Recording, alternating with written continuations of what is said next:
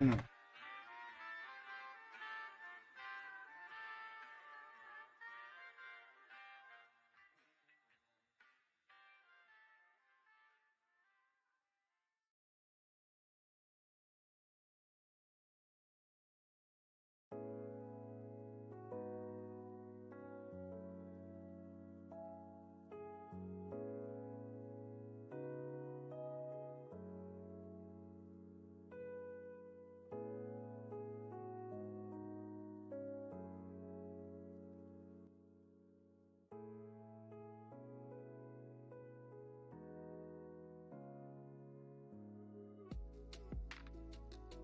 Yo, Mike, that 1 2 1.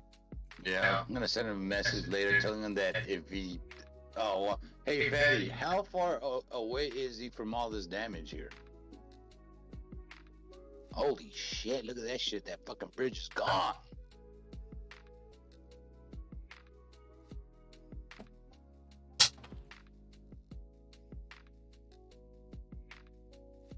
Damn, look at that destruction. Holy shit. You're watching that at? Adam Up's, What city in Jacksonville? Jackson? He did put on there that he's okay, no damage to property or any of us, just a mess out there. But the video that he's streaming right now, it's somebody's video because they're walking over there at some type of pier, and dude, that shit's fucking half of the pier's gone.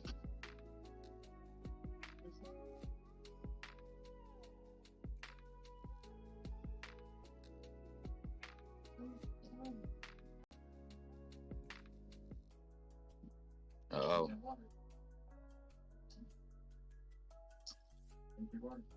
Got Scotty A. Scotty, come on. Check that shit in general. Sweet.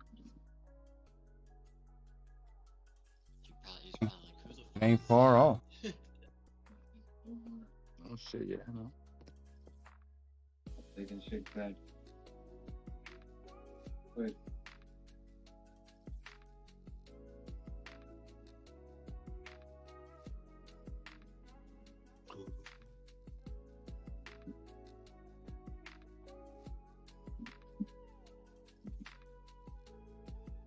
Yeah, shitload of trucks from here from Texas went over there.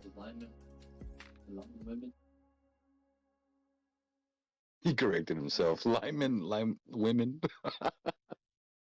Hey, it's like 3 hurricanes. Every time we hear about one, it's like 2 other ones too. Yeah, well, there's I was telling Patty right now, or Donnie, that there's another one forming down south too. Yeah, Central America, Mexico area. Yeah. Yeah, that Orleans, and then you got one called Rope over there by Tokyo and Shanghai. Like about to tear that up.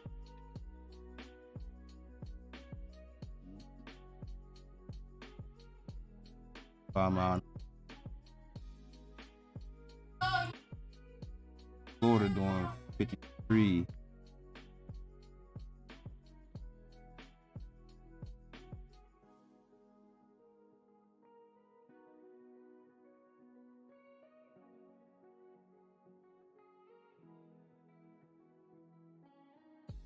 Let me go here to.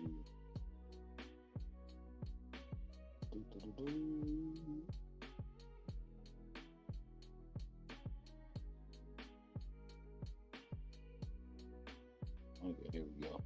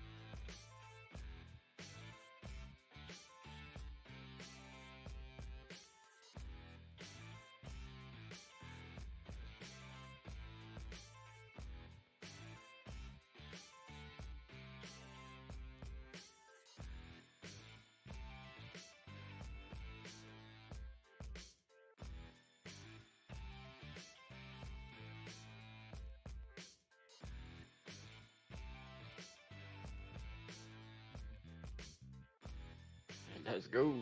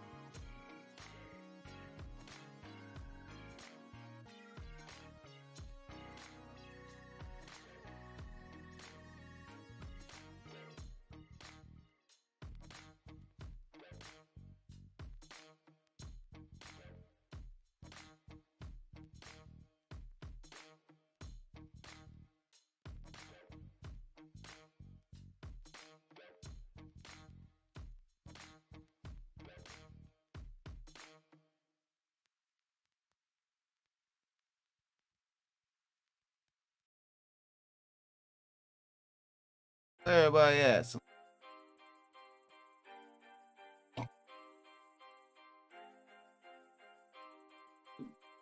All Watching right. some sniper gameplay. Call of Duty. Nah, this is not Call of Duty. This is a PC game, but it's the beaches of Normandy. Shit, we thought you was watching this Cincinnati game tonight. No. I'm talking about the real, because he was in. Want to watch Cincy? Nah, I said, I just thought maybe you was watching it because, I mean, they in Cincinnati, Ohio tonight. I'd rather watch Cleveland. Cleveland Browns. I'd rather watch Cleveland. No, I don't mind the Natty. They do play hard. They were looking pretty good in the preseason. Yeah.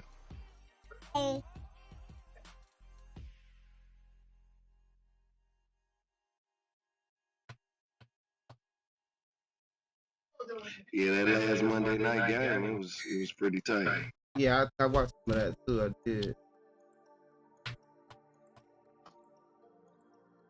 They had Thursday night football too, huh? Yeah. Bengals and the Dolphins playing tonight.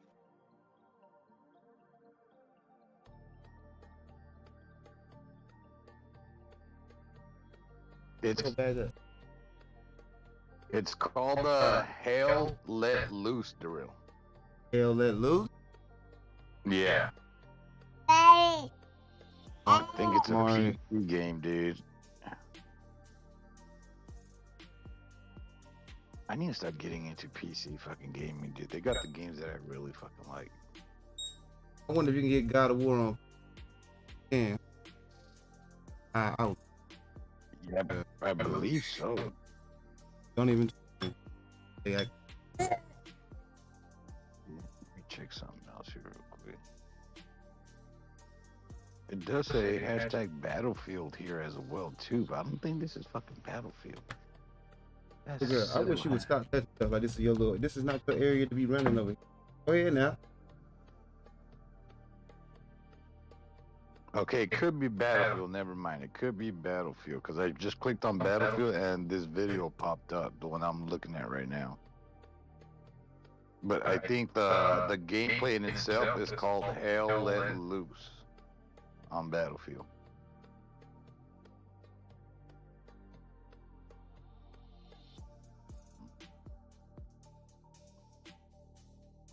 That's a punish. Yeah, that big gameplay right there. Oh, Russia got boxed on the 1 a.m. though. Hey, Yeah. Who fighting? Brittany Griner? man, you know I can't with you right there. I'm not. No, okay, I'm gonna indulge too. They got her fighting the security guard. You fighting the CO.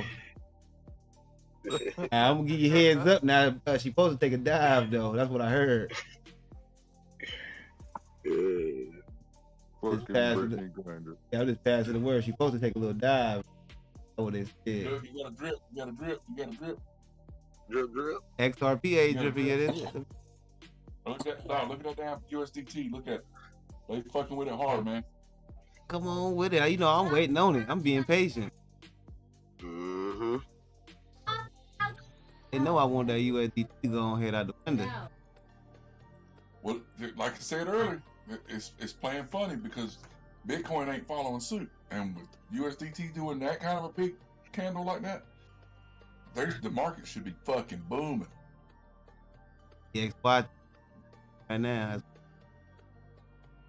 I mean, it is what it is. Uh. It's done. Market's closed, so they can't do shit.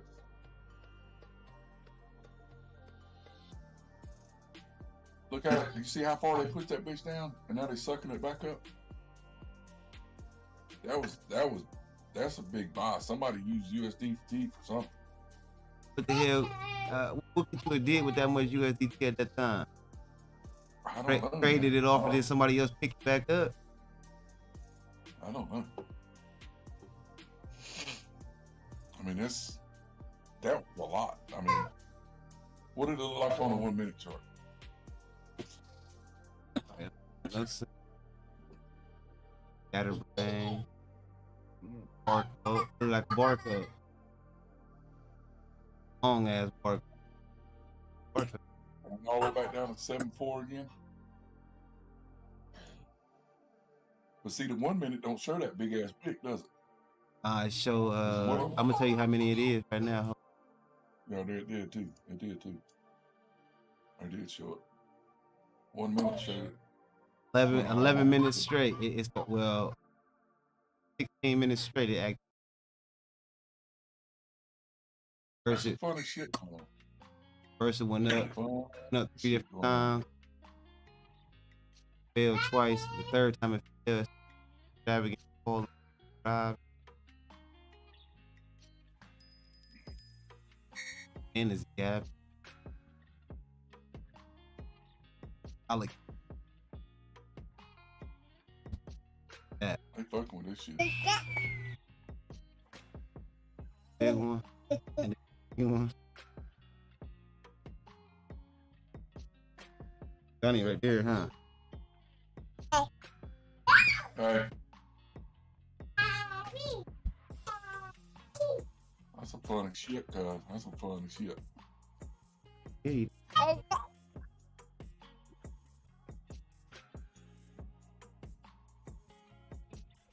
Nothing's booming like that should have made it boom, man. Tell me why the market didn't boom. Yeah, a couple things did move though. That's it. I mean, but other than XRP, XLM, and XDC, and the XCM, no major plays. You know. Numbers is going back up.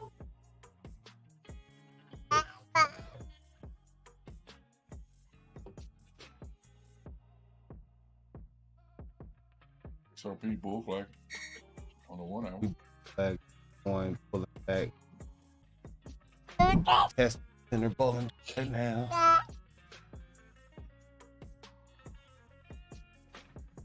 What I top.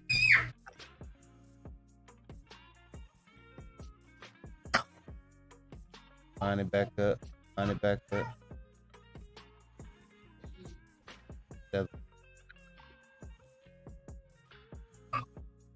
Trying to get what?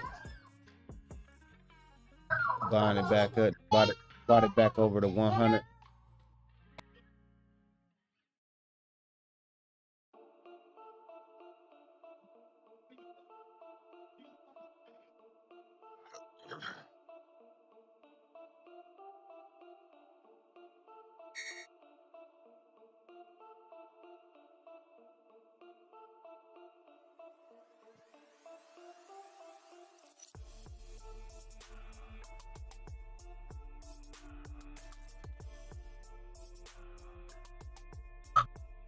Falling back under the 100. MA. They playing with it, ain't they? Uh-huh. I'm saying, like I was talking about earlier on the phone, is watch and see what it does on 11 o'clock. I'll be in bed. I'll be dead by then. It could make a play out about let's see, if it failed, it did that little fake stuff, 830, 40. Now it's kind of back.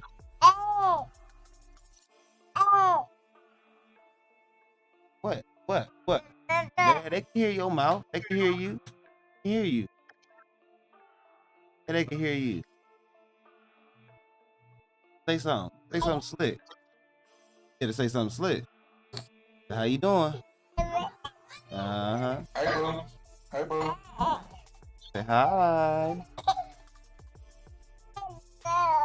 You want to get down. Where? And mess with the computer? No, you're not about to mess with that keyboard right now. Don't look back at me like that. I don't care. No, you're not about to get that.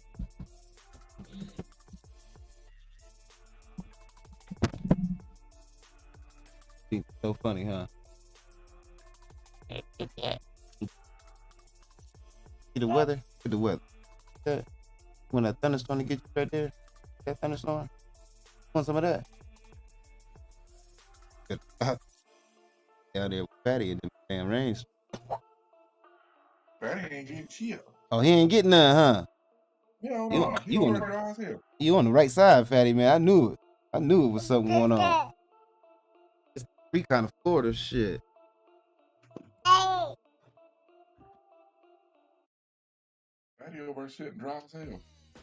Hold on, I'll show you on mine. You see exactly where I'm at. And they over there, and so the east side of Florida is from Orlando, Palm Bay, really. Damn, kind of shit.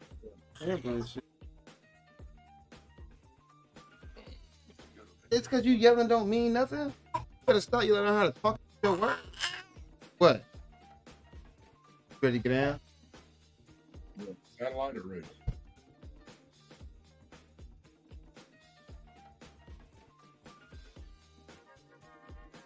Love you. Bye.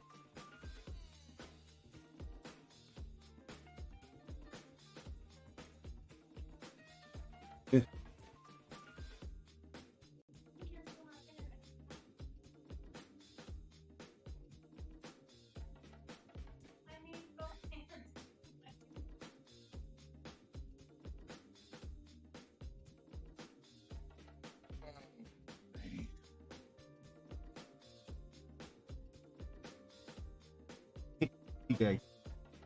All right, I put a picture in general. You see where that says the Carteret County?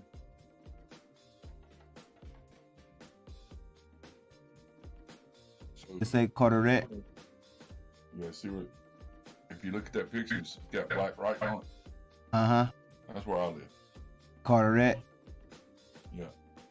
I got So the way it's gonna come in, we're gonna get hammered by all that rain. See, that wind's gonna shift, and when that wind shifts, uh-oh. And if it does it in the morning and then high tides tomorrow, I might not be able to go to work at all, period, because the water gonna cover the bridges and I won't be able to go nowhere. Because it's already drove all. See how that wind is coming down, blowing across that sound? It's blowing the water out of that sound right now, and it's filling up everything down here. It's blowing all that water out of that sound in the rivers, blowing it down here. And then when that shift comes in and it pushes all the water in from the ocean, it will be high. We won't be able to cross the bridge. Swansboro bridges will be underwater time the not the bridges, but the gap in between the bridges, because it's double bridges. It'll fill up in between. We can't get out of here. We'll be stuck here.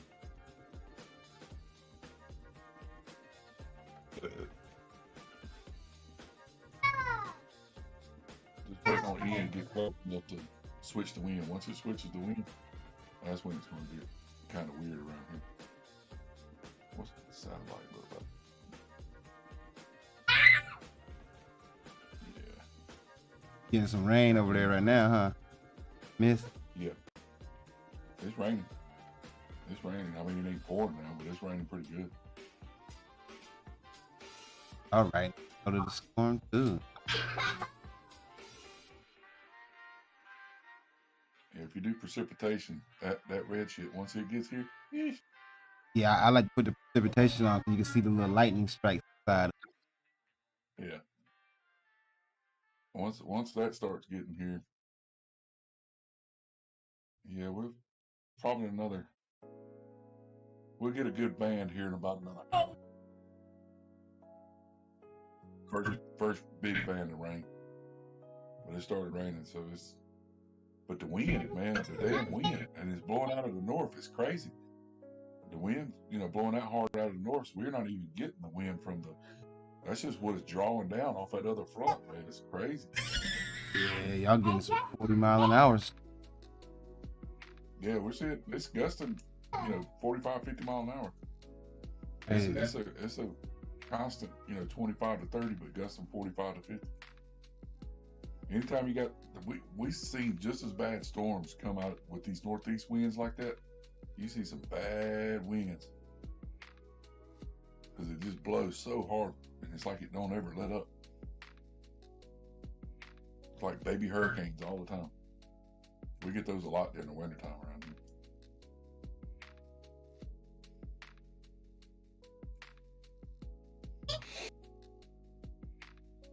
Cincinnati up 7-9.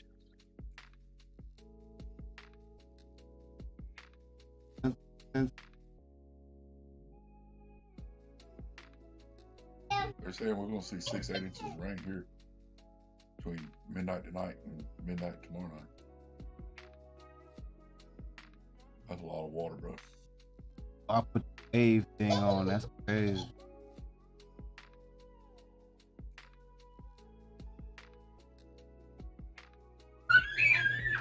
That's getting pounded.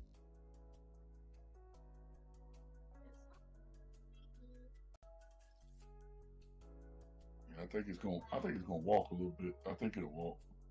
I think it's going to go past Charleston and it'll probably come in right there in that little hook. They like to come in right there in that little hook right there below Wilmington, but just above Charleston. If you look at that picture, you see where Charleston, South Carolina is, and you see where Wilmington, North Carolina is. They like to come in right there.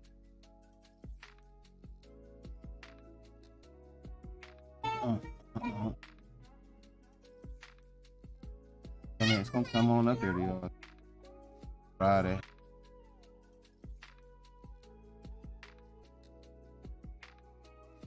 Oh, that's now it's out of here. Yeah, look, I hit play on that thing. That's exactly where it's coming in at. Ain't it though? Shit, yeah, it's coming right in there. That's exactly where it comes in at. So Myrtle Beach is going to take it right on the chin. The bad part is we get the front right-hand side of that storm. Coming in, like that's crazy. That's net. That's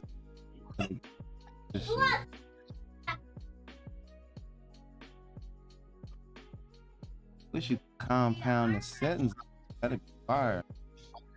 Yeah, you look at 8 a.m. tomorrow morning. Look at 8 a.m. tomorrow morning on precipitation. Look what we're covered up with, man. Shit. That ain't no good. What time? 8 a.m. tomorrow morning.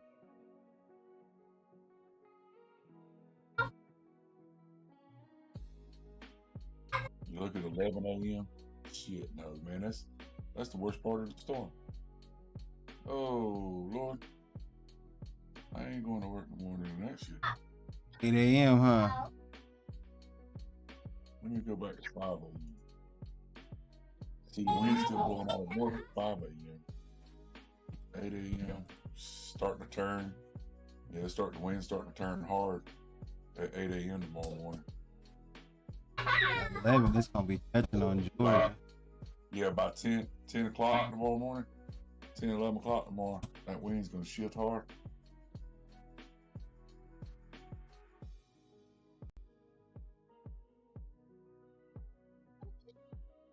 But once it gets through tomorrow afternoon, it's going to walk out of here pretty fast, ain't it? By 5 p.m. No, still be rain. It's acting like it's coming on land. Fucking Friday at 11 p.m. It's going to be on land up. Yeah, 8 p.m. tomorrow, it's going to be running through South Carolina, Charlotte, Greensboro, Raleigh. They're going to be getting crazy amounts of rain. How big it is. The backside of it, the flood on the backside of it's going to be crazy, bro. But when We're getting water almost start, an hour of this. water start trying to go back out, huh? Yeah. So it'll stop raining here hopefully by this time tomorrow night. Somewhere around this time tomorrow night, it should be done raining. We'll be getting We'll be getting a bunch of wind, but it won't be that.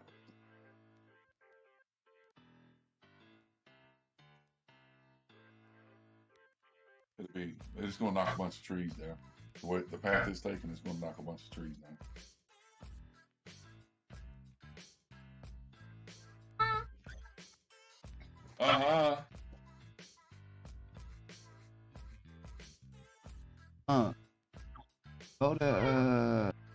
Go to Saturday at 4 p.m.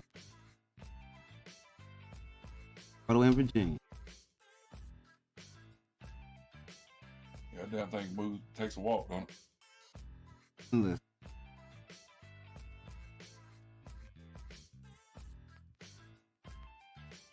Kickoff Cincinnati. Go. You're gonna have fun with that one, ain't you? Oh,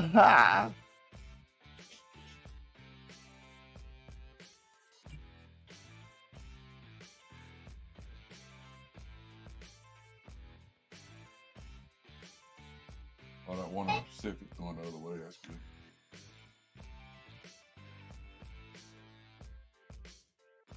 Bitch jawing that one up.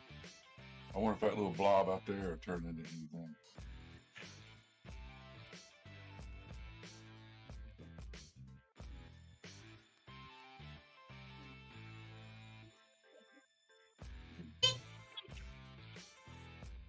Hey, storm season. Look over there off the coast of Cali, in between Cali and Hong Kong. There's another one over there. Yeah, that front, they keep throwing shit out there, man. They gotta be making this up. Look at the one going up between up by Alaska again. Up between Alaska and Russia. There's another one going up through there. Yeah, and right off the 1, 2, 3. And we got one on the East Coast. 4. They doing that. Somebody gotta be making this shit.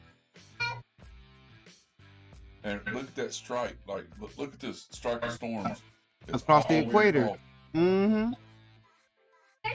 All the way across the whole equator, from Central Africa on over the damn in between Mumbai and Sydney. You got everything towed up. Yep. And them like islands almost, right? Yep. Some people over there suck. And there's another big storm over there by Japan. Singapore getting hit.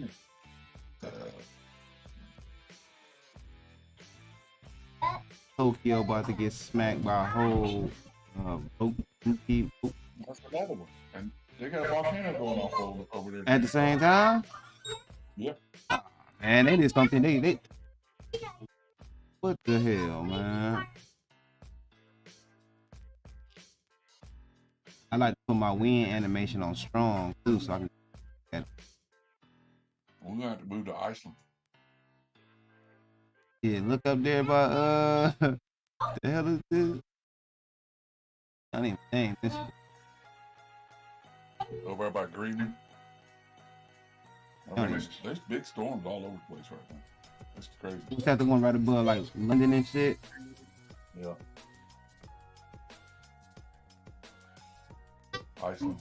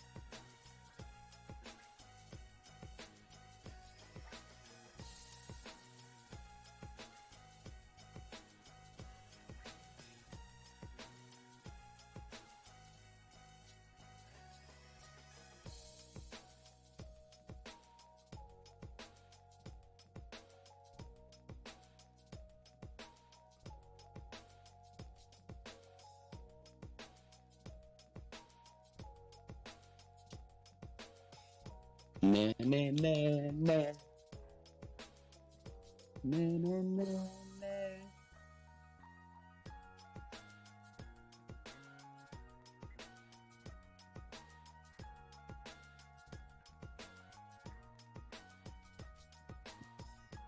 Ran.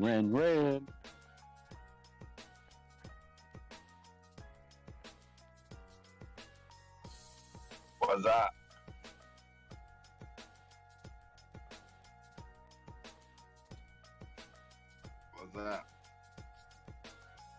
What's up? What's up?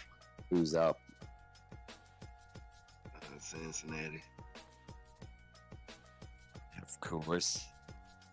I'm kind of confused on your college game pick. Who did you go with? Neither. What the hell you played then on it? A three-peat. I mean, a parlay. I played Utah under 27.5, BYU over 32.5, and the total number of points added both together under 69 and a half. I play it safe, like when I do those right there, like a for show. Should be a for show win unless something crazy happens. Yeah. There you go. Did you play Who Strike First on the Pro? What was that touchdown? Yeah, I said that.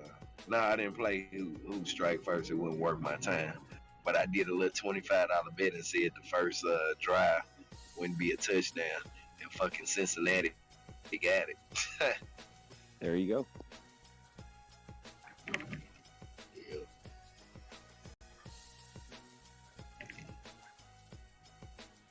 Yeah. The what do you call it? The college game. I think BYU going to cover its spread. You know, the 20-something points. It's going to be under 69. Yeah. It went up. The point went up. That's for the spread. I need them to just get over 32. 32 what? For the first half? No, just in general, the whole game. Oh yeah, it's gonna be over 32 combined. No, not combined. I need BYU to get over 32. I can see that happen. Maybe. I can see that happen. They just got a fumble recovery. Oh, shit. I think it, you know.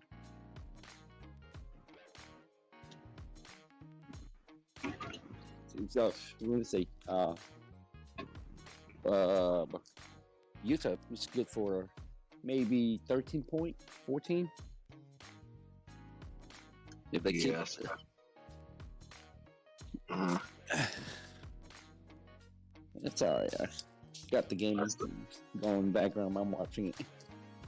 I started to say that they wasn't gonna score no more than 21, but you know, it get crazy sometime in the second half. Yeah, depending on what they do in the first half. Usually it's the Right. opposite. Yeah, but I'm saying that they so far up, you know, they get lackadaisical and start letting them get like little points in there, and they start doing them emergency touchdowns, trying to put some points on them. Yeah. So I decided to just play it on them.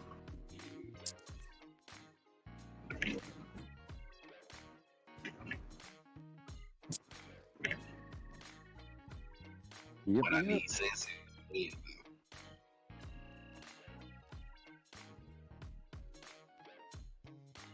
Cincinnati's playing at home. You don't have to worry. And Miami, the streak is going to come to an end soon. You know? Yeah.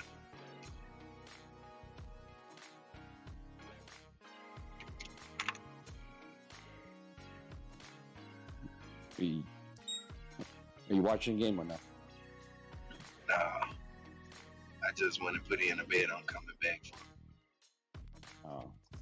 from it. Yeah. You know, I gotta go to Indiana to do that. Mm-hmm.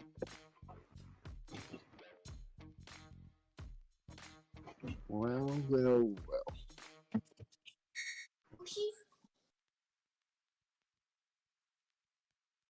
grab some to eat. I'll be back.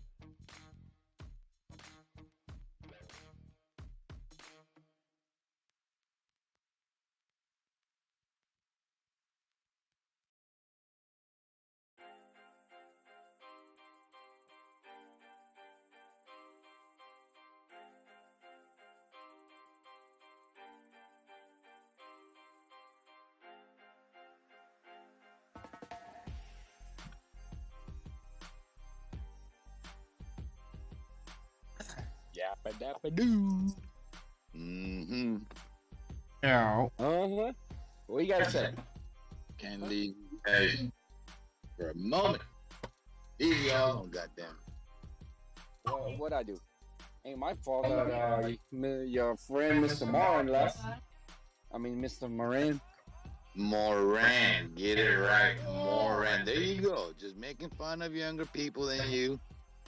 Well, let me ask you something. When Mr. Hooligan came in on it, Mr. Hooligan came in and called Mr. Moran, why didn't you say anything? Let me ask you something for a change, goddamn it. No. You only get one question, okay? Just better make it your while. What color I'm letting you know right now. What One color question. you put on right now? Huh? What do you mean? You only get one question, and that's it, Lovato. Man, I already got all the answers to every question I'm gonna ask, so I don't need no questions. Good, because I'm not going to answer it anyway. See, I already knew it. Good. I already knew it. That's why I didn't even bother. Good. Yeah. Got it? Good. No, I didn't get it. Where is it at? Up your ass. That's where it's at. I tell you, I was making fun of younger people, D. But that's what I'm gonna start calling you, Bully D. I didn't make fun of younger people. Shoot. Mr. Hooligan came in, called Mr. Moran, Mr. Moron. And you sit there, listen, and keep talking. Didn't stop him. Now you try and fix me? Well, Oh, sorry. No. Sorry about it. You're late. You're late. No. Do you know why? No. If you stand for justice, you should fix it. No. You need to correct everybody, not one, because I'm yellow. That's why you want to do that. Fucking asshole. This is where you're getting it confused. See, No, I'm not confused. Touchdown, He Cincy. doesn't know where the hell he at is Joe Biden. Mr. Hooligan does not live in the United States of America. Where he stay at? Well, you know what? Where he from, bro? You don't get the pass, okay? He's from Don't Brazil. pull that shit with me. He from Brazil. That's even worse. That's even he's worse. gonna He's have from a Brazil. He's gonna have slightly a different. No. I don't on think the so. other hand, sir, you were No, born sir. here in the United No, States. sir. That doesn't work, buddy. No. You good have try. no excuse. No excuse. No. That doesn't work. That doesn't work. I mean, now, given the fact that he's from Brazil, you know what? He should have got it. 'Cause that's his homeboy. No, because he didn't even know he was from Brazil either. Oh shit. Well, now he didn't know, but he still called the dude Mr. What Moron. do So it ain't you my fault. mean? You break your bubbles, Mr. Buttercup. Too long you're doesn't not make it breaking right. my bubble. The only Okay, bubbles that are no. getting You ain't popped here that one. are You ain't your winning. little hands. Those are the only bubbles that are I getting. don't think so. You ain't winning. Uh-huh. I try and fix one, but not the other. I see how you got. That's I the know night how- you I see That's how the you night do that you were operate. born in To America. justice. You just You- like them damn Democrat. You were born in America. Cheers, Democrat. You were born in America, so therefore you should already know That he's Mr. Moron. he's not Mr. Moron. I don't know what you're talking about, but that's what Mr. Hooligan called him. Mr. Hooligan has a different dialect than you. Let me stop you there. What the hell did he speak? Chinese? Ni hao ma? Ngõ ta li si yam ka sana? No, You- no. He speak You English. were He was born in speaking America. English. He was It- speaking English. It's like Last time I checked, it was in English. I myself, I come from descendants of Hispanic. I was born in America. You're not winning this case, buddy. You might want to wrap it up and move on to the next one. Well, you can't be self-proclaimed winning. You had to leave. I didn't say I was winning, but you cannot convince You me. have So to therefore, leave that up your to the objective judges. fell miserably.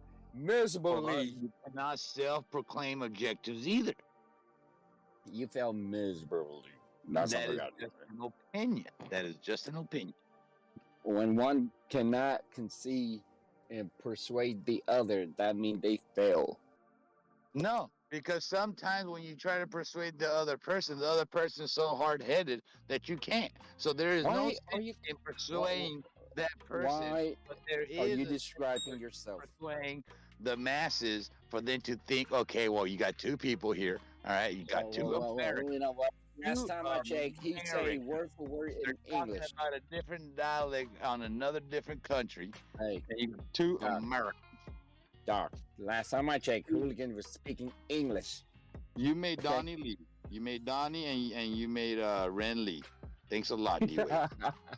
Donnie's like long day work. I have no patience for this bullshit you guys doing. Thanks a lot, D-Wade. Donnie wasn't saying anything earlier, so I think he had to go. Early day tomorrow for him. He got to go in early tomorrow. Ain't my fault. Shit. But anyway, you know, that's just a lame ass excuse that you came up for, Hooligan. You know what? We'll let the jury, you know, go ahead and come up with if that was lame or not. You, sir, cannot That was come up lame. with that because you're biased to your own words and your own My own what? My own what now? Biased to what now? to your own words. My own words? I'm being my own biased to my own word. Well, yeah, because you're gonna go ahead and be biased to whatever you say. I'm not being biased to what I say. I stand by what I say. Fool, get it right. I've like, never I'm- been biased. I could It could doesn't say matter if I'm going to things stand by what I say or not. There's the I difference. I could say certain things, you know, but you know, I could also be persuaded another way. Man, you know what, Doc? You're just one of a kind. But You're not biased, but you just got 2 tiers of justice. That's all. that is us young people that we look at everything at a broader point perspective and not the Young. closed mind perspective. Young. You'll Man, part. 40's knocking on your door, fool. Get it right. Don't be too Doesn't matter. humble with this 30 Oh. something. Shit. I Of will always be younger than you. course you're younger than me. You're I have no choice to come out before you. biased. You're biased. That's all I gotta say, D-Wade. Shit, I'm not biased. I just have a different take on things in life. Exactly. Nah, I mean, at least, you know, I stand by what I say, though. Exactly on what I was saying. You know, and there's no bias towards that. If I'm biased what I say, that means I'm being, you know, biased and hard on myself. Hey, Why? last time I checked, a bird in the hand is worth more than 2 in the bush. And you and Shrugger in the bush. Just saying. Just saying, yeah. Go to the bushes near you. You're seeing Shrug and the doctor. You wait for dove hunting season, you're gonna wish that you had a bush right next to you. And if you were a bird, Oh man, I only look for brush pile. I don't look for bushes because I fish. I don't hunt. You know, that's all I gotta say. You hunt, you need the bushes. I fish, I look for brush pile. Instructors. you dirty There's a mom. difference. Oh no, that's the fact, buddy. There's no dirty Dirty on mom. that. Oh yeah. Oh, you were looking for bush. No, that's you. That's you. Speak for yourself. You're the one that just said you. You know when you're looking for bush, you be thankful for that. You're the one, not me. Oh, little bottle D-Wade. Gotcha. I know. I just got you. See, I just made you ate your own words. You know, that's the beauty of me. No, we'll leave that to the judges, D-Wade. We'll leave that to the judges. That dog love to go around the bushes, looking for bushes. I know. Wait. See, at least I'm looking for a brush pile. It's underwater. You can't see it. but if they look for you and Shrug, they can find you and Shrug in the bushes. You know what? Poor Shrugs is not here to defend himself. So the fact that you're throwing him in the mix when he's not here to defend himself, sir, just shows your true character. Man, if he's even here, you know what he said? He's probably gonna say this. Hey, D-Wave. That's it. And carry on. That's all he got to say. Mm-hmm. You know. Poor old Shrugs is not here to defend himself. Here you are, slandering his name. No, you're just slacking, dog. You're just slacking. You know, because you call yourself a true friend. You're not backing him up. You know. Oh, I'm backing him up. I'm That's letting why. him know that he's not here to defend himself. Oh, but anyway, if you are I want to backing brought him it up, up to your attention. if you're backing him up, you're not doing have a good job. Uh-huh.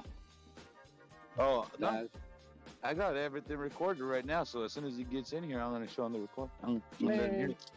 let him know Look at when all he come little in. about the D-Way was talking about behind your back. He's not gonna, he's not gonna act surprised with him. No, Mm-hmm. I'll tell him in front of his face too. Back Oh. or the front. Hold on. You're lucky. Hold on. I got to go take a piss. I'll be right back.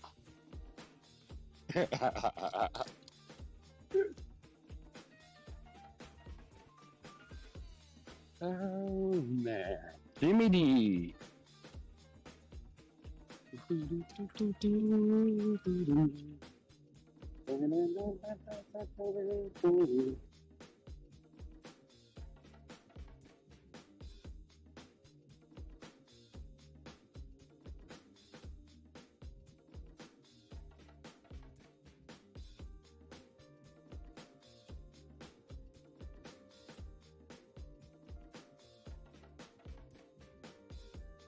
Okay. You're lucky I had to go take a piss break and I have short memory. No, you just lucky you got a bad bladder. You are lucky. You're lucky you got bad bladder that got you out of the gridlock. Mm-hmm. That's all I gotta say. Hey, You're just lucky. I'm gonna rustle up all the boys later on tonight, and I'm gonna sit you down. We're gonna have an intervention with you because you've been out of hand as of lately, sir. What? You say you're gonna round up your little Smurf? You've been out of hand as of lately. Gotta have an intervention. Yeah. Go ahead and round up your Smurf. Mhm. Yes, I say that. Oh, little battle D-Wave. Hey, matter of fact, Halloween's coming up. Let them know I got their outfit waiting for them. Just tell me their side. See, what did I tell you? Bully. Bonafide bully. Hey, bully. Mm-hmm. Last time I checked Discord, it was for big boy, big girl with, if you come in here, you better put your big boy pants on. Discord is for civilized people. Not for Not- sissy Lala like you. No, not for bullies like you. Does Yeah, that sound familiar? Civilized people here. No. Oh yeah. Civilized. Really, civilized. Shit. Civilized people. You bully. We're not bully here. If you feel like you've been intimidated, bullied anyway, there's a hotline. Look under here. There's a link. Look under. There's a link for that. Just call that number. No. Oh yeah. Look for it. You see. Bully little battle D-Wave. Oh man. What other name you gonna call me?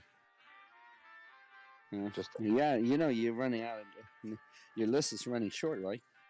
oh no, I got a book full of them. What's wrong with you? Book of Lies? I know you do. Oh, the book of how to take care of bullies like you. Book of Lies.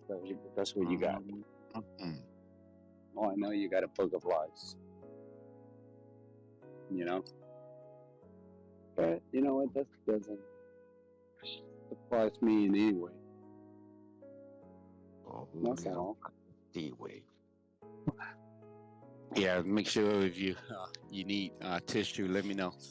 Mm-hmm. I'll send you some. The bullying tactics ain't gonna work here. Yeah, because you have thick skin like those boo that you jerk off. So I know. There ain't gonna work here, sir.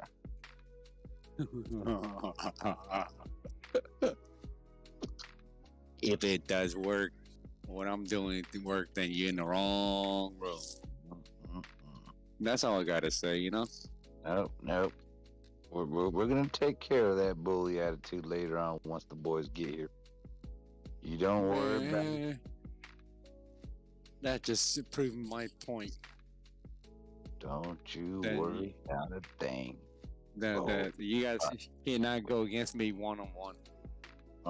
It's You not have about to- going against you you- one-on-one. It's about us loving you and coming together and trying to help you out. Oh, no. Trust me, I appreciate that, but I need no help. Yes.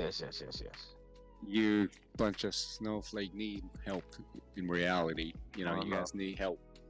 You guys need help. I don't. That's how I see it. Oh, You know? no.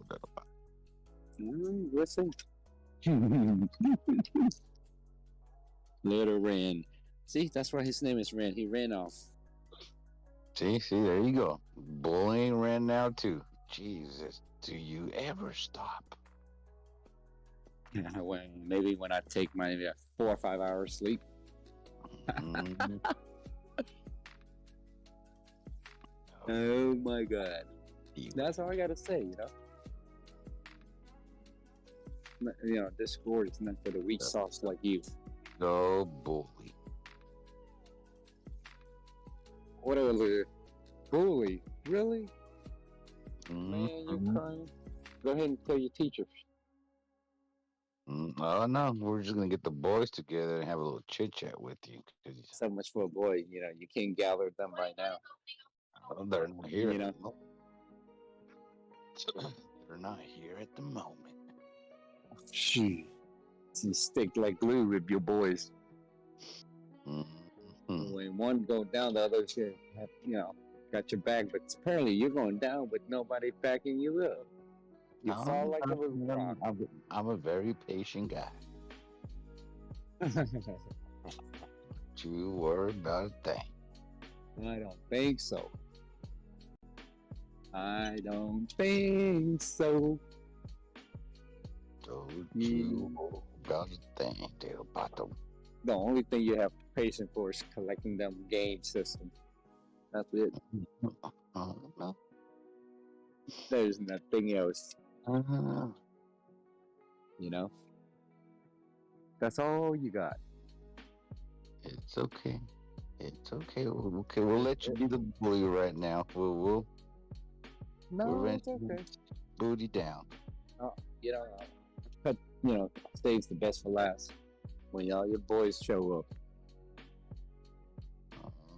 they're gonna cry like you right now too. Oh no, we're just gonna band together. Yeah, go ahead and band together. Make sure you stay the truth. And try to salvage our friend D-Wave. Is that right? Mhm.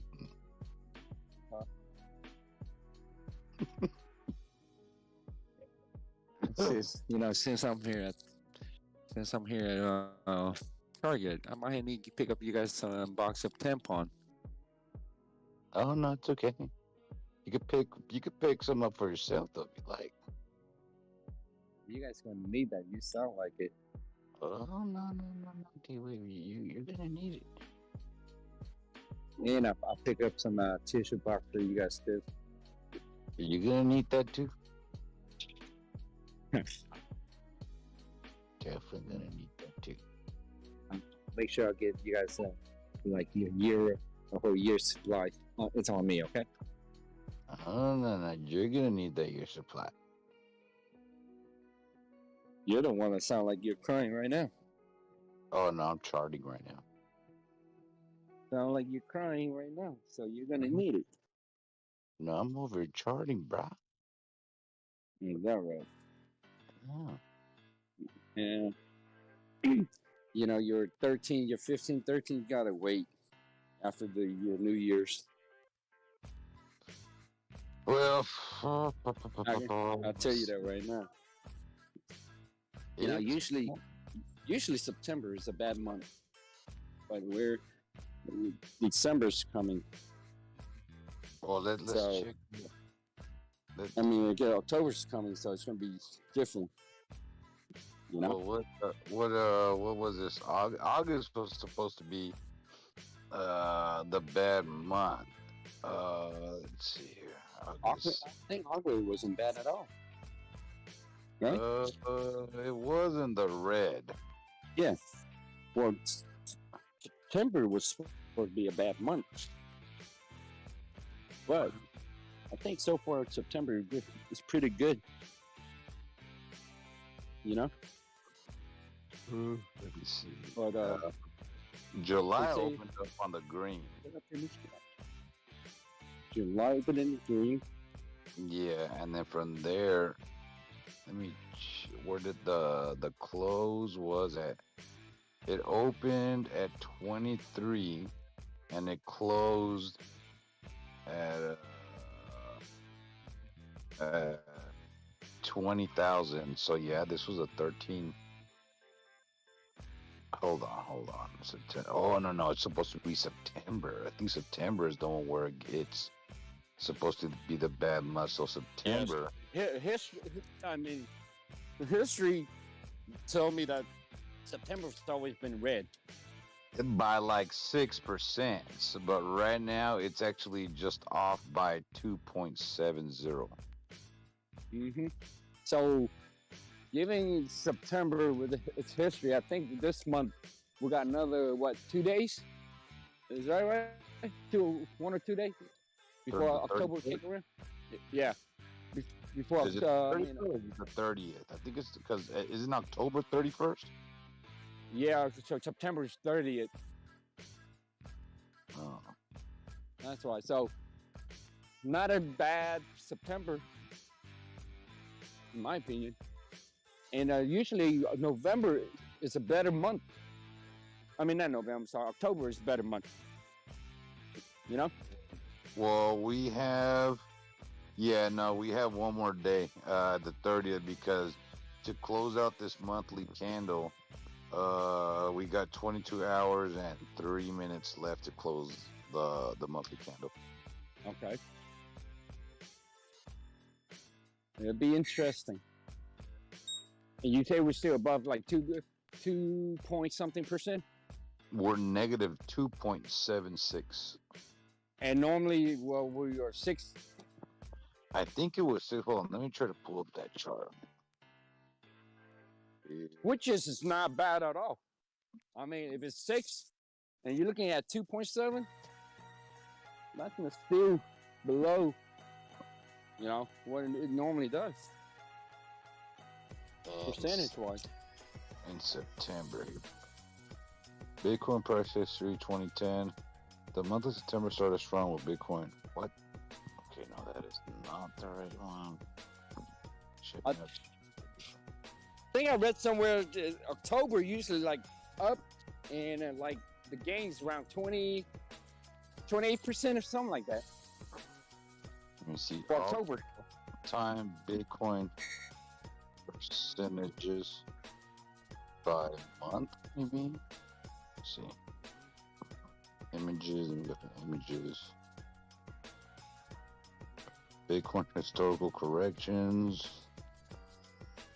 Check this one out. January, this is 2012, 13, 17, 21. I don't know how to read this fucking chart. What the fuck?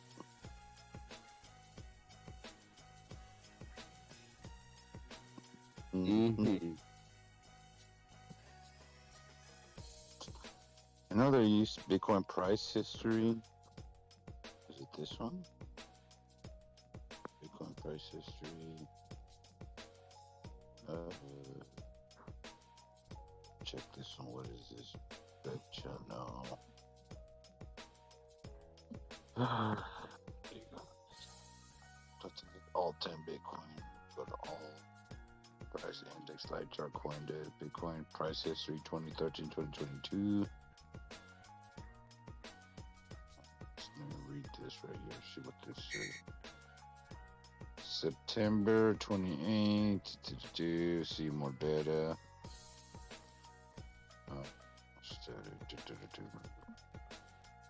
Bitcoin's price history. Nope.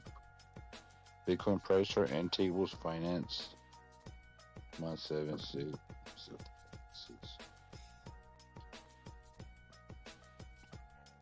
What you got?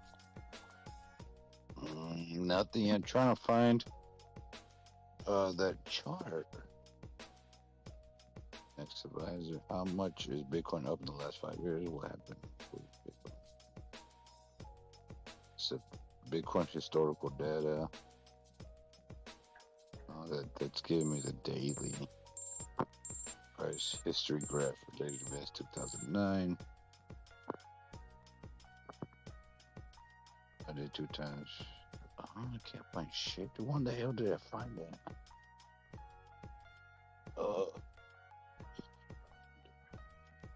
Bank rate. BTC Bitcoin crypto performance report. 3 months. Weekly key points.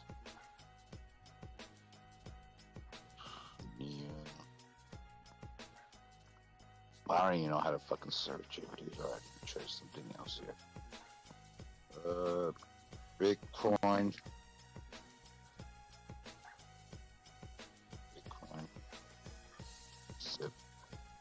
September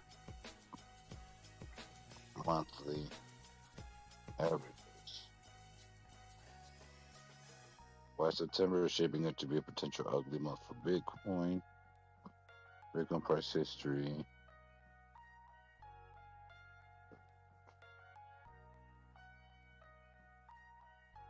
It's historically the worst month of BTC since 2013.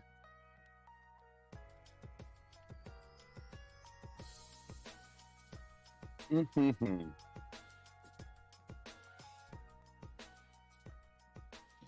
wasn't it. Go to this chart.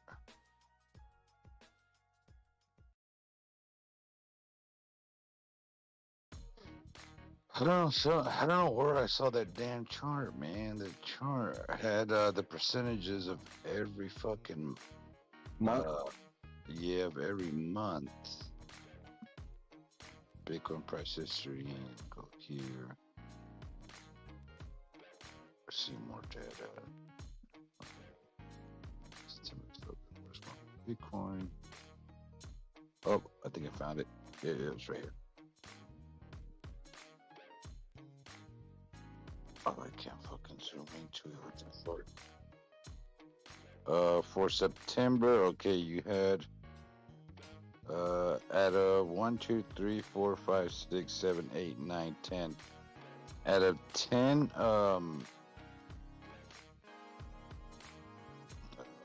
yeah, out of 10 years, you've had 1, 2, 3, 4, 5, 6, 7. 7 of them been on the red.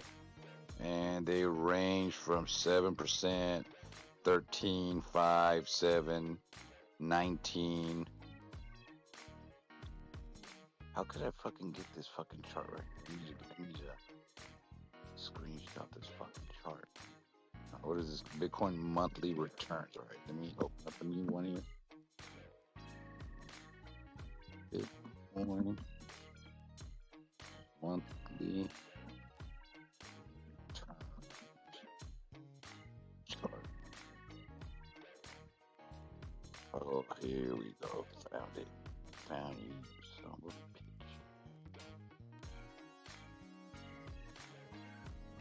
Let me go ahead and save this while I'm at it. Download image. File download. Gallery. Boom. Alright. So this is from. Oh man, this only goes 2021. It doesn't even give us the full fucking 2021, dude. Well,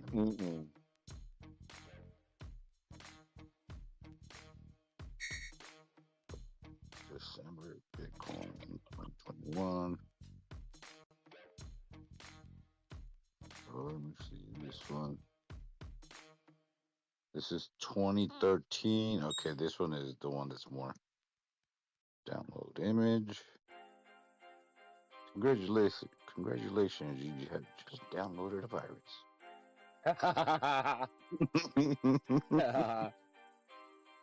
This one. Okay, here we go. This goes from 2013. All right, and it's okay. This is the updated one. So September. Okay, on this one it says 1, 2, 3, 4, 5, 6, 7, 8, 9. This only has 9 squares, and it's 7 out of 9 squares are in the red. So this is due for a positive. Next month?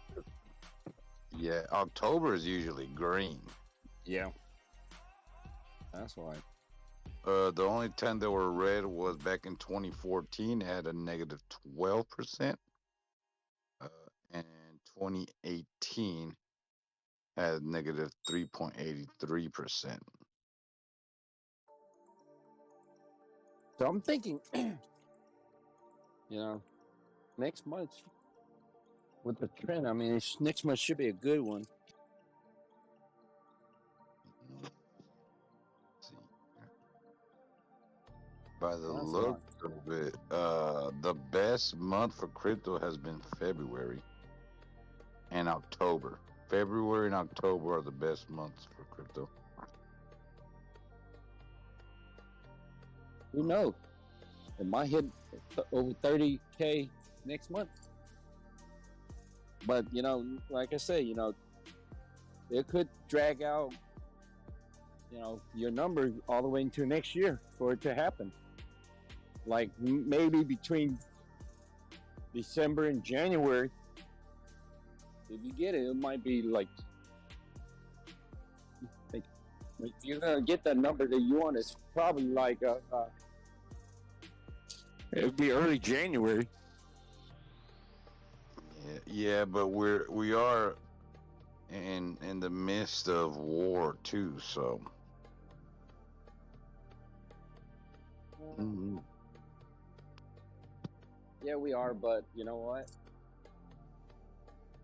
It's just a chess game right now. That's all. I mean, it's already in full swing and it hasn't done nothing to it, I gotta make this fucking chart, dude. I can't click on the chart in itself because it says they're monthly and symbol. I think I could go ahead and do one on whatchamacallit, on Excel.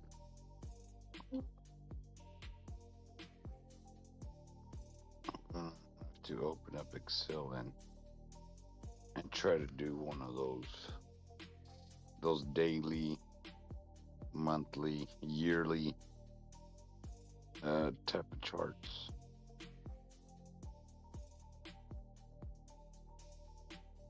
I'm gonna see if I can try to do it this weekend. I mean, that's what I hope, for the guys that pick up during this last few months when it went down. Just wait for next month, Mm-hmm.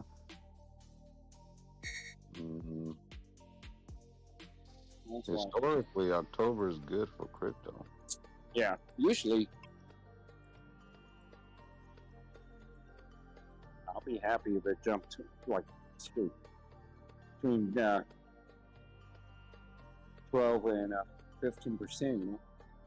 Mm-hmm. 1, 2. That would be nice. 5, 6. 7.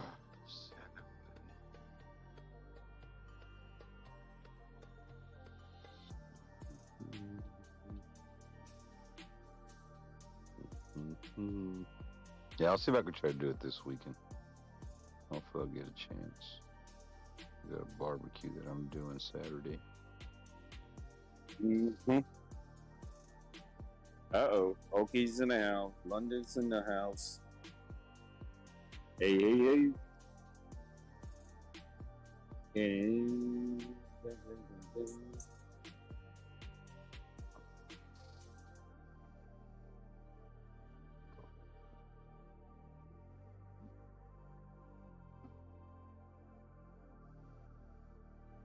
turn off autoplay is on. Sometimes for the settings. And put default play on TV.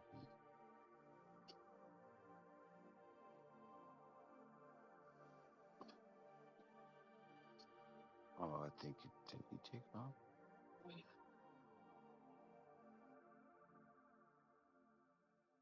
Oh, yeah, I think you took off the comments.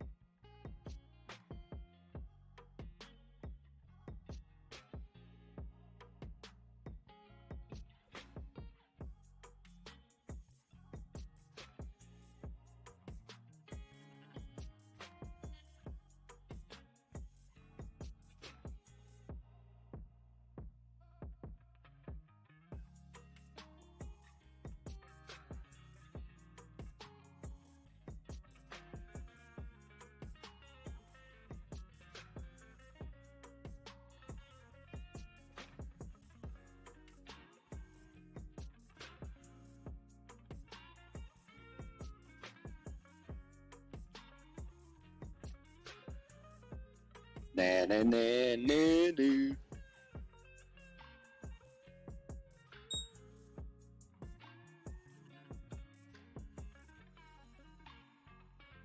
Anybody home? Ow. Done one. You say no? Did Yeah. you just say no? I said, what's happening?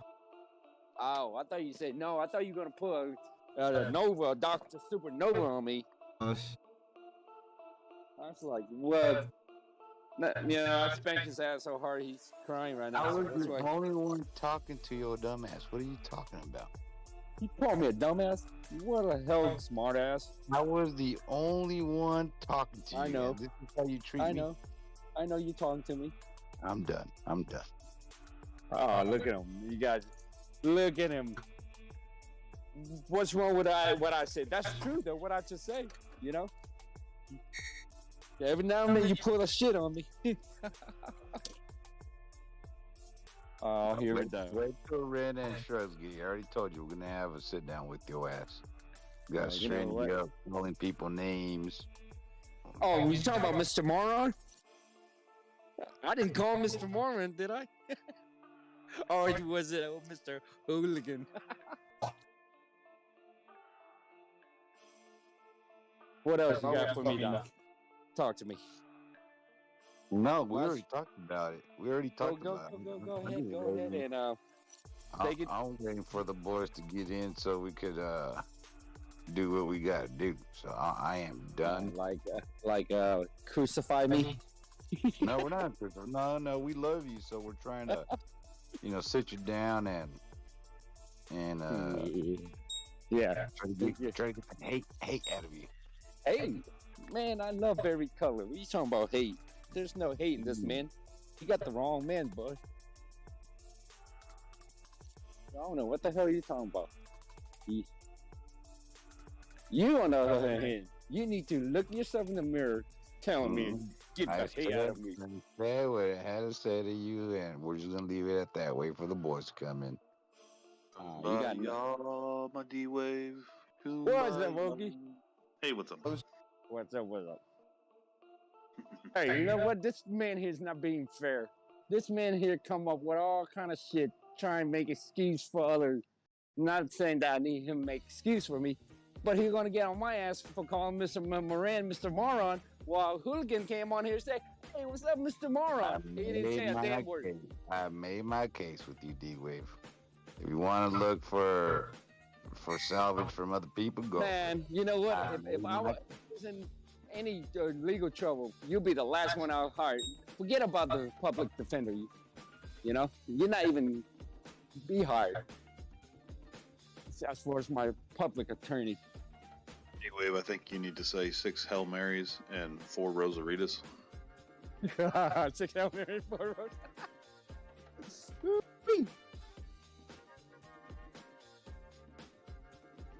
Oh man! You know what? This guy here, every little thing, he'll get on my ass, but other people, he'll slide like butter. You're an American. I expect more from you than everybody else. See, that's where you're wrong. Oh, come on, Doc. Come on, Doc. Last time I checked, we all speak English, right? I expect more from you, D-Wave. Well, at least I didn't call him Mr. Macaroni. Be a leader of men, D-Wave, not a bad apple. You know what, Okie? Cut it so flat. I'll chill. No. They just getting started.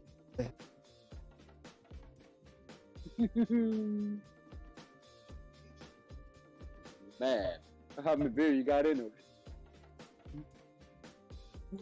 Just one. Oh, just one? One case? No, just one beer. You feeling okay? Yeah, I am now. I had a bad headache. I laid down when I came up from work. Didn't wake up. Oh, yeah. I had to put up with Doc Bush that I had a headache. That's why I took a super nap earlier. Yeah, I took like a 4-hour nap. It was 3 hours, but still. Hey, they're good for you, especially when you wake up that early, you know? Yeah. The headache's gone. So that's good. That's good.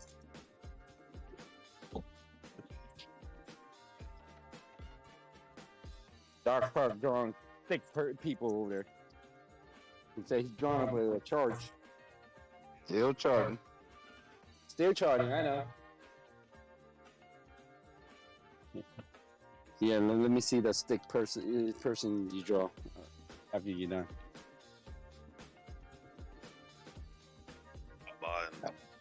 You still wouldn't understand it.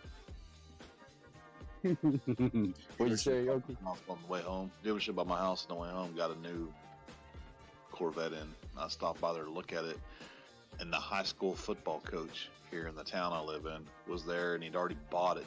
He walked in and bought it, and they were working on the trade for the Corvette that he already had. He had a 2021. He was trading in for this brand new one. It's like, what a dick, dude. Damn. Save some Corvette for the rest of us. Oh, shit.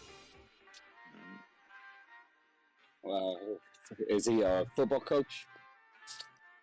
Yeah. They make money. Football head coach, and make good money. And they do if they're winning. Yep. Oh yeah. I mean, I know, not know on a personal basis, but I've seen where football coach around this area, Okie, can make over 100K easy. Yeah, without a doubt. You go to some of these big football schools here, like where the Dallas Cowboys kids go, and some. Oh yeah, South Lake and them. Man, them guys are making $250,000, dude. Yes, sir. I believe you. I believe you. I mean, you know, there was one coach in Arlington who used to make buku money, but he retired now. The coach from Lamar, man, that dude used to win like left and right. He was making buku money. That South Lake Carroll coach was making a shit ton. Oh yeah. I mean, was that the one the last he was coaching South Lake? Then he went to the college league. You're talking about that one or the current one? His son was shit. The two guys that played for Texas about 10 years ago, they were best friends, and they both, went to school at South Lake. They both got scholarships to Texas. Anyway, they were quarterback and number one receiver. I can't remember what their names were, but they went on to the NFL and did all right. I think the receiver did better than the quarterback did. But I think the quarterback. Let me see, man. He was a Heisman winner. Heisman. What's that? Yeah. He was a Heisman Trophy winner. Damn. Who could that be? From Texas? I guess you could look up previous Longhorns quarterbacks. Yeah. There's just, I could only remember a couple, maybe, that won the Heisman. One, two, maybe I could remember maybe 2 or 3 of them. But then it was a running back, too, that won the Heisman. I mean, Ricky Williams, of course, who doesn't know that name, He was a running back for Texas. He won the Heisman. Who was the other dude? Damn, what is his name? I think it was, wasn't it Colt McCoy? Oh, McCoy, yeah. McCoy. Yeah, it was Colt McCoy, and I can't remember what Pete Carroll's son was named. Not Pete Carroll. The school at... Oh, shit, what is it? The coach's name from Carroll High School. I can't remember his name.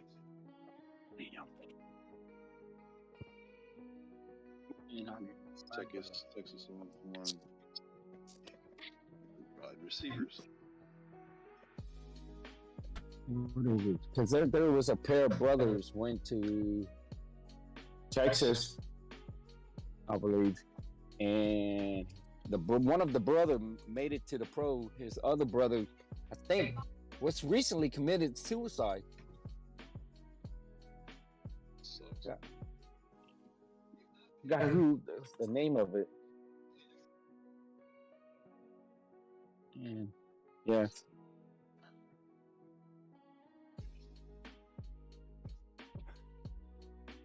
I mean, I remember a lot of play back when Coach Brown was coaching.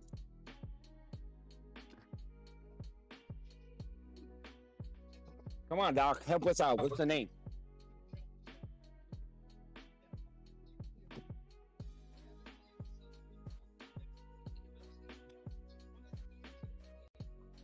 I don't remember the name.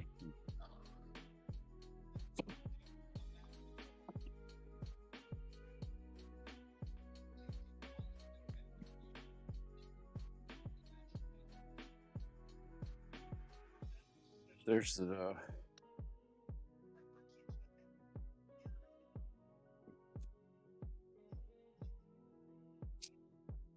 Texas did produce some good players for the pro. Oh yeah, Eric Metcalf was one of them. Jordan Shipley. Yeah, Shipley. Oh yeah, Shipley. You're right, Shipley. Shipley. Yep, Shipley was a wide receiver for Green Bay. He was the number 1 all-time receiver in the Texas Longhorns history. Yeah. And it was because his best buddy, Colt McCoy. Yep. And the way he plays, he's a little bit bigger than Cole Beasley. Whenever I watch him play, they do look like a Cole Beasley. Small dude, but could run.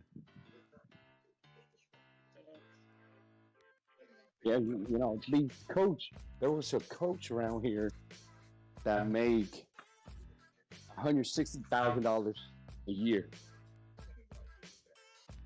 and he didn't have to teach any class. All he does is coach. You know.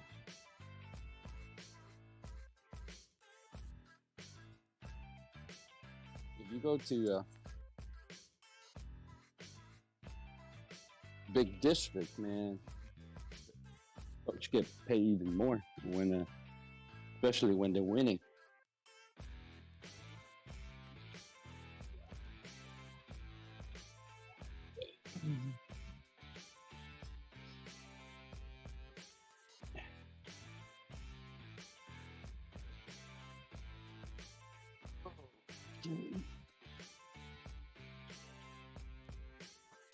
Yeah, I think it's Jordan Shipley's dad. I can't remember what the guy's name. From Salt Lake, Carroll. It had to be that dude that left South Carroll, went to, I think he went to coach North Texas. That had to be that dude. So he was making money back when he was coaching South Lake. Then he left South Lake. He went to coach North Texas. It had to be that dude. That's the only one I remember. That was winning like state champion like every freaking season. You know, they ranked pretty high in the country too. You know, back when he was there.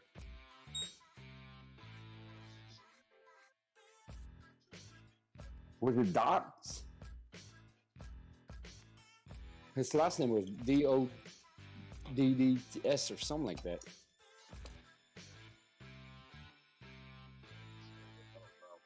I know Jordan's on that hunting show on TV quite a bit. Yeah, he's retired from the NFL, but he's got real long hair, and I can't remember what the name of that show is, but there's a couple of Dallas Cowboys, and then Jordan Shipley's on there sometimes. With Jay Novacek? Yeah. I think I know what you're talking about. They're normally out bird hunting. Yeah, I know. They'll I know. dove hunt. Yeah, I saw that, but I forgot the name of the show too. I know exactly what you're talking about because Jay Novacek was on there. There was Bate. What's his name? They used to play for the Cowboys too. Bill Bate, the tie-in, I think, or nose tackle. Yeah. Yeah, I know exactly what you're talking about. Who you're talking about? You know that show.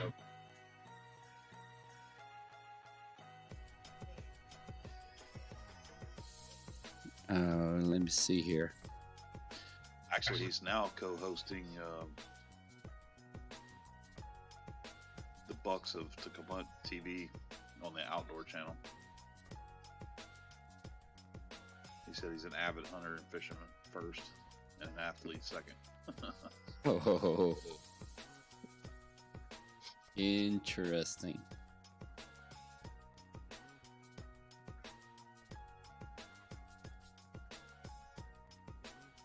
Let me see something here, because I think I know who you talking about. South Lake.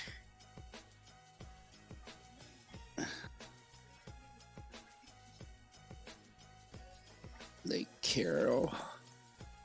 Jordan's brother is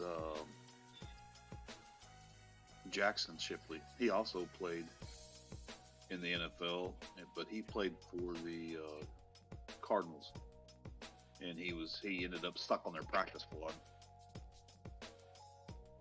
Yeah, I think I saw. But I think he was not on the Cardinals to begin with. He was on another team or something like that. Yeah. Let's see here. Let me see who are the highest paid high school football coach in Texas. That'd be interesting.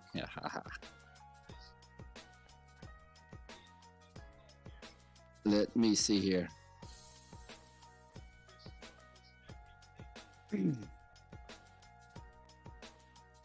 Ooh boy. Hank Carter, Lake Travis. It's the highest head.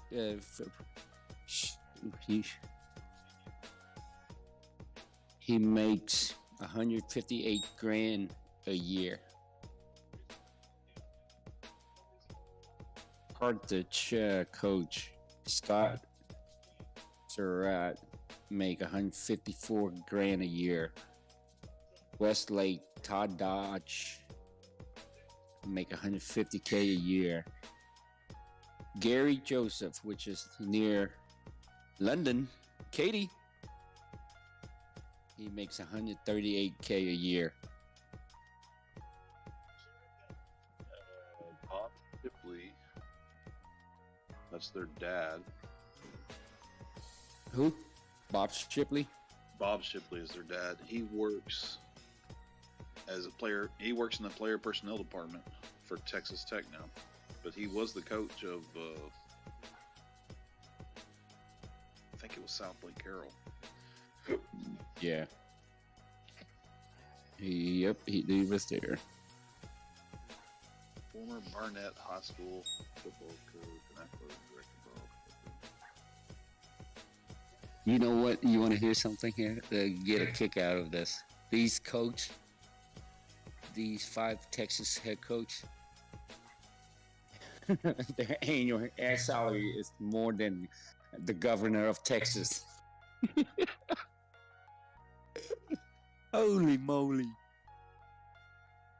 The 5th guy here make 134K a year, which is Highland Park head coach Randy Allen.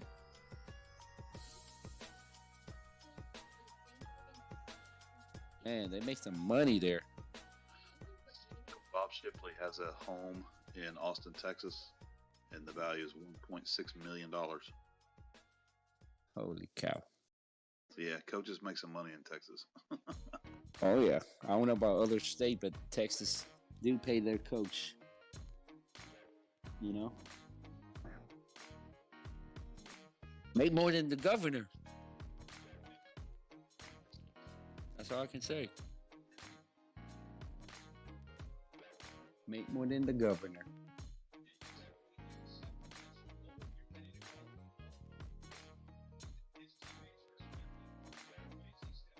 See how much the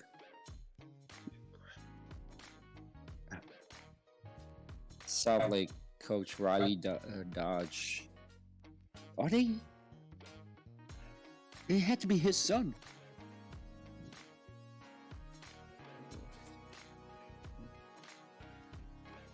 $97,000 a year.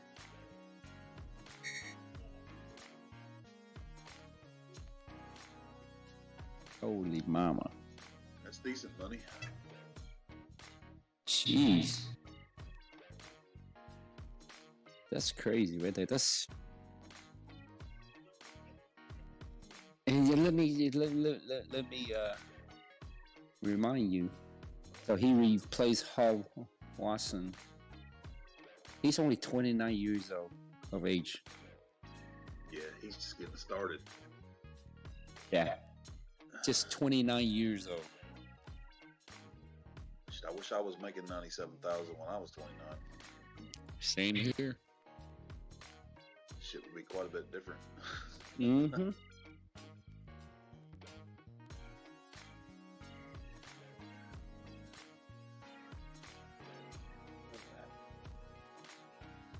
Oh man.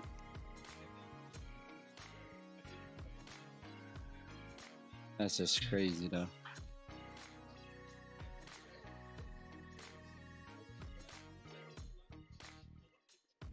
I think we all in the wrong profession. Okay. Should have got went to school to be a head coach. Football, play some football and come out, go to school, do some coaching stuff? It's that I contracted to fix my truck. He's a Oh. broker. He's a broker. Okay. I want him to come out here and talk to me for 30 minutes and call the insurance company and then call Dallas Dent. Dallas Dent came, brought me a truck, took my truck. They're going to fix it, bring my truck back and take their truck. I never even have to see the other guy again. His commission, 40% on the total job. What the? Total job's like 17 grand. For doing nothing. Oh my God. Yeah, for doing So jack how, nothing. I mean, he didn't do nothing. you say 17 grand total in damage? Yeah. Jesus. My buddy just got his truck out. They billed $13,900 to fix the dents in his truck. And Did I that guy say? he got 40%. So 14 grand, he got 40% of that. Jesus. And I believe I threw out 17 grand the other time. Did I say 17? Yeah. Oh, So he made, man. off my buddy's truck, he made $5,600, and all he did was 5 minutes of paperwork. Oh my God. I told him, I need- said, man, I'm wrong field. And he goes, yeah, you only need about 4 or 5 of these a day. You make a pretty damn good living. I said, well, I guess so. Fuck. It's definitely we're in the wrong business for sure.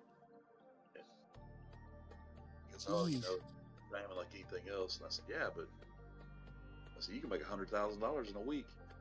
You know, take the rest of the year off. He goes, yep, that's why I like it. Oh my God. That's what you call making stupid money right there. Yeah, 20, 30,000 a day Jesus. for a couple hours of work. And what is the title that they call for the job he's doing? He can't be just the. He's a dent repair guy, but all he does is broker it out. He's a middleman. I don't know. He goes out and canvasses neighborhoods that gets hit by hail, and if you sign up with him, then he saves you your deductible, throws you a little cash back, and this and that and whatnot. Details your vehicle for you. Holy cow! You don't have to do nothing. They come to you. So how long did they tell you how long it's going to take to 7 get to your 9 baby? days. How long? 7 to 7? 9 days. But this is everything you're doing right now. It's going through the insurance, but the thing is, this is straight through a middleman in a way. Yeah, it's not fake. I mean, the insurance company, he's the contact for the insurance company. Oh wow! So, I mean, it's on the up and up. But it just seems crazy because the first time I had severe hail damage. I had hail damage all over that silver truck. They were going to cut the cab off of it and put a new cab on it. And that only ended up being 13 grand. Now, granted, that was about 8 years ago. You know? Wash that shit off. All right. But the thing is, you know why the quote for your damage so high up there? Do you know why? Because of one, it's because the year of your truck, you know, is brand new, spanking new. Two, That's true. it's because of the amount of the damage is done to your truck. That's the reason why it's up there in 17K.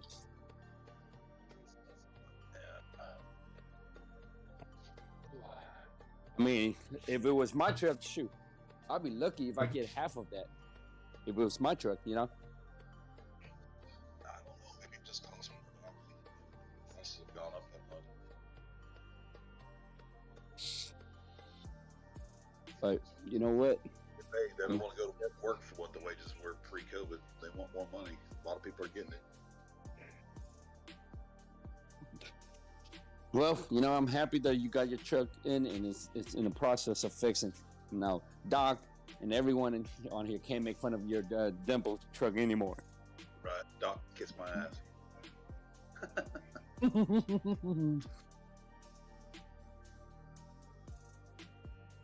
Surprised he didn't say anything. He really waiting for his boys to come in to grill me. Might have to do that on another day, Doc. If they don't come in today. It's surprised, James. Don't worry, you Asian. I'll get the last laugh. Anybody talk to Fatty today? How'd his Yeah. thing go? Oh man, there's some positive. There's some negative, but just hope it will work in his favor. Yeah. I don't want to say what it was discussed, but then I'll let Fatty do it because I think he'll be better person to tell you. Let Fatty do it. That way it's firsthand info. Yeah, we kind of he did went through and I listened and we talked a little bit about it, but from what I can assess, it's a 50-50,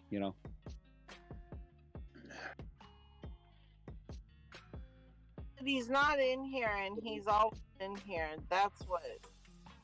He's here, but I don't know if he's near the mic or not. No, he's not in here. No, I thought who the hell is that picture then, Lyndon? Let me see. It's him. No.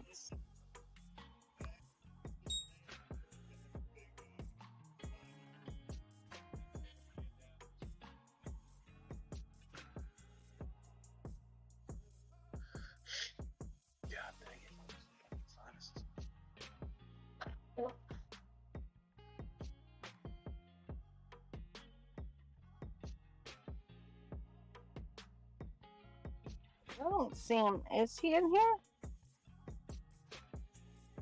I see his icon in here in London, next to Oki. I don't know why my phone did. You might want to restart your phone. Sometimes it does that. Yeah, he's right above you in Discord. Yeah, no, it was like there was like only 4 pictures. I don't know. It's electronic and it's not gonna work.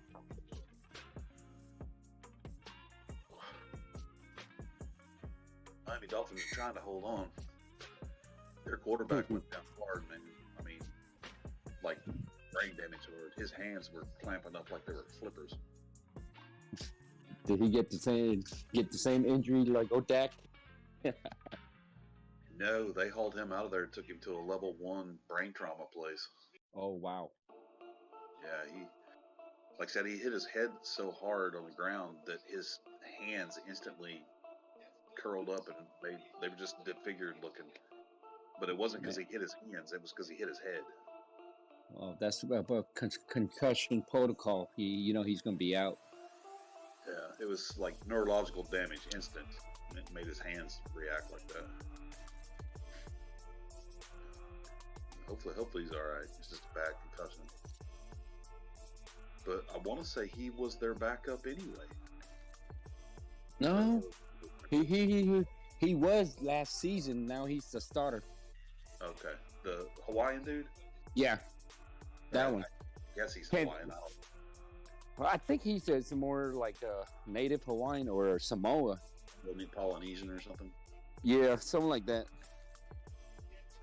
But shoot, those native Hawaiian or Samoa, man, they're big boy.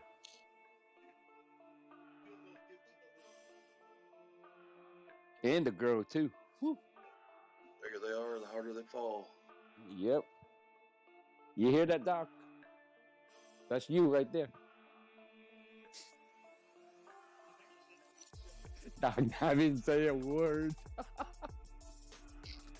Steppo's asleep, man. He's probably snoring right now with his mic off. He sounded like he already had his knee pillow and his teddy bear, and he was curled up in bed when he was talking a minute ago. With his bottle next to him and everything.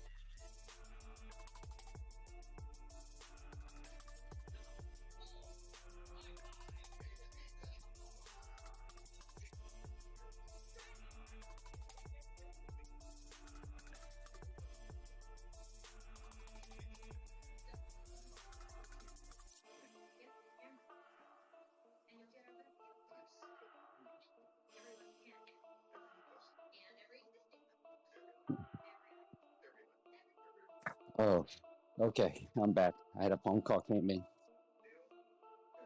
Ah. Ah.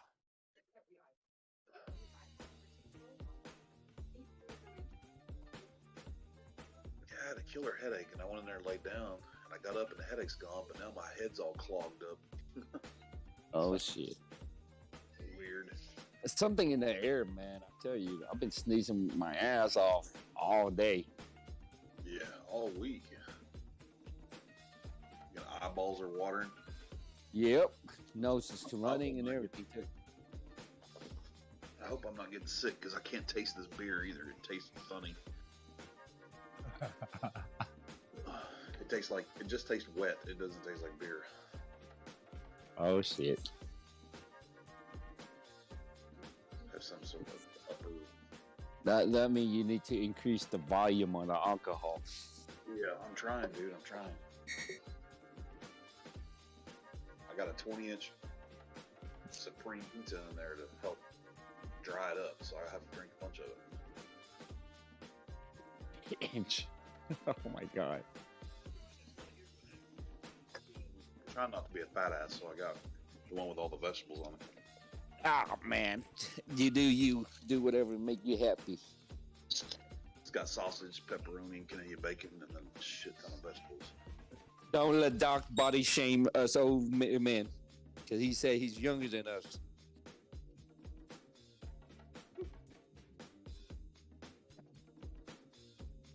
Tell that son of a bitch, age before beauty. I mean, he can hear us. And he ain't that pretty anyway. He is pretty. Who says he's not? He's pretty ugly. Did he go dove hunting tonight? I don't think so. I don't think so. Last outing, he got 2, so I think he's pretty, down on that. Give it a rest a little while. Yeah. He was on here pretty much all day. He didn't have to go depositing any money today, so,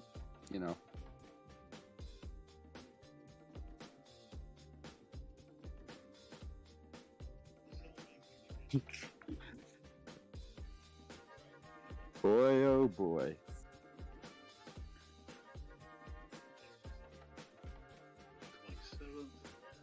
Today's the 29th. That was the 28th. Yesterday was the 28th. The real called 19.8 last night. It looks like it hit.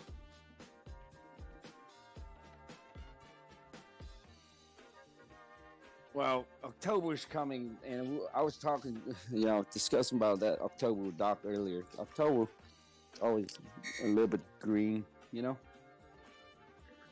So we'll have to see. Got another day before October right here.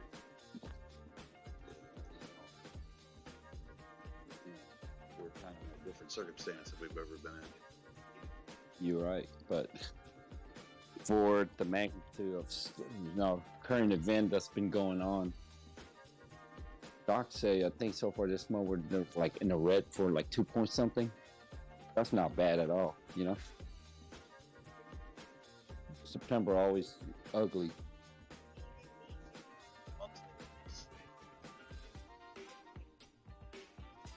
Chart all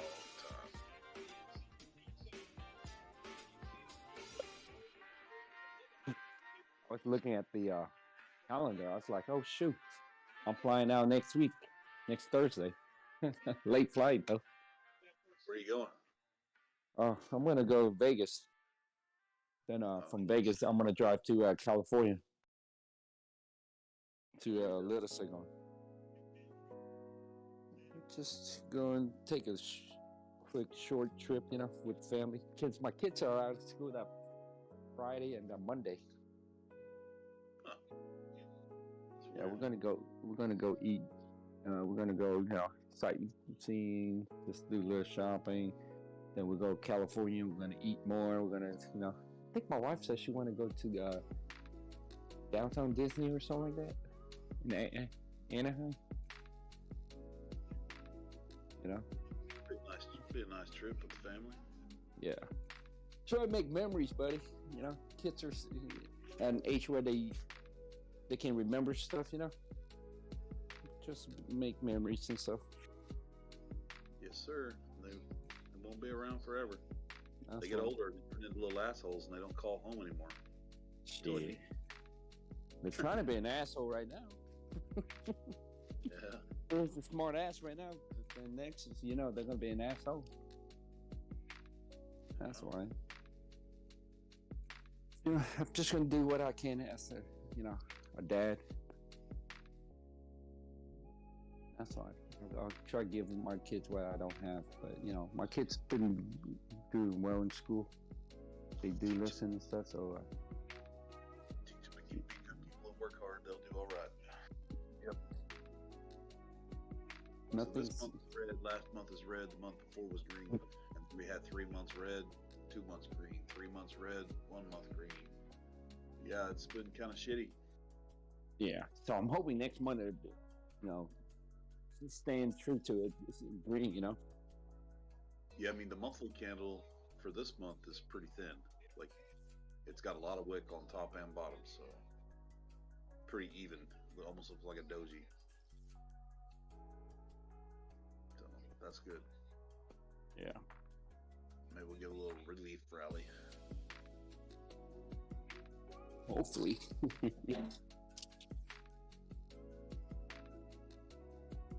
I'll take it. All this buying and shit we've been doing down here. I'm getting tired of buying and watching it even go lower, and buying and watching it go lower. Especially our ETC. Yeah.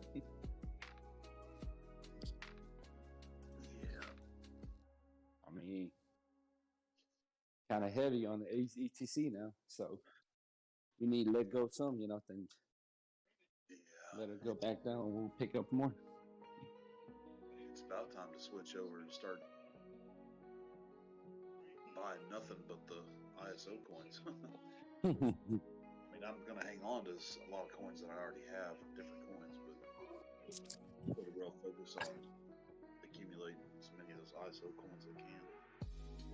Yep. I mean, I've been accumulating polka dot and stuff too, you know. Yeah, but I'm talking XRP, XLM, IOTA, Algorand, IOTech, the ones that are listed on there right now. Yeah.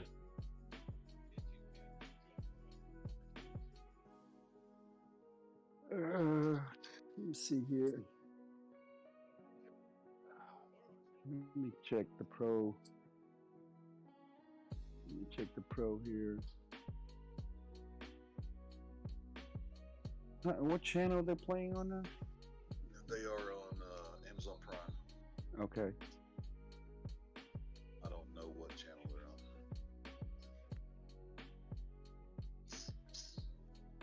You got cable? I can tell you what. Yeah, I'm on. I got cable.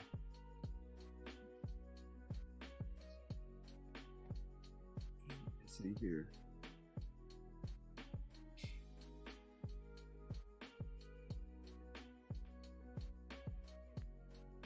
They're in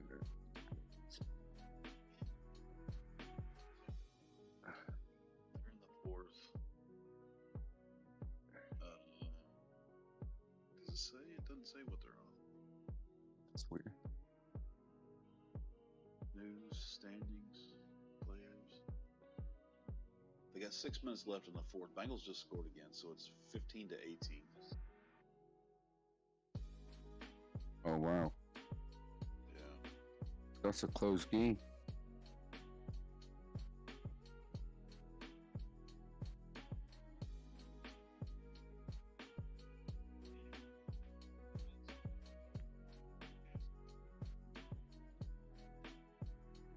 Yo, Doc, don't hold your breath for your boys to come and back you up, buddy.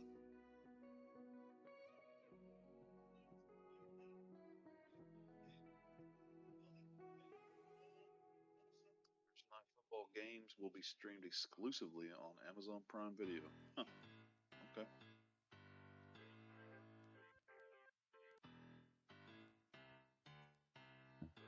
That's first.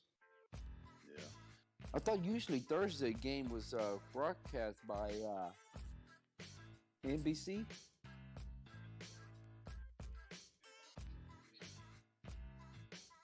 That's weird.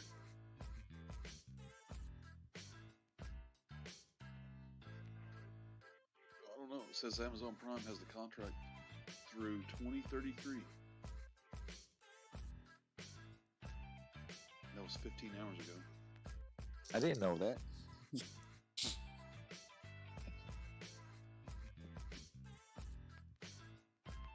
Got it on Benny's screen. Oh, appreciate it. Excuse me. Whew.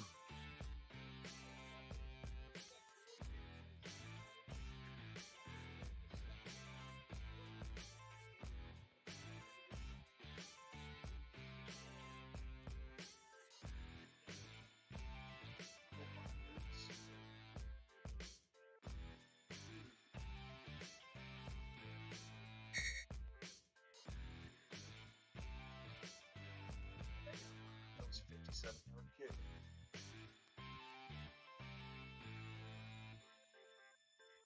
It says that kick would have been good from 64 yards.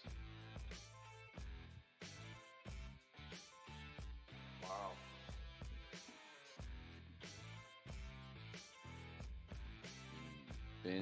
Benny's screen's it's spinning for me. Can't see anything right now.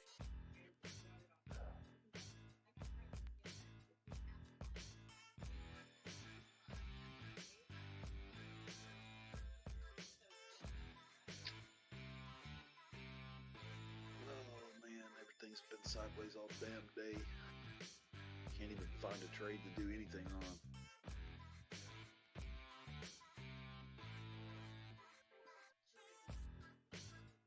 Buy some dippers, I get. Algo runs down.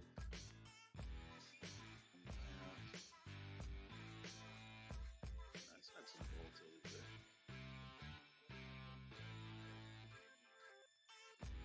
Nothing crazy, couple percent.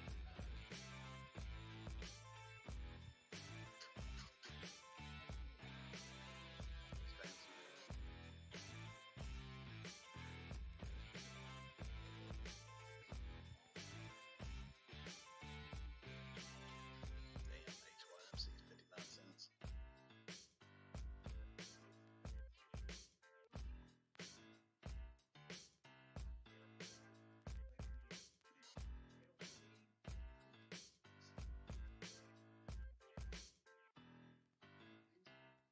What's playing, D-Way? You going fishing in the morning, or are you gonna get up and log in your PJs? Tomorrow morning? Oh, I have to log in tomorrow morning. Yep.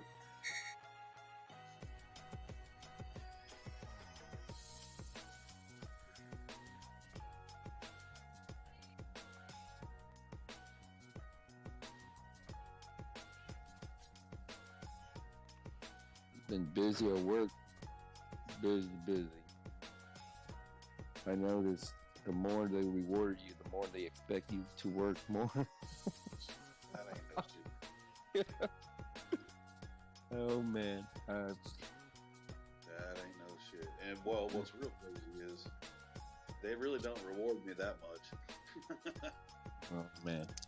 Not compared to what some of them people in the office are making. God. Oh, I got an email from our CEO this morning. You know, we're gonna get like our company, they have stocks, right? You know, we're gonna get some stock.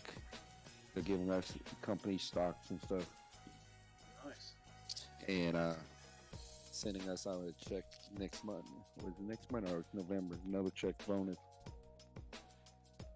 Very nice. Because how the company's been performing. I guess because our expo's coming up, we're gonna work like hell. So our CEO decides to give us a bonus, and Right. what? Pre-incentivize your asses. Exactly. Like I say, man, the more they reward you, the more they wanted you to work. I was like, holy moly, you know. That's why. Got a whole new product launch that we're working on, and I'm right fucking balls deep in it. And I've got the CEO coming down, the CFO coming down, the Shit. worldwide engineering, team leader. He's a VP. And then my boss is a director of advanced technology. It's like, and yeah, they're down there every day. How's it going? What's it look like? What is it? How's this working out? Well, God, I don't get a moment's rest, dude. You guys keep beating down my door. Man, you're sweating now. You're gonna be sweating up to come in and do their normal jobs, and I come in and have fucking executives coming down to my desk. Yeah, exactly. It's like that's a lot of pressure right there. Yeah, I mean, there's several guys in between. I guess my boss is like, he's on a level, a plane with about 12 other people. So there's the CEO, and then there's like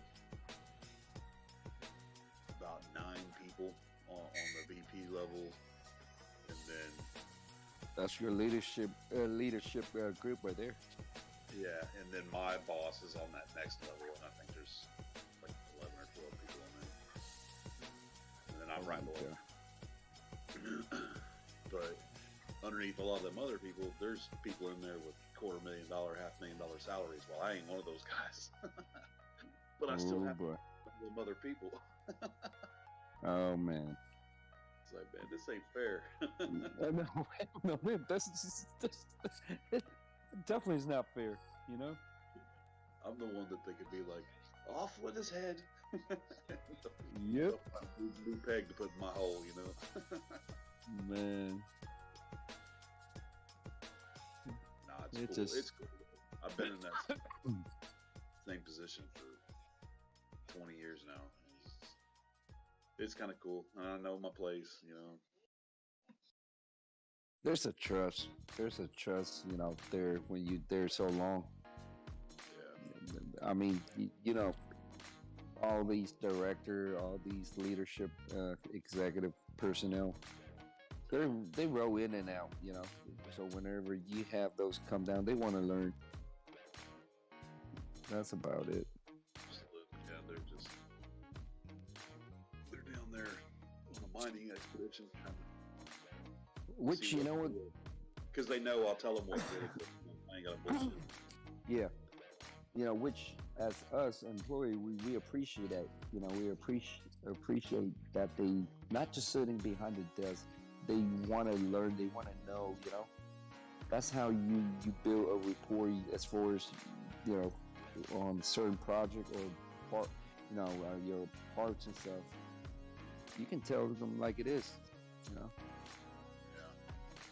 Well, I don't know too many people either that could even name the board of directors, much less have people on the board of directors that know their name. You know what I'm saying? Yeah. But I still don't get paid shit, so I get to talk to important people.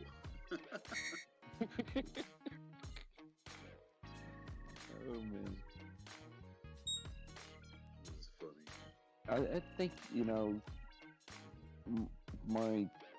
since I've been with this company, I've been through. Let me see the years I've been here.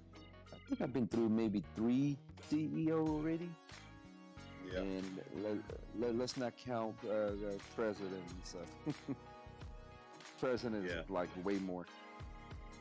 Through, 3 CEOs, a couple of CFOs. Oh, CFO, president, all kinds. It's in and out.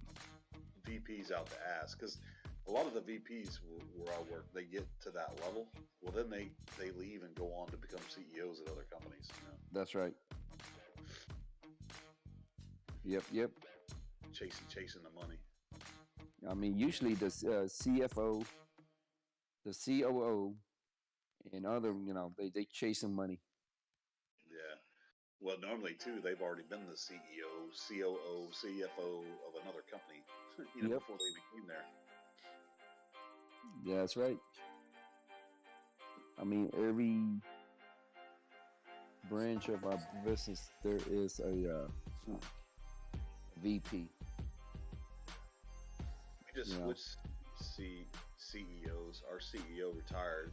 He was also a board member, but he retired and wanted to pursue his own stuff.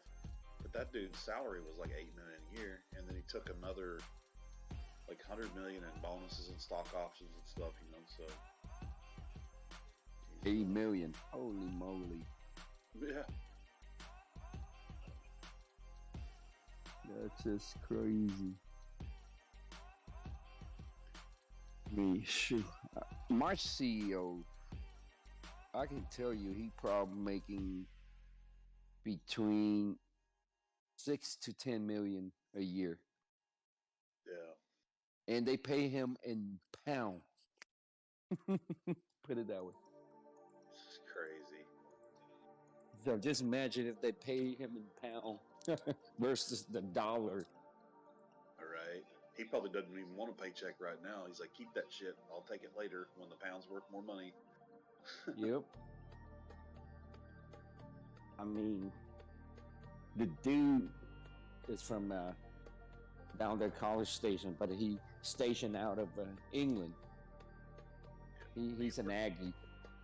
You working for like Lloyd's of London Distribution Enterprises or what? Man, it sounds like, I mean, he makes, put it this way, because our company is in a group. Our parent company is in England, but then we have like little, not little, it's like we have office throughout the world. You're talking about Singapore, you're talking about down South America, like Argentina, Germany, Poland, Japan, and stuff, everywhere. And he's over the whole group. What do you work for, fucking Alibaba or what?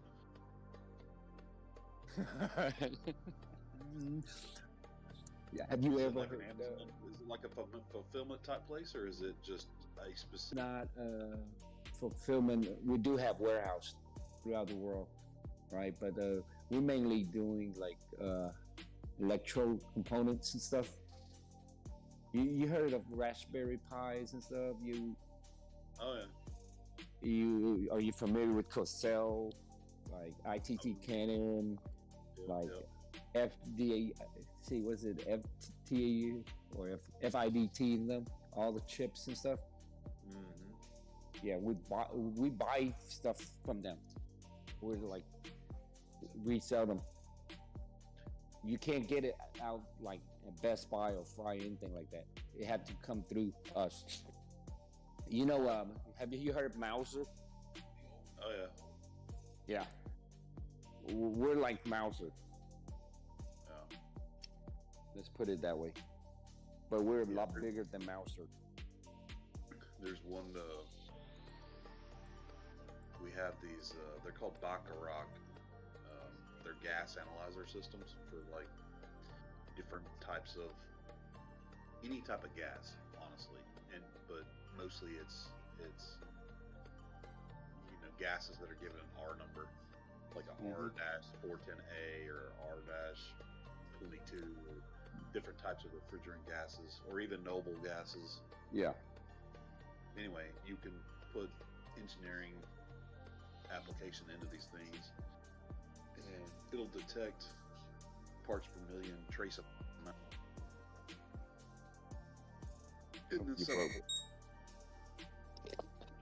Yeah, I got a text. Can you hear me now? Yeah, I can hear you. Yeah, so anyway, Baccarat doesn't have like a plant, or they don't really manufacture anything.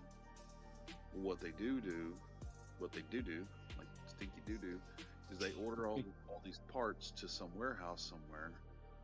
They pay someone else to assemble parts in a certain way, and then they sell this whole unit as this Bacharach gas outlet. Okay.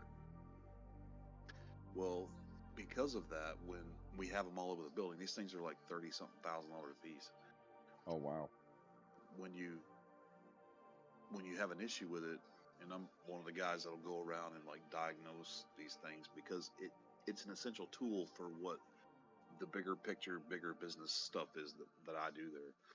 And anyway, they will have like a CPU go out, or a little internal sampling pump, or a filter, or a motor replacement, or something like that. And the only reason that I'm doing it is because I was the first person in the building to have to work with them. Me and another engineer developed this thing the way we wanted it, and then they built it for us.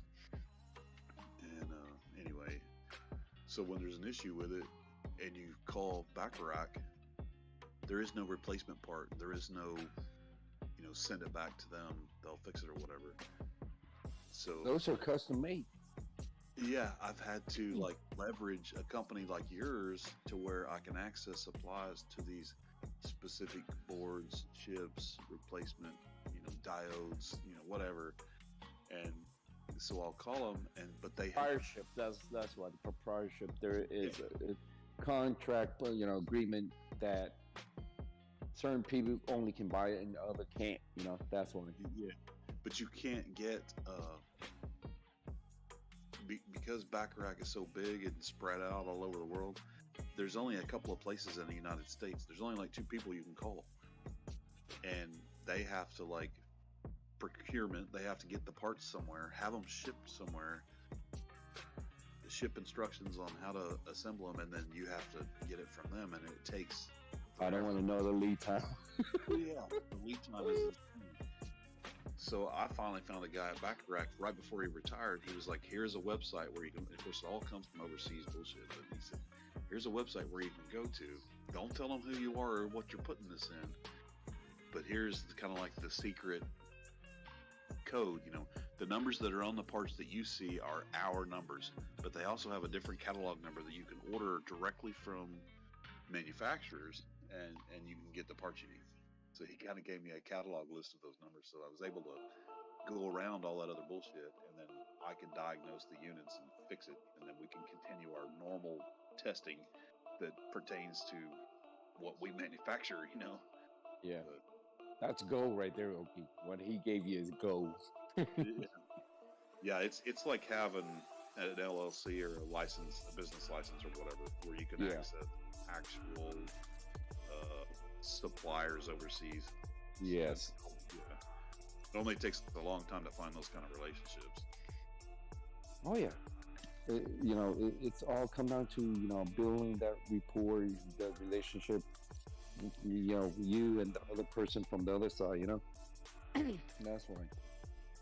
A lot of time that what I do is like I could have a purchase order, cut PO, send it over, and they'll give us like a normal lead time. But where I come in, I know people that I normally deal with that can give me the parts sooner and earlier. I'll contact those people because like you have you ever heard of EBM Pappas fan and stuff? Yeah, EBM Paps, we use those. Yeah, Paps. Yeah, those fans. Yeah, that's one of my suppliers. And when you buy, fan from them, oh my god, the lead time is just outrageous, crazy, man. Yeah. Some of the purchase I'm talking about a couple 100,000 here and there, easy. Yeah. It take lead time they tell us is like somewhere in August of 2024. That's how long the lead time. Yeah. Oh yeah. And some of the purchase orders that we have with them, right, are from 2021. It's not delivered until 2023, which is next year. Wow. Yeah, the lead time is just crazy. And also, I mean, we do buy chips from Taiwan's some of our suppliers, and their lead time is the same way. Yeah. It's just the lack of raw material that we all run into now. That's why it's not like it's not so much of a logistic issue. It's more of a raw material supply and demand out there. The more people want to buy, the lack of supply you have, of course, your lead time will extend. And a lot of time, I get a we call it a cost file from our suppliers. It go up every month. Oh yeah, percentages change. I mean, percentages change accordingly monthly based off off of the procurement of the raw materials to make that stuff. Exactly.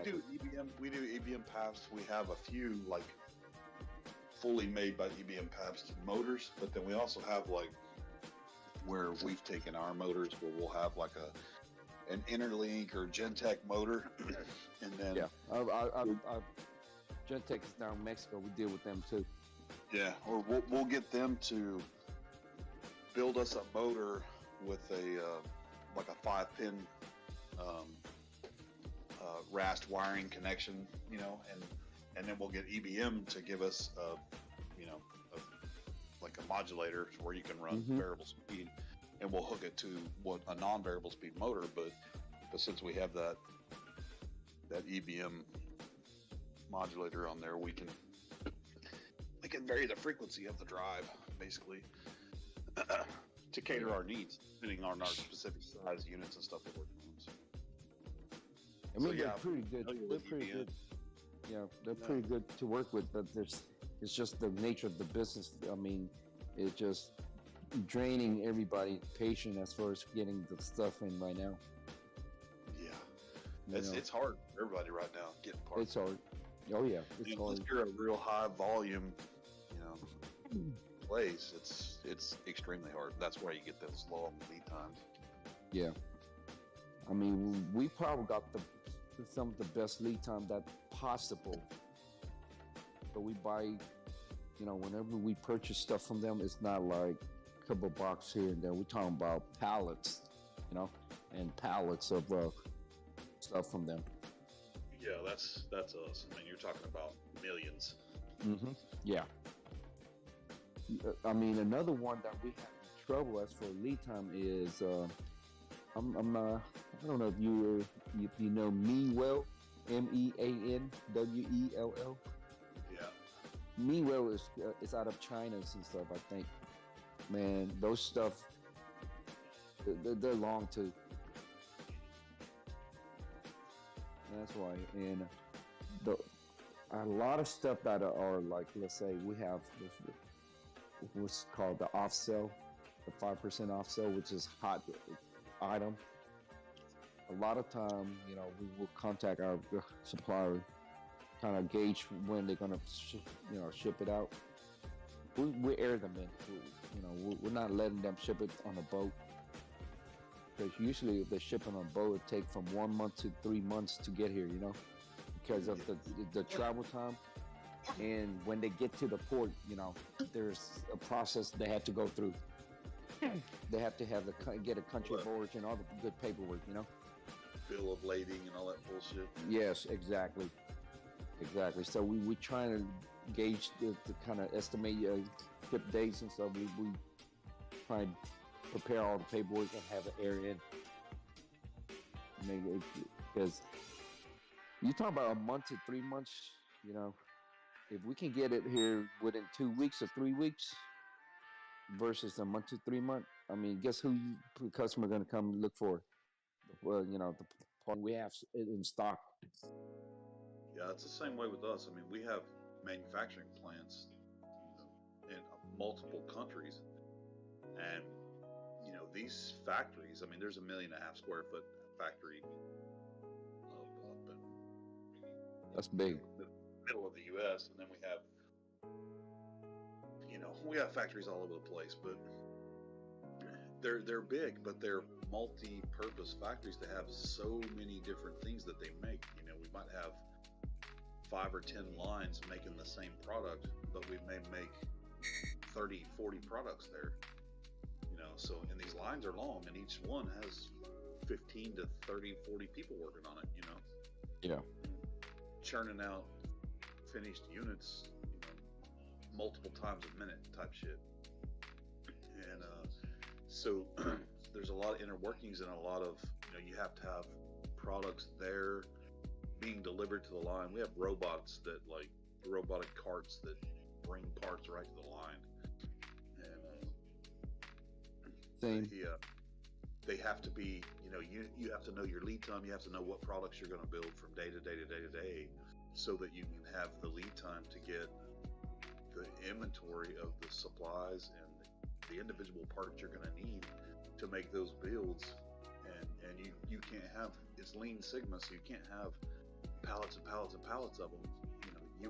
Today you want a delivery of 500 of them or 5,000 of them, and then tomorrow you want 5,000 of this one, 5,000 of that one, and 5,000 of this one. You run a 4-shift crew, and it's not just one part. I mean, there could be up to 100 different parts if you talk about each part being either a purchased part or a manufactured in-house part. If we're stamping out sheet metal and then going to the paint booth and then deburring, and then you got to stack them, and you got to move them across the factory, and each panel has different dimensions, different amount of louvers in it, different screw holes and all this stuff. It's just so much shit involved.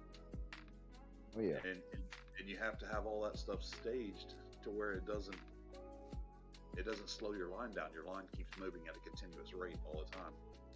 Otherwise, it's inefficient. You're losing money. Losing money. Time is money. That's why we do have robots at our warehouse centers and stuff. We do have robots where it pick orders and stuff too. Parts and stuff.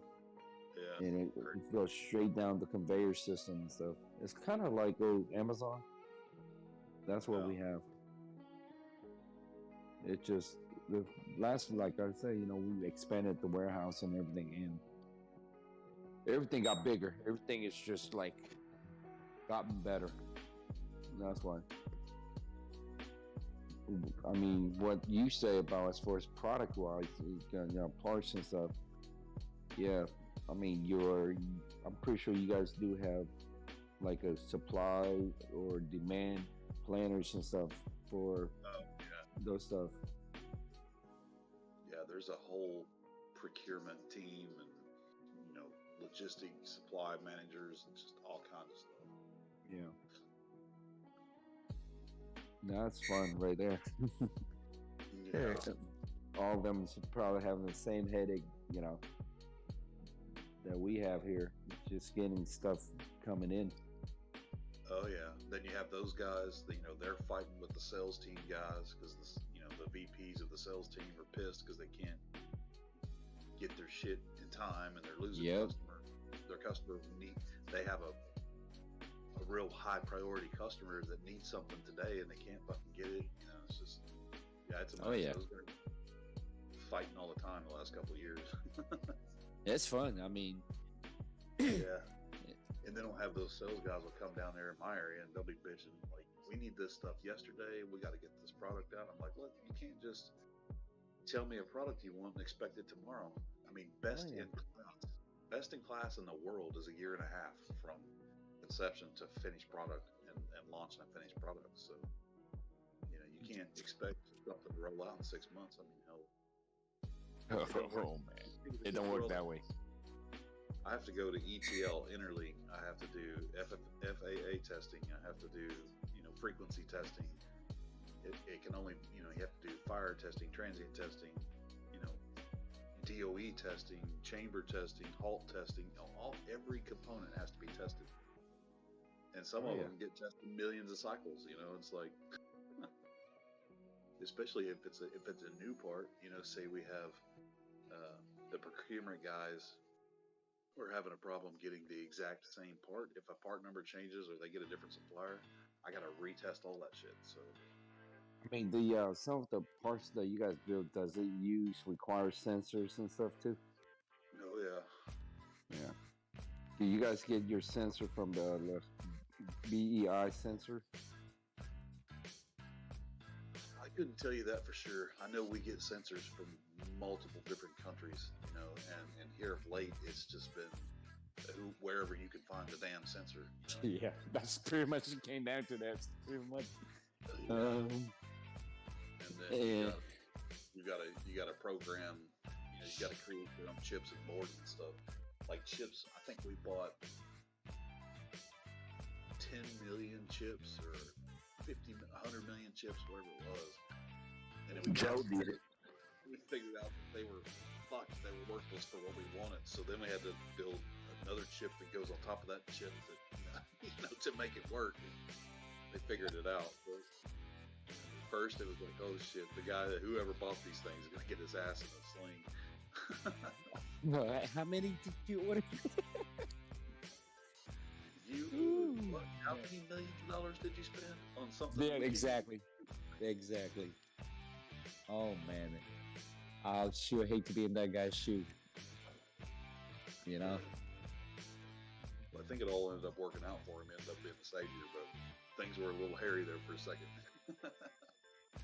You know, Joe did it. Man, Joe can't even tell a person dead or alive. What are you talking about? He just signed the chip bill. If it wasn't for Joe, Okie wouldn't have them chips in his warehouse. You know what, buddy?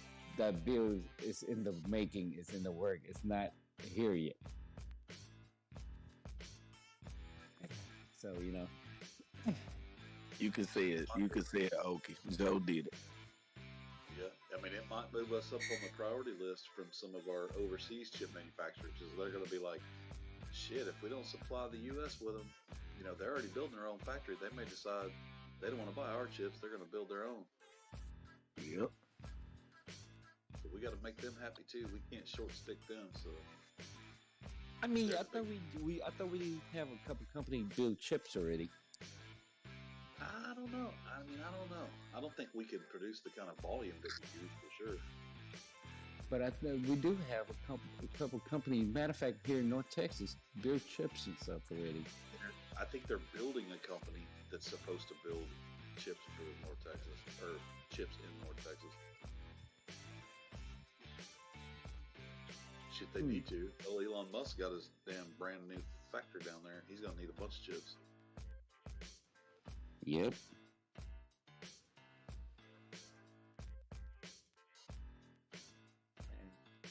I remember when the .com bubble, the chip bubble, all that kind of collapsed, and they figured out it was cheaper to buy chips and stuff from overseas.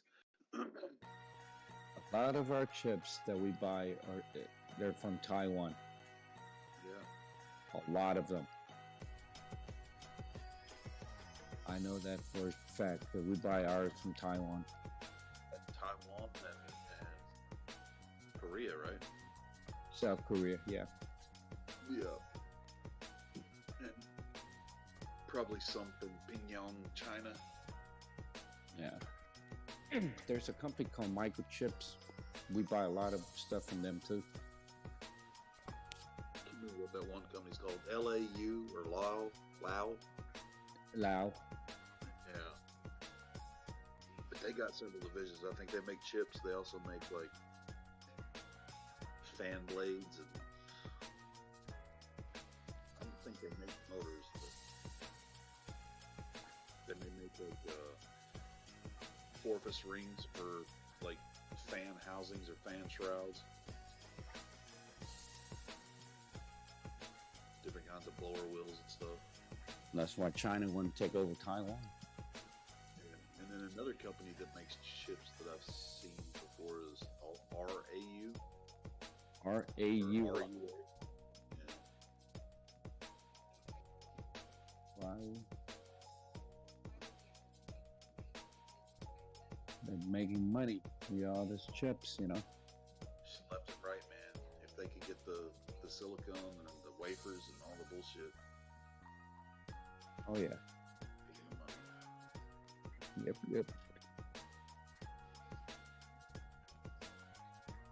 That's the same way with that solar stuff. I think China has like the biggest supply of the certain type of silicate needed to make the stupid solar panels, the wafers, chips and stuff.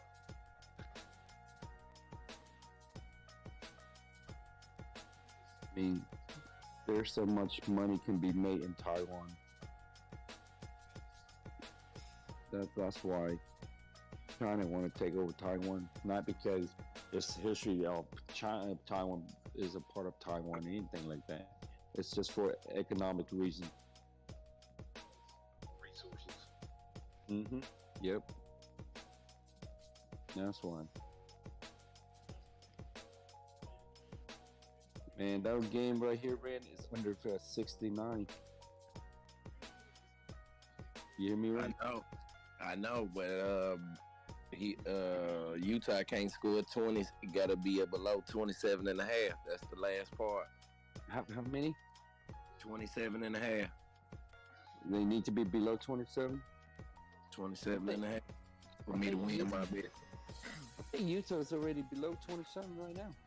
Yeah, but if they get a touchdown, it's over with. The bet is gone. Got to be under 27 and a half. Can't be more than 26. No, they just turned the ball over. BYU got the ball here. And yeah, but BYU, still 3 minute, 30 second, I guess. Yeah, and some shaky shit can happen, man. I mean, with the point that I pointed out earlier, if BYU scored another touchdown, they cover this at the point. Oh shit, they just grounded. So they're gonna score a field goal here, 41-20. That's 61. So that means that, yeah, they need to keep Utah off the boards. Let them to a field goal to be all good. Yeah, I think you're good. You're in good shape. I'm not too worried about it. I think you're good. I just need BYU to run some more time off that clock. Oh, they're about to kick a field goal here. I can't believe the Bengals won. What's the score on the Bengals? If Tua hadn't gotten hurt, I think the Dolphins would have won. Nah. They still had almost 2 quarters to go. What's the final score on it? 27-15. 26 or 27. Yeah. Hey, Ren. That fall to my prediction that I like the Bengal under. Yeah. Covered the point, and it's under 47, right? Yeah, I did.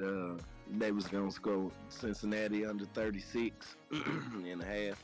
Money on the line with Cincinnati and the first half combined when nobody going to score over 31 points. But if you took my prediction, you still do good anyway. Yeah, on the spread. Yep, on the spread. So tomorrow night in Singapore, Zhang versus Lee 3. It's their trilogy fight. They're the 2 biggest women's MMA stars. We're going to be on tomorrow on 7 p.m. Amazon Prime.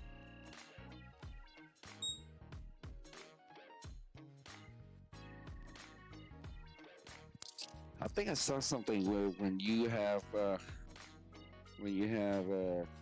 I think they give you a free month of Prime TV or something like that. Okay. I don't know. I think I got it for a whole year or whatever. I bought this TV last Black Friday, and that's the only way I'm able to watch the Thursday night football game because I don't buy cable. Yeah, I don't buy cable, but I do subscribe to Prime to get free shipping and stuff on everything. Yeah, that's why I got it for free. That's right, because I'm a Prime member. Okay. That explains. Yeah, there's so much stuff on there, though. I mean, I've had Prime for 2 years, and I'm still like damn, they do podcasts and books. Mm-hmm. You can become a Prime Clothes member, and they'll send you like new clothes and stuff in your size. You try them on, decide if you want to keep them or not.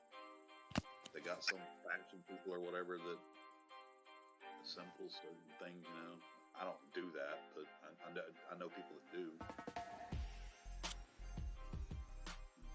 Of course, your free shipping, shipping, whatever. You got rewards, cards, 5% back on every purchase, all kinds of stuff. But you gotta look too, because it ain't always the cheapest. It's just because it's on Amazon don't mean you can't go down to Walmart and get it cheaper. Yeah.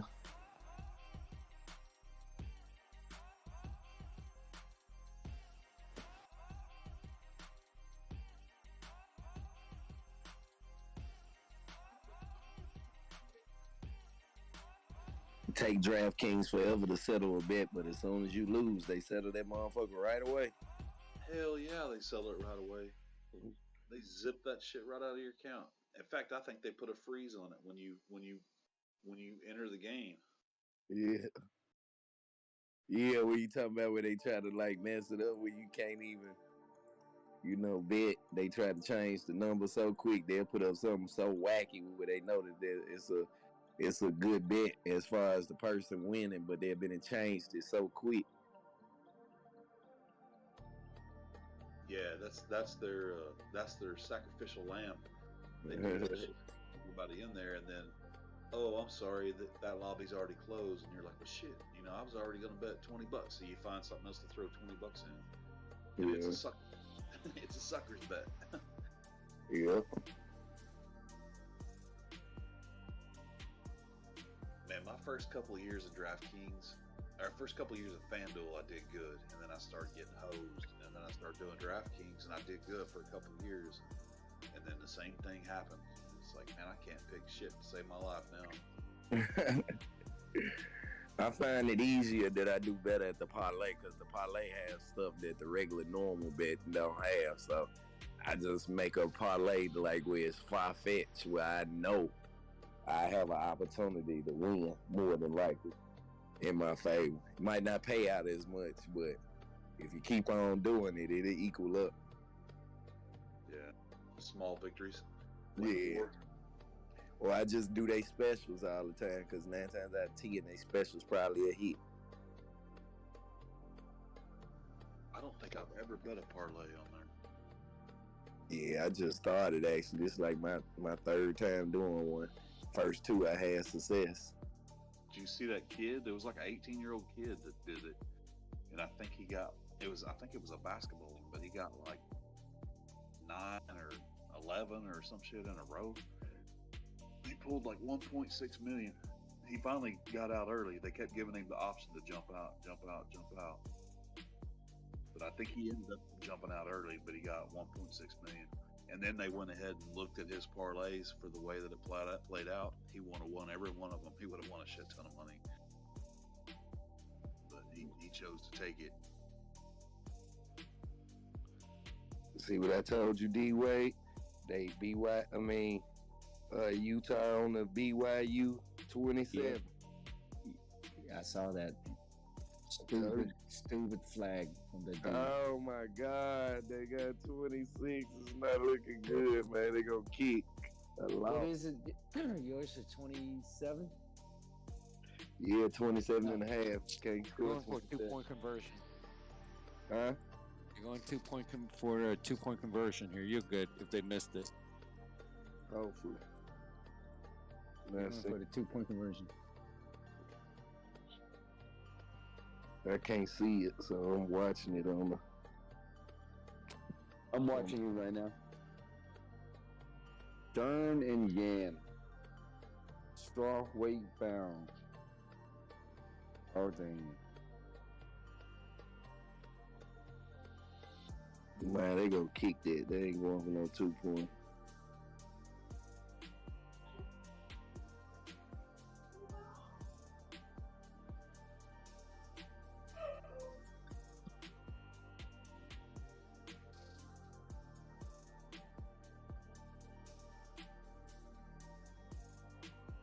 We shall see. Oh, they ain't lined up in the 2 point. They ain't even lined up yet. They are now. They're going for a 2 point. Ooh, Make or break right here.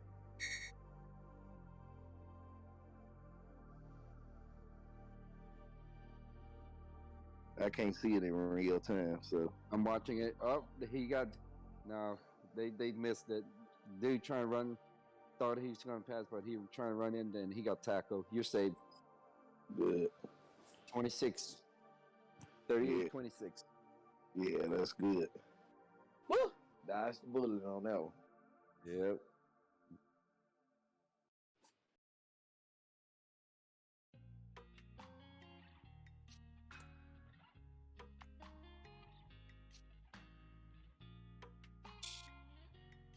Yeah, that was a good payout. I had a good night. Another one. Round 3. I got There you one go. more on the baseball game. I don't even care if I win that one now since I won the other 2.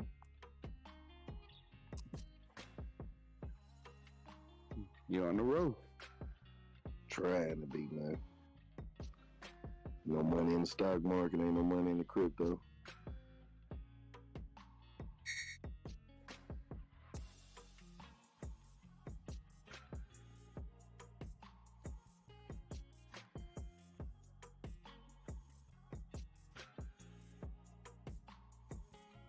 Oh, shoot. Are they going to try an offside kick here? Yep, they sure did. They didn't get it back. They didn't get it back. Good. Now we just need them to kneel. You think they're going to kneel? Or are they going to go for another touchdown? If they smart enough, they better kneel. If the coach got any decency.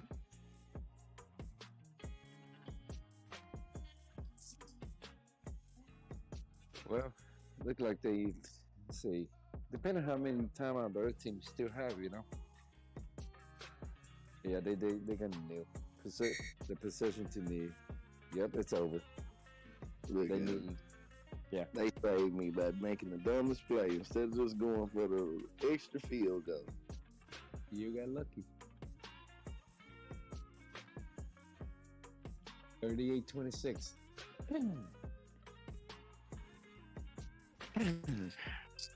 You know, your boy Doc said he's waiting for you and Shrug to come in, and he been MIA for all like 45 minutes. Haven't said a word.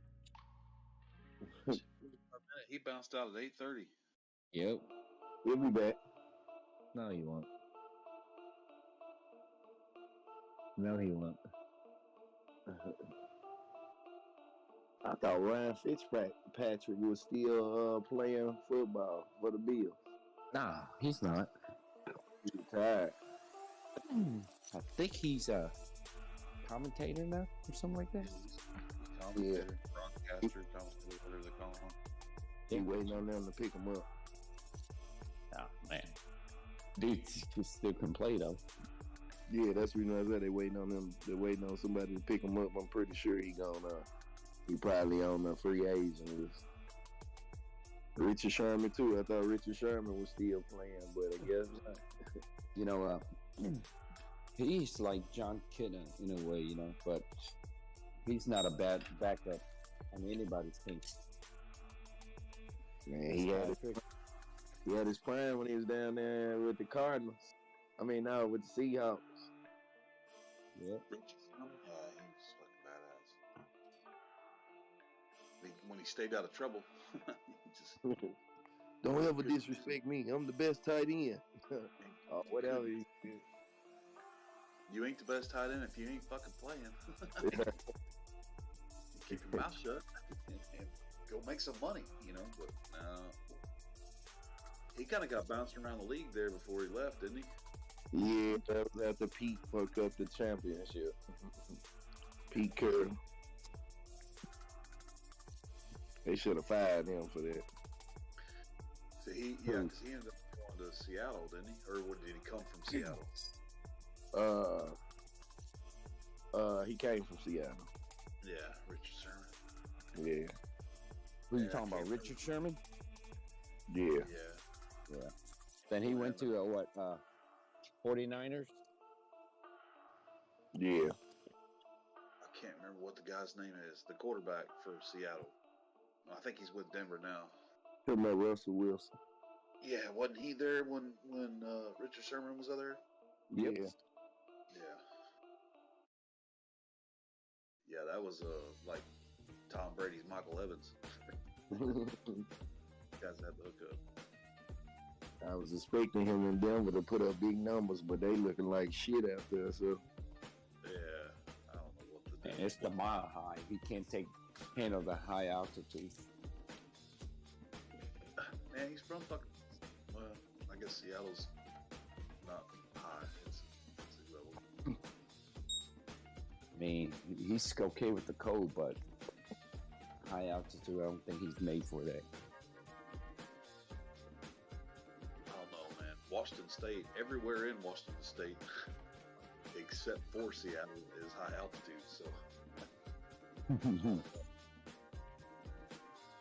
got that boy that lives up there, man. And the air is thin up there.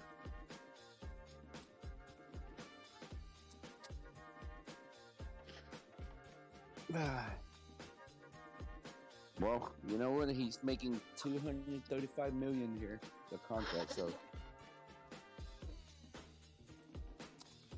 Sorry about that. he's good for life.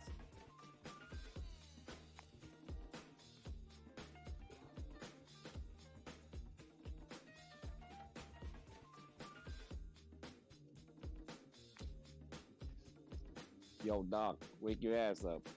Thought you want to have a meeting. he's working. Shit, he's working on them booger sugar. You know he ain't working.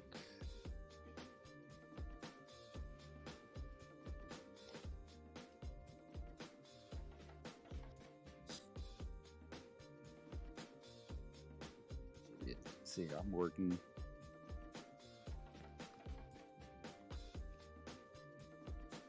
Working the Discord. Shit, I'm waiting to pounce.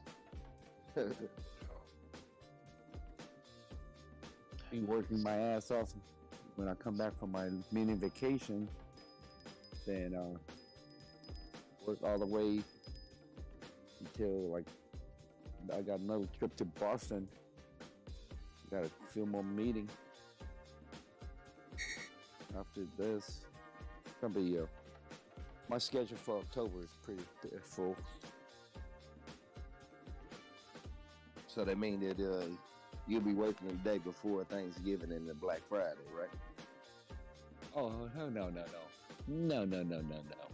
I think I get that day off. What are you talking about? How many days do you get out? I usually take a week off. You know, the week of Thanksgiving. Yeah. And New Year's, Christmas, all the way past New Year, like on the 2nd or 3rd. I still have like 3-4 weeks of vacation this year. That's minus what I have on the schedule. Roll over, use it or lose it. It roll over. I mean, I'm cap out at like maybe a month or more. Yeah. That's like 200 something hours.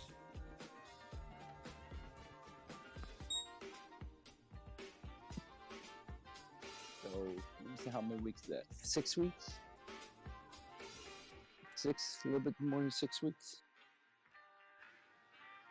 A little bit more. Mm-hmm. I don't know how Okie with his PTO his place, but ours, you know, let's go by years.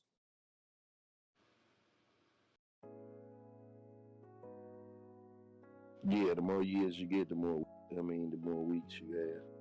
Yeah. Wait until when I hit 20 years. It's gonna be stupid.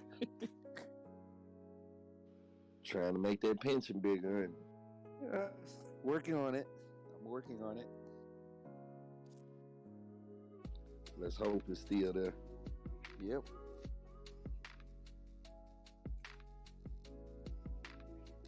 That's all right. I mean, I've been saving here and there. Pensions, 401ks and stuff.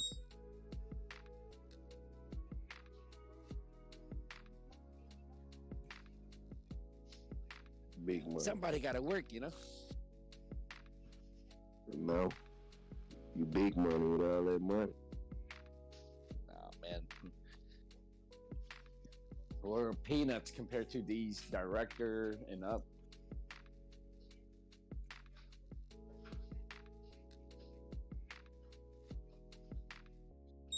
We're making peanuts. How many more years you think you got in you before you retire? Man, I'll retire when my wife let me retire. You say when your wife retire? I say I retire when my wife let me retire. Oh, okay. It's one of those, you know.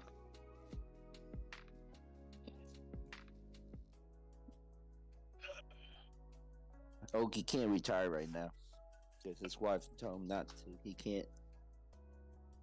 Same with my wife. My wife didn't tell me what to fucking do. Oh, shit. Me and you got a different dynamic. my wife don't make the money your wife makes. Oh man. Oh man. I think everybody retired. I go fishing. Yeah. I definitely could survive. Oh yeah. Think.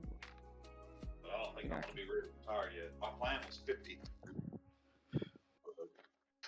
A lot of things happen. Well, I got a little bit more time to, you know, put up plans. Everybody retired during COVID.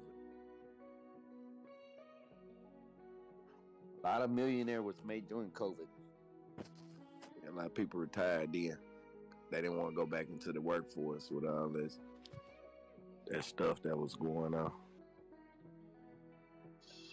And a lot of elderly people that held certain positions like secretary and different stuff like that, even teachers, they gone.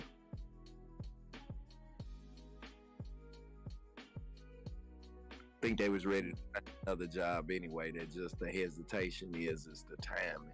You know, they can't find a job and they supposed to be trying to be teaching at school. So therefore, if there's at home learning or whatever like it was, it gave more opportunity to put in a resume to look for other options, things of that nature. I think you're right. I think you're right on about that. Yep. They got laid off, or not laid off, they got furloughed or whatever from spring break all the way till the following school season. And I think a lot of them teachers use that opportunity to find a different path, something that paid a little more money. Yep.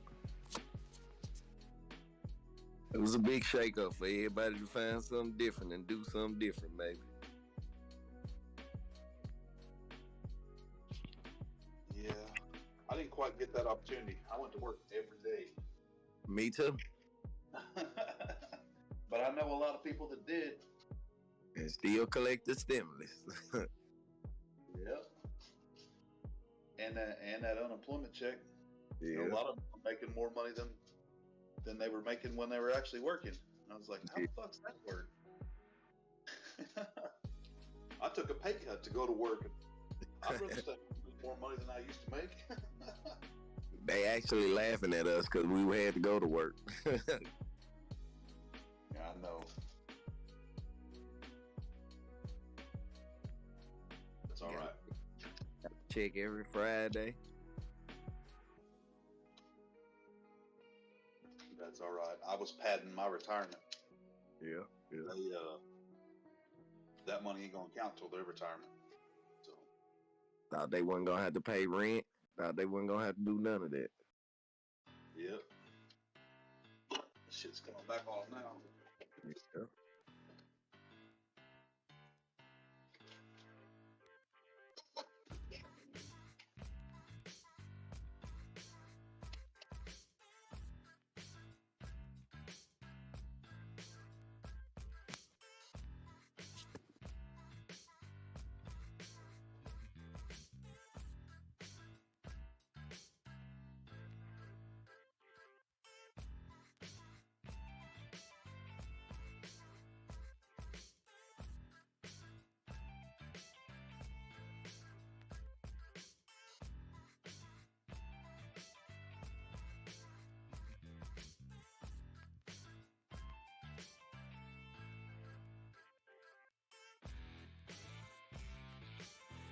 All right, I want to develop me some software, some tracking software that all these people that want to work from home, fine, you can work from home. But you got me some tracking software is going to let me know how many mouse clicks, how many times you move that mouse, if you're actually typing anything that are real words, all that shit. We'll find out who's working, who ain't working. Yeah, because my girlfriend worked for Humana, and she got like this award that sit on her desk at home. And she been working from home for probably about 8 years. And I know she just led on the space bar where it showed that like she's active. She's working like actively, but she really ain't. It's just pressing the space bar. So it can keep up. Hello, Bobby. Are you targeting people like me? But I mean, she can hear her alerts and she go back to her computer, and she don't always do it, but when she want to take a nap, she can do all of that, you know. You know, I don't have to be on my laptop to do my work, right? I can do it with my phone. You can do your work from your phone. She can't do it from her phone. She fixed doctor's claims and shit like that. I mean, I can check my emails and stuff through my phones and stuff too. Yeah, she can check emails, but not do her work. I mean, some of the system we use, I can do it through my phone. So good luck of tracking me, Okie. No, I'll track your ass. Believe me. Believe me. And if you make it to where you ain't trackable, you don't get paid. But then I'll come back around on the back end. I'll sell you this little mechanical device that I put a chip in. It has a little armature in it. Actually does some typing and shit for you. Yeah. It'll be something that's on your computer and on your wrist, where it got to show that you typing, or we know you on the computer, close by, like a Bluetooth.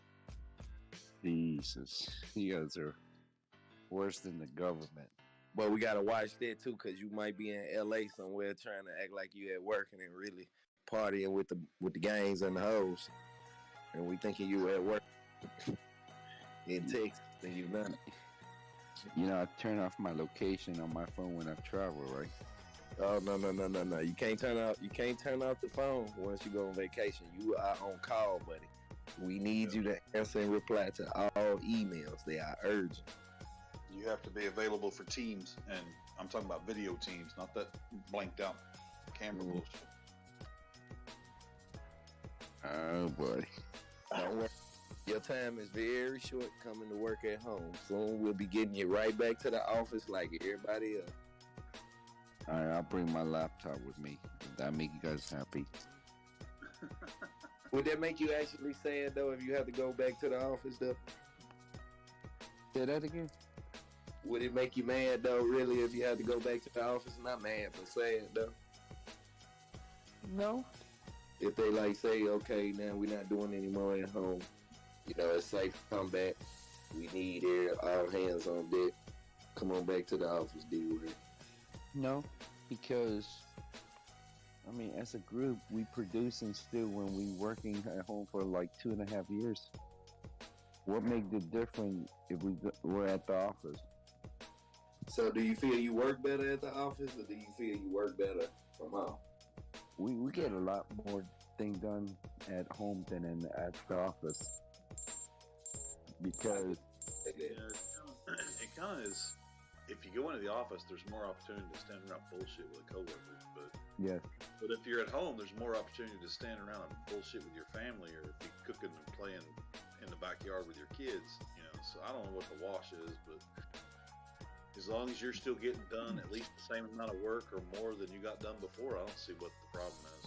Yeah, I mean, you know, they did a survey and they did this study that we are as productive or even more productive when we're at home. You know, that's the reason why they went ahead and allowed the employee to do a hybrid. Yeah, that's because you want to hurry up and get all your work done in 1 hour so you can go fuck off the other 7 hours. Or clock in early and try to do it. Mm-hmm. I get it. I see it. I'd probably do the same thing. Bust my ass and turn all this work out in just a few hours, and then go, do whatever I want to do the rest of the day. I mean, you know, they're saving money working at home. Right? Actually, I wouldn't. I'm not that kind of employee. I probably would be calling and saying, "Give me another stack of shit to do because I'm fucking bored." Yeah. And I even know people that stay at home and work from home. And they be all out there in the yard doing yard work sometime, and cleaning and everything. I mean, that's the you know, the fruit of working from home. Hell, D-Wade went out there late on the beach in Florida here just 2 weeks here just a few months ago. Yep, and I brought my laptop with me. He was working his ass off. Yes, I am. I was chugging, I was chowing down those lobster rolls, Lobster rolls and octopus tacos. Yep. There you go. But the work's still getting done, though, Hey man, you do you. If you got that shit figured out and you make that work, man, kudos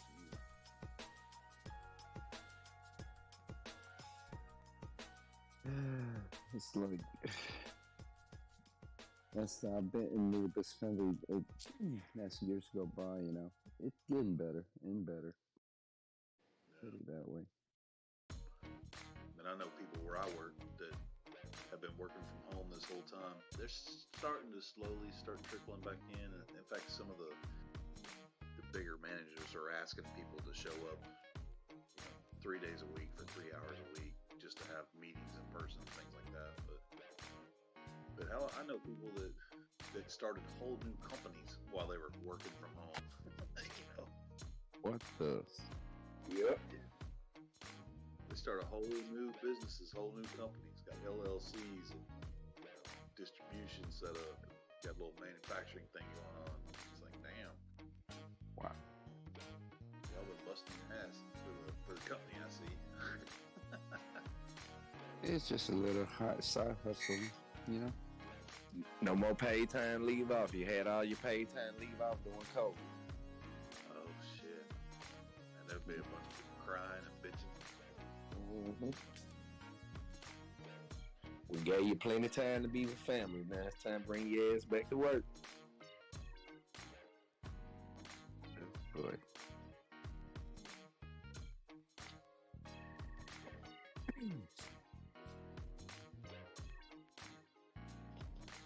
I don't think, the way we work is going to be back to normal anymore.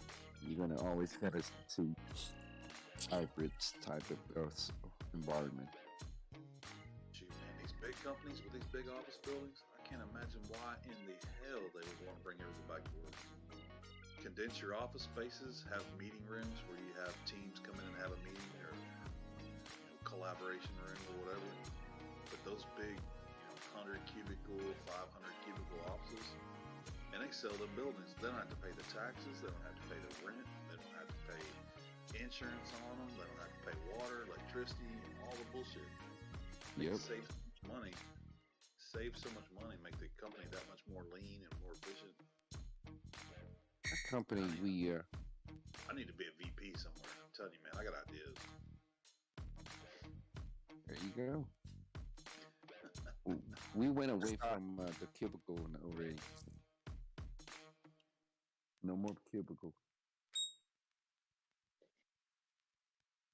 It's like, if you picture an airport, right, at one of those terminals where you have those restaurant high chair, the desks and stuff, or you have these, these seat waiting to get on the plane, right? Instead of the seat, right, it's like desk raise up, or you're going to lower it down, right? Like an elementary classroom where you sit yes, there, put your shit underneath. Yes. Everything is like in the open. Now you could be there a couple of days, right? You book your seat, in advance. When you get there, you go, look for that seat because there's an app that you can actually do it on your phone or your laptop. You just show up, plug your laptop on. There's 2 monitors or 3, depending on how many you want. You just log, connect your USB and all that stuff, and you go working. That's it. If you want a little privacy, as far as there's little room with like a glass in the door. There's a chair, there's tables and stuff. You can just go in there. There's monitoring there. You just in there by yourself. That's how the layout of our office are. It's pretty neat. It's very open. It sounds like they stole a page right out of the Google workspace over there. Yes, that's what it looked like. I mean, we do have a mini golf course. We have like a basketball court. We have a patio in the yard. Inside the let's say the main cafeteria, you have plenty of vending machine. Google has restaurants. They have like sleeping rooms, but then when you're working, I mean, they have everything you need right there on the Google campus, so you don't have to leave. They even have a permit for employees across the street, so they don't want you to leave. They want you to stay there, and they want you, if you're tired, go take a nap, get up, get your ass back to work, or go down and get something to eat. Go take a nap, get your ass back to work. Work a 20-hour day because you have everything you need right here. You don't have to leave. You don't have to go anywhere. Oh dang! I don't want to stay there. I'd like to leave. That's crazy. But they're cutthroat. If you're not producing, you're fucking out. Yep. That's a trap right there. Man, I wouldn't want. It's a young electrical engineer or a young programmer's dream because they just want to sit there and pound on the computer anyway. That's right. I mean, shoot, it sounds good, but you gotta hustle. A lot of money. Get in, make your money, get out, go about your business. Yep.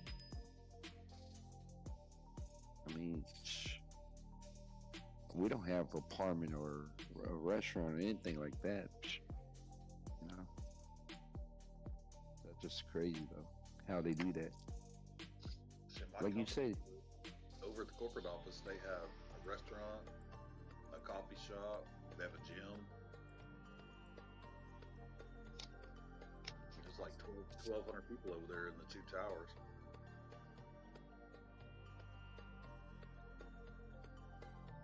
That's a lot of people.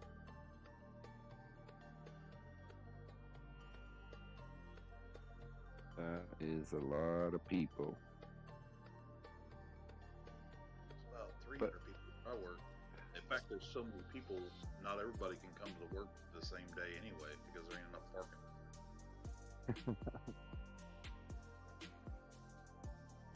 That's the thing, you know. We do hybrids. If everybody show up at our office, there's not enough parking space. Yeah, same with us. Yeah, we That's probably find out we work for the same fucking company and just never do it. Could be. It's big though, you know. I think we have. Oh, jeez. I think we're probably up there in the thousands, like over 1,000. You know, we have people that like shoot still work with the company, but they, you know, we work remotely now. They're living in Atlanta, like Corpus Christi, and all this stuff, all those places. No, we're the same way. I think we're in 21 countries. People living all over everywhere doing stuff, especially like Everywhere. design engineers or whatever. They don't ever come to work. All they have to do is you need them. They show up on team. That's it. Or they'll drive in from wherever they're at to a local factory office or whatever. Yeah. And get on teams and where they have all the presentation materials or whatever. I got one buddy. He's been living down in South Texas, the beach for the last 15 years. He's been working from home, you know. But he'll drive up here, drive up 5-6 hours, you know, once or twice a month. But he's like, it's worth it for me. Not have to. He's like, live down there. He moved down there to help his mom and dad, and he ended up inheriting their house. He had already bought a house, and he bought another house. And he kind of just runs a bunch of properties in like this gated community down there, and then does draftsman stuff for our company. Wow. That's the beauty of working remote. I mean, I know a couple people that live in Poland, Germany, Vietnam, I guess. They're working from all those countries.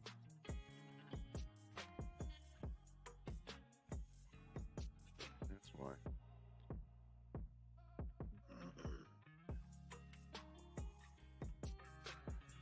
Oh, Trevor Noah announced he's leaving the Daily Show. A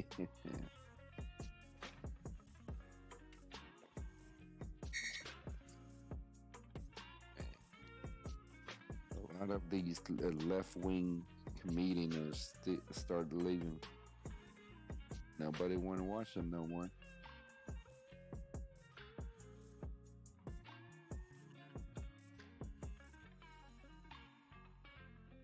I need to jump in the shower. I'll be back.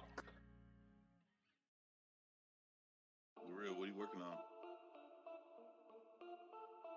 Following pattern. Oh, you're on Dogecoin. Okay. I was like, man, that doesn't look like Bitcoin.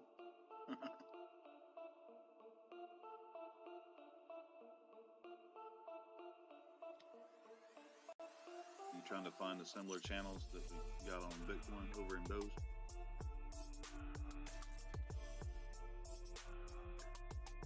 Trying to see.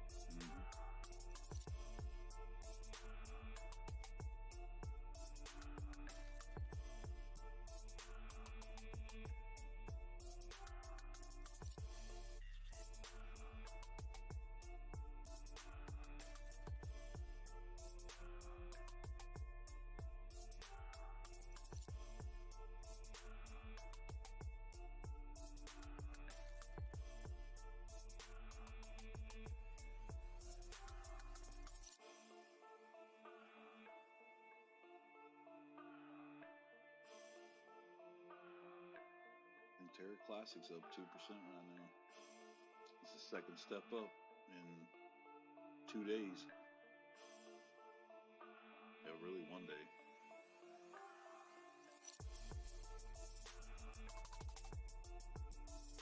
Made that big move back on September 26th.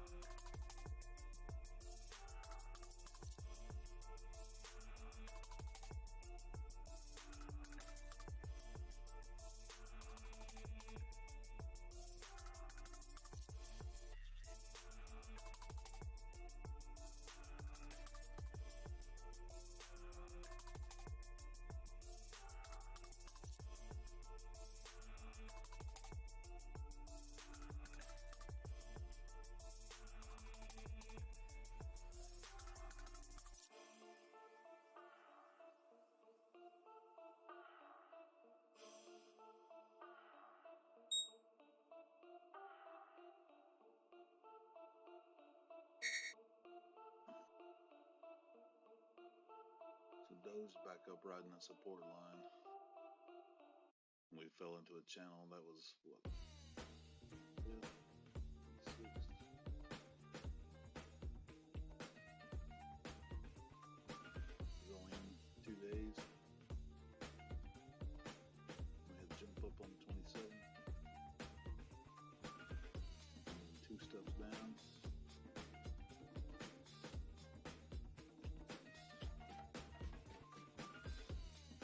Money flows been all over the place.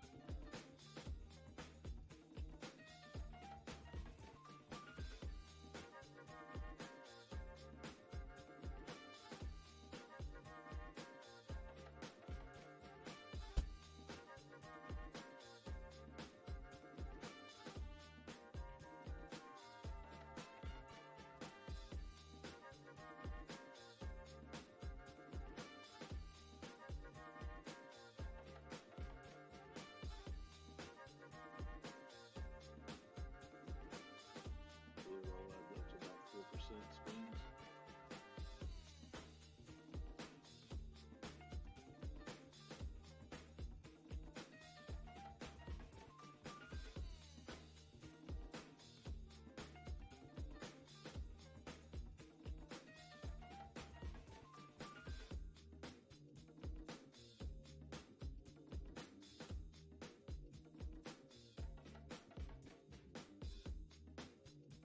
That's all.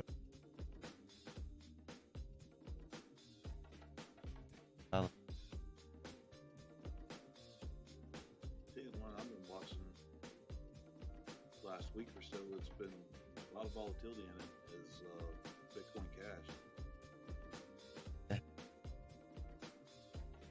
It's been up and down range to the tune of about 14%.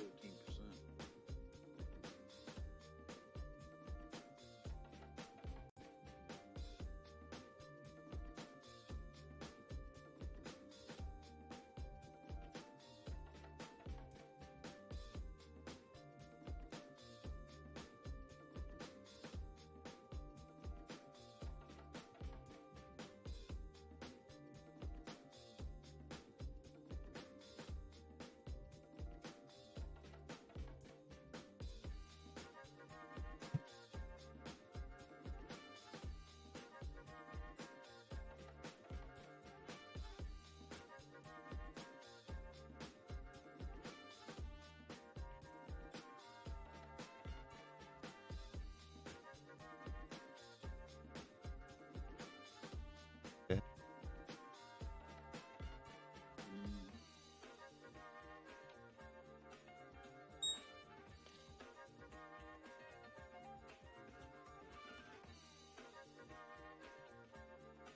that definitely is plausible. It's done that so many times. And it leads the pack when it does it.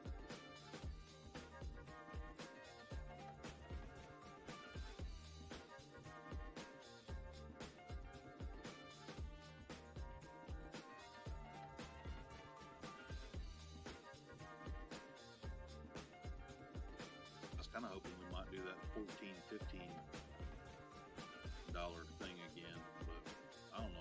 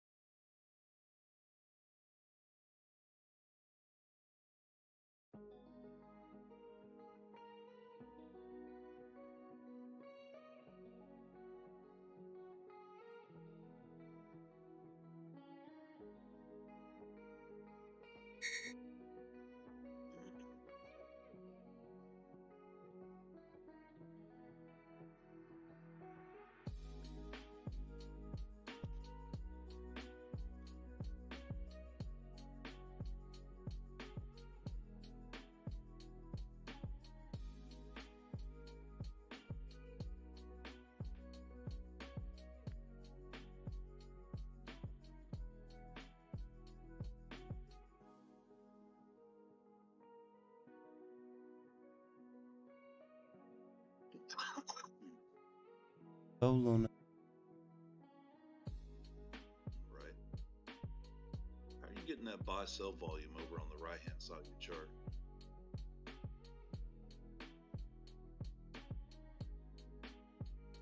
Yeah, you had them bars over there. Yeah, right there. Volume profile. Is that under financials or technicals or what?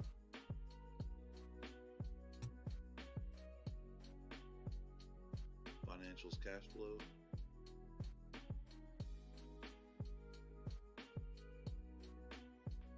Yeah, but is it an indicator? Oh. Technical volume profile. Okay, indicators, technical volume profile, visible range volume profile.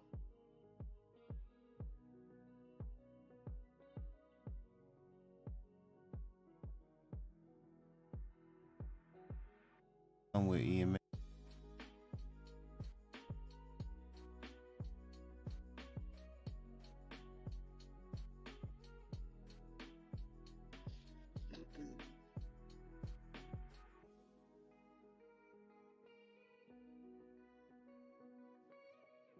You know the real pay for that. He rich.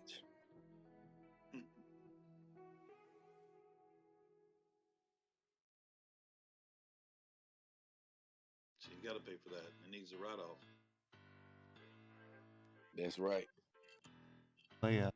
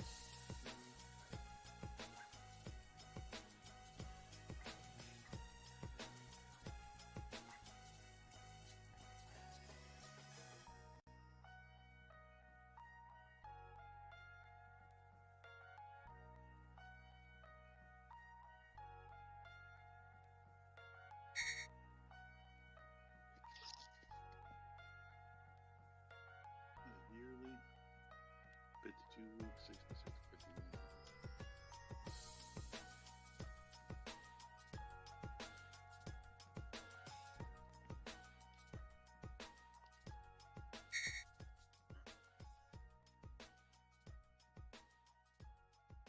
$30.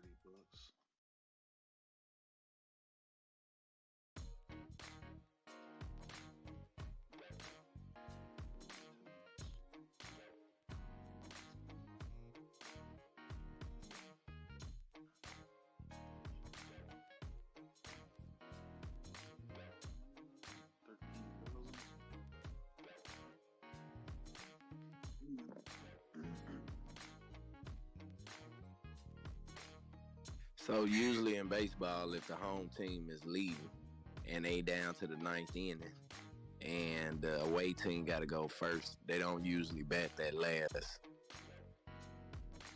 inning, do they? Good.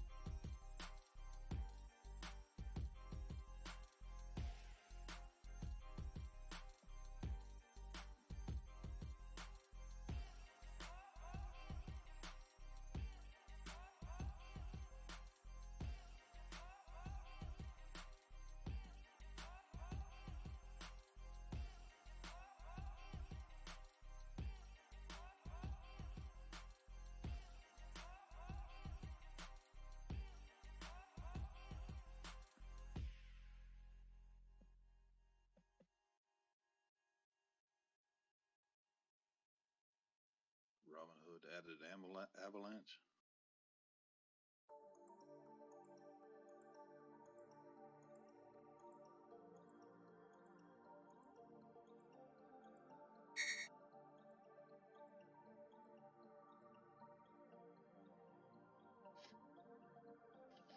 Of course it did.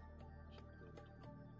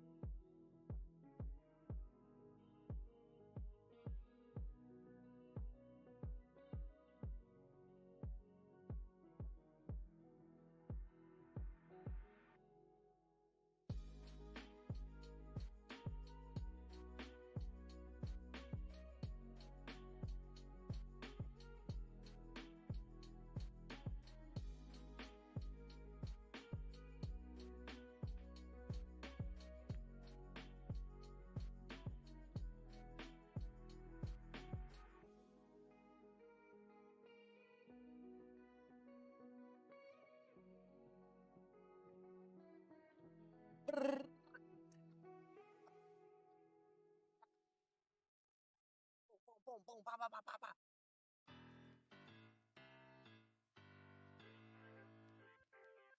Fatty, you fat faggot. Talk to me.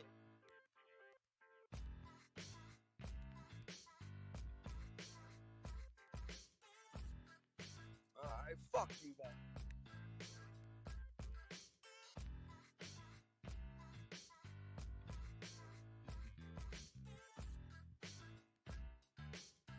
Doc, my little wetback, talk to me. Fuck you. Go to bed. Yeah, brrr.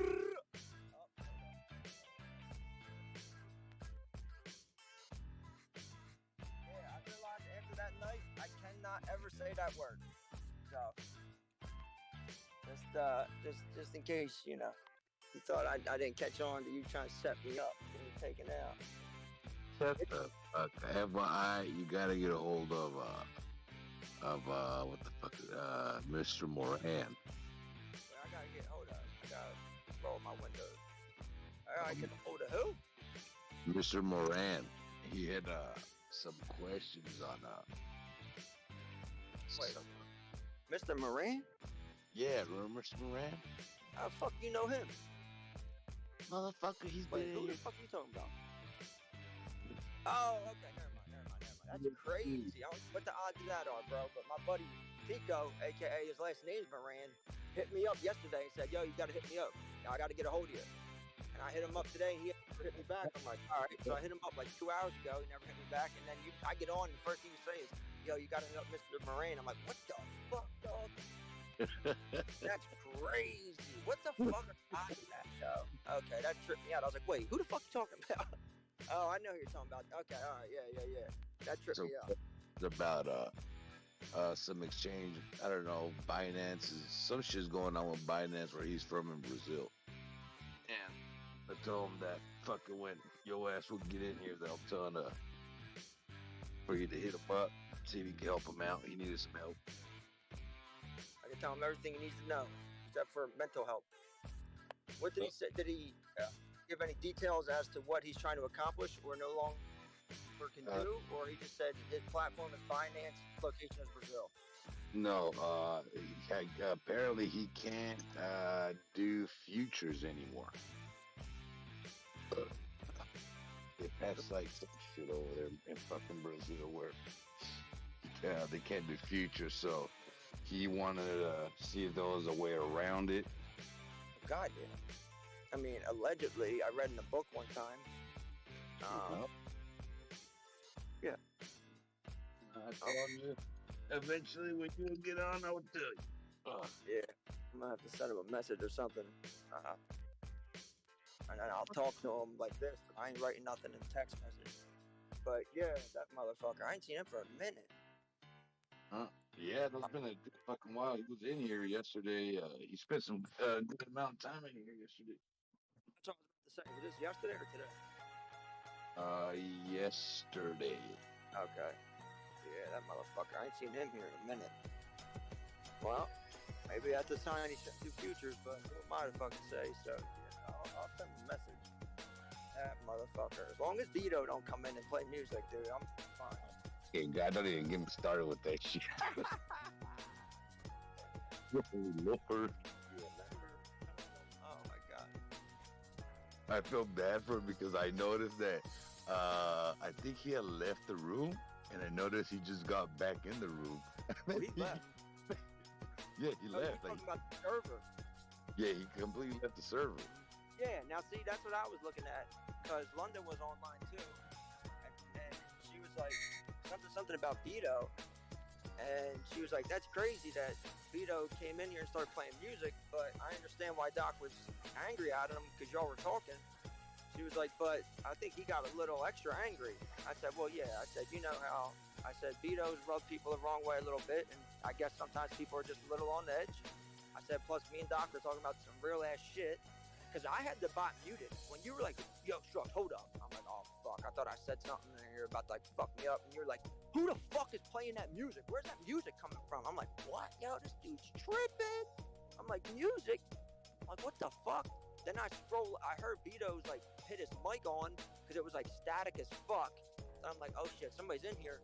So I tried to I tried to go up to Hydra, and I didn't even I went past Hydra, and I saw welcome was lit up. I'm like, who the fuck joined? I said, I know Snook just joined, but every time somebody joined, I get a message personally, so I know when somebody comes in the fucking room. So I'm like, all right, it's not Snook. I'm like, somebody new joined. So I seen Vito join. I'm like, what the fuck? I'm like, yo. I'm like, I don't think nobody kicked this dude. So that means he just joined. I'm like, what the fuck he leave for? Now he just joined back. Like, I don't know. He's back, and I bombarded him with fuck you. Oh man, that was great. Dude, it's because it's this fucking new Discord, man. You cannot fucking easily click the fucking Hydrobot or whatever and then just mute it. So I'm over here, my fucking thumb, I'm pressing on the stupid fucking Hydrobot, dude, and nothing's fucking happening. The fucking Christ, I can't turn this fucking shit off. And then Vito's like, how do I turn this shit off? I'm like, well, motherfucker, you're the one that turned it on. Yeah, remember he was like, well, what the heck? How the hell do you mute this goddamn thing, man? This is annoying. You were like, annoying? You fucking put it on, motherfucker. Dude, I was like, Jesus, man. I know. I'm like, oh shit, here we go. It's gonna be good. And then like, when was it? I think after that, I saw that he just barely came on. I was like, oh man. I was like, he barely came back to the room. I'm all here cussing him out.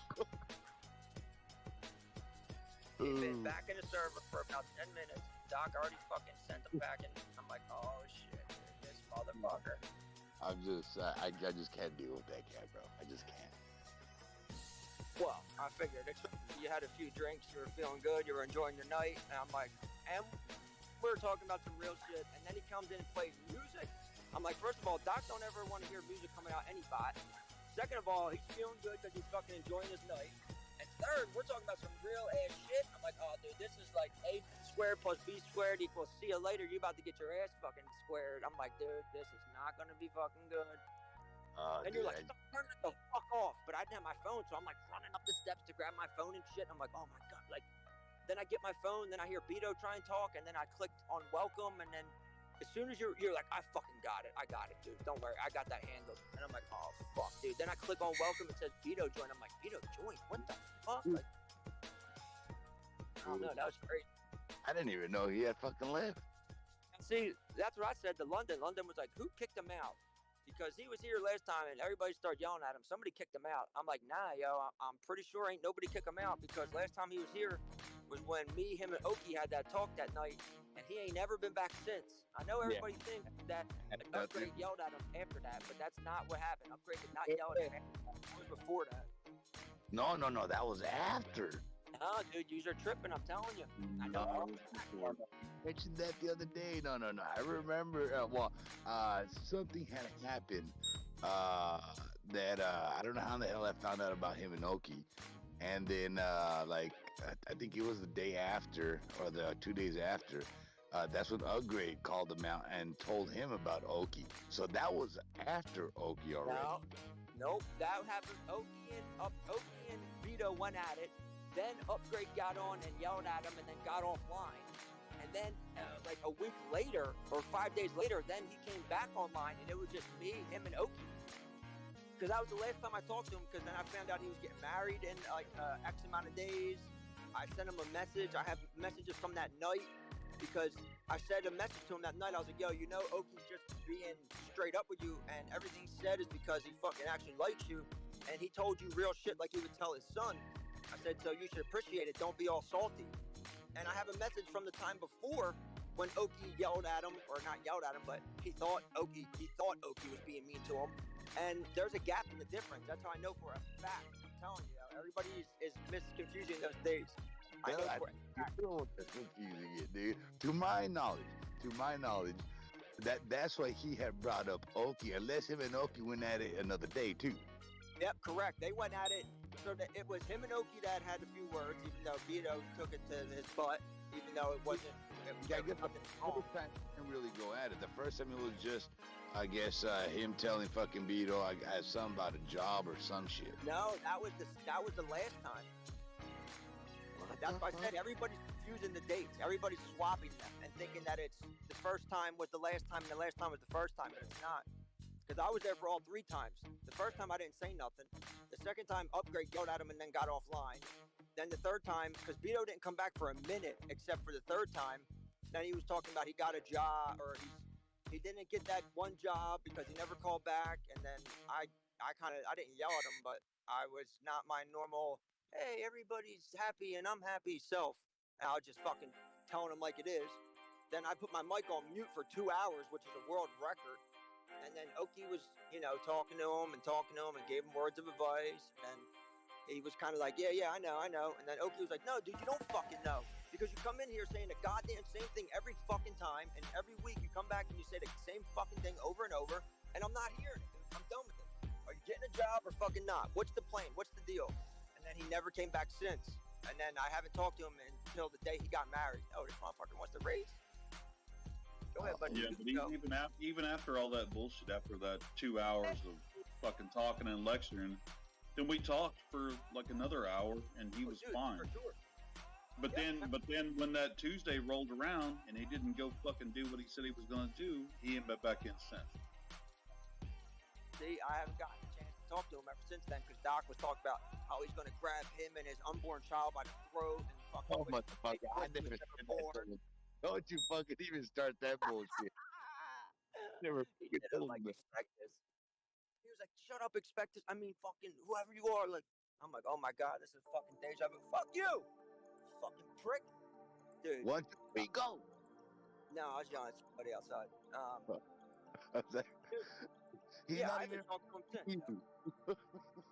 Got married. I talked to him like personally because he fucking called me, and then we talked, and then I haven't seen him in here ever since me, him, and Oki talked. I really don't even include myself in that situation because I said what I had to say for like the first half hour. Then I said, dude, I'm going to unmute my mic. I'm going to say what I have to say one last time, and then I'm just fucking muting my mic because I can't do it. Then him and Oki, literally, I sat there for about a good 3 hours as they talked. And like Oki said, they talked for a minute after he had said all that because they were talking about, like, I walked away for a little bit, but I came back and he was talking about his dad gambling and he let him borrow money and he made a good amount of money. And he was like, dude, you only take a certain amount and then you save the rest, but he blew it all. And Oki was like, yeah, I do.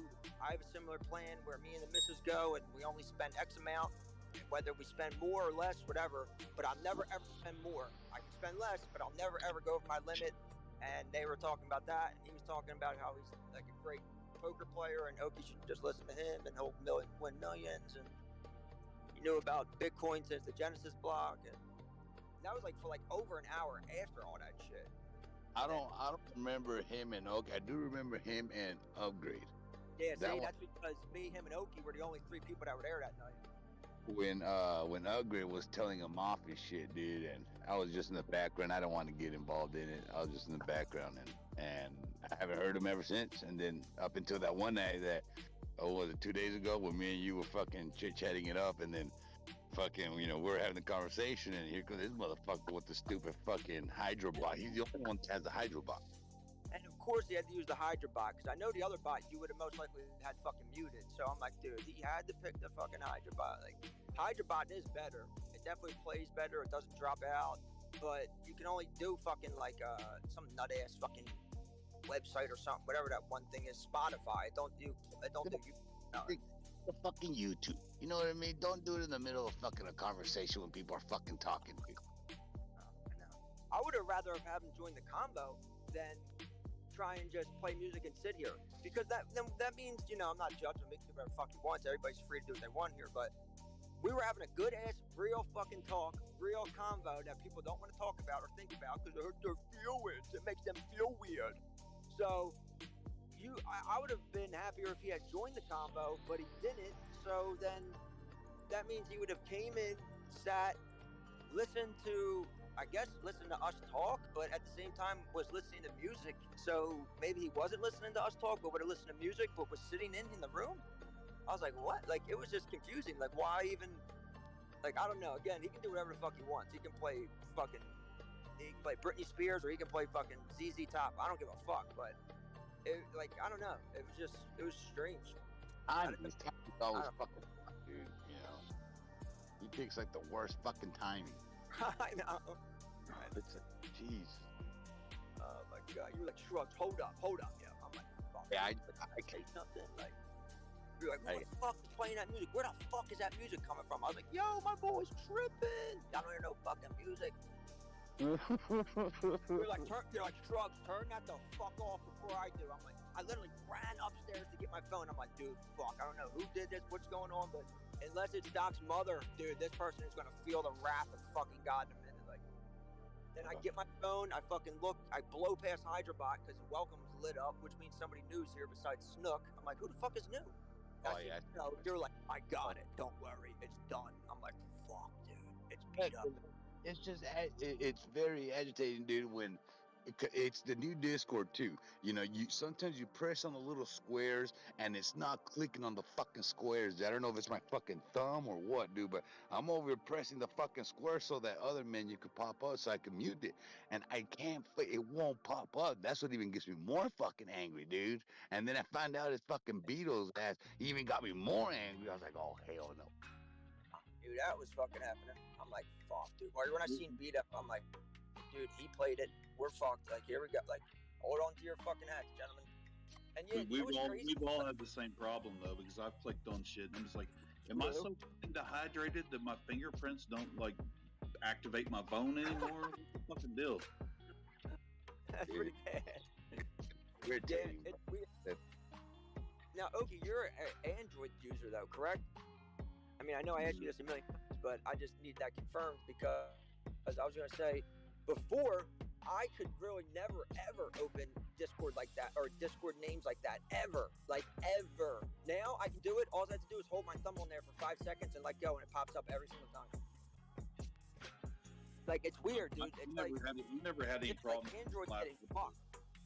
After the last update, I could hit that shit with my dick hole and it wouldn't fucking open yet. I mean, I can hold my thumb on it. It's like nothing. It's like I'm dehydrated so bad that there's not enough moisture in my skin to make contact with the screen or some bullshit. That's what I'm imagining. I don't know, bro. If your dick hole is dehydrated, I would severely consider getting some fucking Pedialyte or fucking something. I hit it with my digits, I hit it with my elbow, I hit it with my nose, I hit it with my dick hole, and it doesn't fucking do anything. It's like, what the fuck's going on?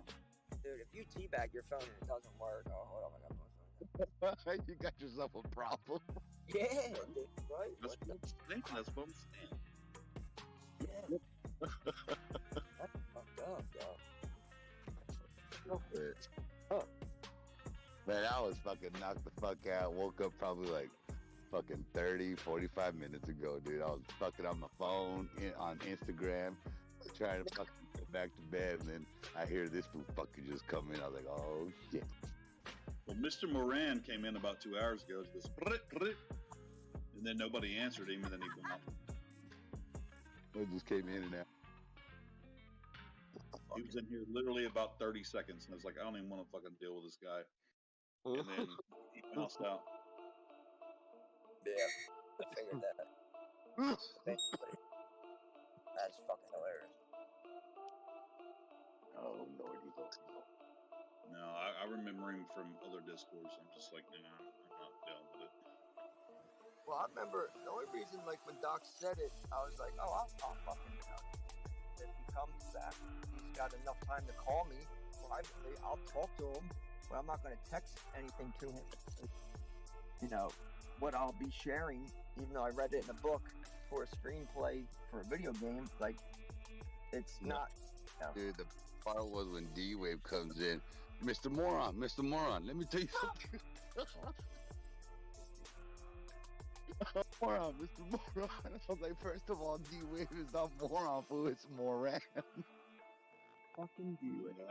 I haven't really engaged these new cats, even the Snook. You know, Snook he was like party boy with T1 or whatever, and T1 came in that time, was talking shit to fucking everybody in the Discord, but then jumped on London over in Piscats, and I was like, I don't have fucking time for this bullshit. I don't have time for this bullshit, you know. And I said, hey, why are you coming in so hot? Why are you coming in and making fun of everybody and then giving shit to London just because she's the only one out of all the people you went through? She's the only one who even acknowledged you were in here, and now you're gonna turn on her. He was like, what do you fucking mean, Okie? what do you want to do about it? And I'm like, hey, bro, I mean, what's the fucking problem? He's like, oh, now I'm your bro. And I was like, you know what? Fuck you, and the horse you rode in on, and I left. I was like, I didn't go. Wow. Yeah, he's never liked me from the beginning because we both have personalities that talk the whole fucking time. So I think when I came to Pisgah's, he just saw me as a possible threat. So he fucking hated me. But And I didn't want to be a fucking threat. Just his character. His character was so, abstain or whatever, and just fucking way he come in and got all hostile, and it was a lull, and there wasn't nobody talking. And he just come in and started just talking shit about everyone in the fucking Discord. And then London was like, what's going on? What is your problem? And he like lit into her, and then I jumped in. I was like, Okie, and I'm just like, dude. Yeah, how you said it, fucking prick. Be angry when you just said it like that. Okie, like you're saying it like that for a fucking reason, you fucking dork. You're wanting reaction, and I'm not gonna fucking buy into it. So, fuck yourself. Sit here in your own misery. We're all in here to have a good time, and you're trying to cause problems. So, fuck yourself. Yeah, fuck that, dude. What a fucking dork. No, but Snoop Killer was in here before. I don't know. I don't understand why he's in here again. Well, he had left. Well, that's something I want to ask the real about. So I want to add a bot that, we have the welcome channel, and it has the welcome bot that when somebody joins, it tells you so-and-so joined the room. Like, I like that. I want that for when somebody leaves the room. Oh, I see what you're saying. Like, so tell us, like, so-and-so left.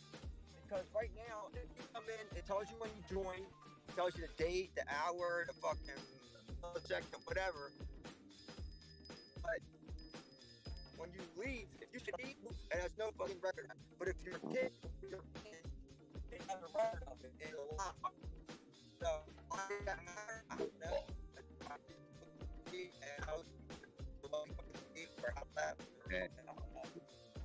Right. Look, I didn't know if he was here before, if it was the first time he joined. Like, I don't fucking know. No, from what I know, that he's been in here before, so that's what kind of took me off guard. That I saw his name pop up again on the welcome. I mean, he hasn't came in here and chit chat, but I have not. I've been in this group since day one, and I have not ever seen Snook in here. I only seen Snook here. He's not been in here and talked, which not at all. But and I don't have a problem with him being here, honestly. But it's like it brought up some old memories, and I'm just like, okay, is that what's going to start here too, or what's going to go on? I think so. He came in when shit started falling apart over there at the Pisgah's. I want to be like 3 weeks after, because he stayed there. He was still part of the Pisgah train. But I want to say like 3 weeks later, that's when I seen his fucking name pop in here on the welcome channel that he had joined the Discord. Well, I'll be able to tell you in a second, because I got a fucking thing that notifies me and keeps a record of everything. I'm a psycho, so if he was here before, I'll know. He ain't hiding from me. Unless he came in on a different name. Or unless he deleted the account. That's the only way you can fucking hide from what I have set up. If you delete the account, unless I saved your credentials, or really, unless I saved your credentials with a screenshot or wrote down the record of the time and day you joined, unless that happened, you can get around it, but you'd have to delete that whole account. That's the only way you can do it. And I know he ain't going through all that, or he probably ain't even slick enough to fucking, well, I ain't gonna say slick enough to fucking know it, because I don't put nothing past nobody, but still. Well, I mean, honestly, I didn't even have a problem with. I mean, T1 was kind of a loudmouth in the other group, but I didn't have a problem with him until he came in and did that, and then I was like, dude, why are you being this way, or why are you jumping on London? And then he attacked me, and I'm like, okay, I'm gonna give you about 3 seconds to say you're just fucking around trying to get a response because you're bored. And he didn't. He just kept on. I was like, you know what? Fuck you, the horse you rode in on, and everybody you know, and I'm done with you. I don't have time for this shit. So. Well, good for you. Honestly, yeah, I remember you telling that story vividly, because I didn't know that happened. I wasn't there for that, but ever since you said it the first time, like, I don't know, I have a bad thing, and it's totally biased. But when I fuck with somebody that don't fuck with somebody, I'm already like, I already just subconsciously don't like this person. And maybe that's not right, maybe that is right, but it's always been growing up. If somebody don't fuck with somebody, when you fuck with that person, then you don't fuck with that person they don't like. That's it. Bottom line, end the story. Like, so it said literally, and I know it.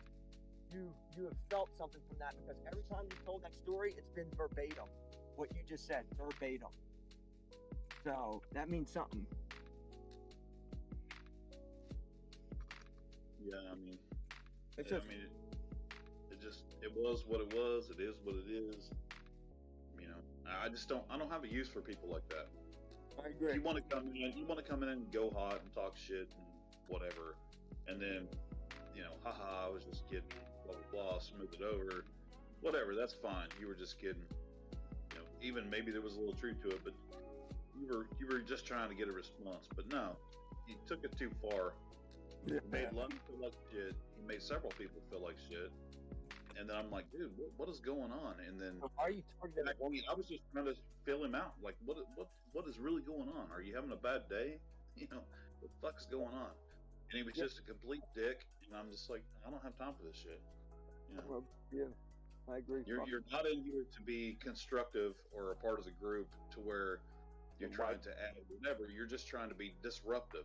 And if you're just trying to be disruptive, then I'm not have time for you. So. Yeah, fuck out. Shit. Literally, y'all better enough time. But he was a favorite over there with Piskett until he wasn't, because he was it was almost kind of like Howard Stern, whatever, he says outlandish bullshit, and he got reactions, and everybody kind of like laughed about it, haha, and everything was cool, and Piskett was fine with it until he started like getting more airtime than Piskett, and then Piskett was like, well, fuck this guy, you get him out here, and dropped the hammer on him. But at that point, it was already too late for me. I was done with the whole thing. There was too many bad actors in that group, and I'm like, I'm done with this shit. Did you say that Snook was a favorite in Piskett's? Oh, that dude definitely. T1, not Snook. Oh, I was about to say, man, I know a lot of people that did not like Snook. Well, a lot of people did not like Snook because him and T1 were kind of attached at the hip. So I don't know whatever happened with that, because I left. I was like, I'm done with this shit. Yeah, Biscuit was already being sick, and he was already like on a power trip. And then T1 was kind of trying to run the show. And then him and Biscuit started arguing. I was like, I'm done with this. It's fucking too much. I'm done with it. In the words of D-Wade, that's why. See, I didn't know all that, because y'all were there way longer than I was, because I took my little fucking hiatus, which now I don't do anymore instead of taking one day. Just take a total non-electric day. Before I would just take like fucking 6 weeks off and trading goes. Come back, nobody's in Rick's room. Like, yeah. I'm like, what the fuck? Then I looked at y'all. It was fucking skanky crackhead chick that come in there and was like, let's just start our own thing. Let's get everybody. And then everybody left. It was like, what the hell? Why are they following this chick? She does outlandish shit on camera. She's fun to watch, but she's fucking retarded. Who was that? Everybody was like, oh, well, let's follow Chemical and let's go start this thing. Well, it ended up over in like 200 people went over to Piskett's channel from Rick's and didn't come back to Rick's. And it was me and Jarrell and Ordolay and Shrugs and Calvin, Clive and Tim, and a few people were still left over in Rick's, but everybody else went to Piskett's. Oh, see, I didn't know that. Okay, and see, they like springing everybody along. Oh, we're doing these airdrops and doing all these things, and more people showed up, and new people showed up, and then all of a sudden it got real weird, and then T1 was like trying to basically be a DJ on Piskett's channel, and that's what he was. Yeah, Piskett got pissed and like started dropping the hammer on everybody that was friends or like T1 or whatever. I don't even know how all that got started, but and Snook was in there. Snook was cool, a lot of people didn't like him. I liked him. I thought he was funny, but then him and him at T1 kind of got joined at the hip, and it was just like, this is too much for me. It's too much fucking drama. It's a bunch of yelling and arguing and bullshit in here every time I come in here. And I'm like, I'm not here for that. I'm here to learn charts. I'm here to express the things that I've learned or talk about what I've learned. And I'm just not here for the fucking drama, you know. 100%, dude. Amen. So then I was still hanging out in a little bit. Drill's thing was brand new, and I was hanging out a lot with Rick's, but it was down in the bar at Rick's. And then that got out of hand. It was all about drugs and whatever down in the bar. Like a quick shit show. Instead of it being like we would go to the bar and we would talk like it was like some crazy talk, but it would still be revolving around charts. You know what I mean? Like, yeah, not more like you could go up to a live channel and that was about charts, but you went down to the bar, it was all about drugs and all about whatever. That's literally all it was. We're crazy, outlandish like stories or stuff like something. I don't fucking know, dude. Yeah. So I quit going down there, and then it ended up being a lot of times it was just me and Darrell in the live channel. Rick would pop in every once in a while and talk a little bit, but everybody else was down in the bar fucking off. Correct. I'm not here for that. I'm here to learn. I'm here to teach what I've learned and get new perspective. So I'm not here for all that. I wasn't there for all that. You know? Yeah, I felt Rick. I told Rick to mute me because I said, dude, I know like I could obviously not need to be muted and I should be able to watch my mouth. I said, but dude, I don't know what I'm going to say, when I'm going to say it. I said, so if you're live, you should just mute me. And then people were like, oh, no, dude, just go to the bar. Go to the bar.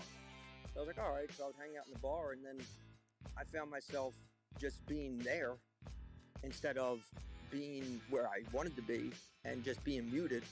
So, like, Rick was okay. And Rick said, oh, I don't care. It doesn't mind. But he said it in that voice like, oh, I don't care. Like, I'm like, you do care, dude. You just don't have the heart to fucking say it. And he wouldn't mute me for some reason. I don't know why. I guess he felt bad, which nobody should. Again, no one should ever feel bad for fucking muting me. I tell you people to mute me.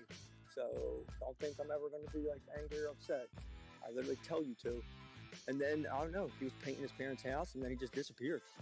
I guess it was probably just... It got to be where there was like Goose and Coley and a lot of the girls went and started their own channel. Oh, I didn't know that either.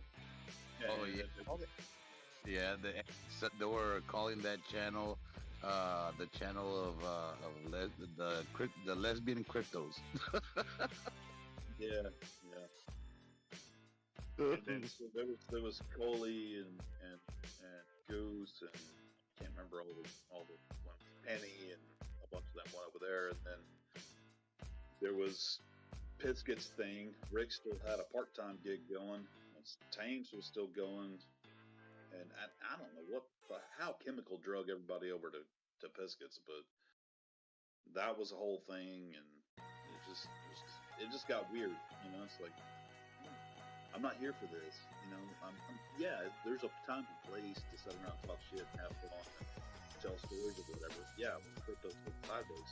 But at the same time, when all that was going on, it wasn't going sideways. We were still in an uptrend, and it became more about drugs, drinking, and telling bullshit stories than it was actual, you know, let's talk about charts, share knowledge, teach each other, learn from each other, that kind of stuff.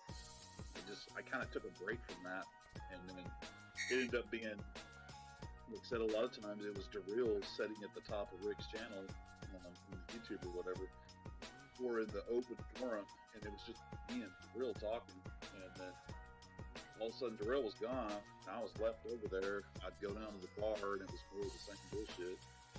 And then Darrell's like, "Hey, come join this channel." I said, "Okay." And then I jumped over here, and it was like I ain't ever left. I'll pop in them other ones every once in a while, just see what's going on. If there's a lull here where nobody's on, but there's really nothing ever going on, you know. I don't know. It just got weird. And then we got characters, you know, we had different people pop in at different times. I had that conversation with Vito here about 3 weeks ago, and I haven't heard or seen Vito in here since. And I wasn't trying to make him mad or hurt his feelings or whatever, but It's like, dude, you coming in with the same fucking sob stories and the same bullshit, and you have a plan or you have something you can do about it, but you neglect to do it, and then you come back in here a week later and it's the same stuff. Everybody in here has had the same conversations with you. Docs got mad at you. Y'all have had words. You know, Upgrades got mad at you. Have words. Everybody's had words, and you still come in time after time again with the same fucking bullshit story. And it's getting old.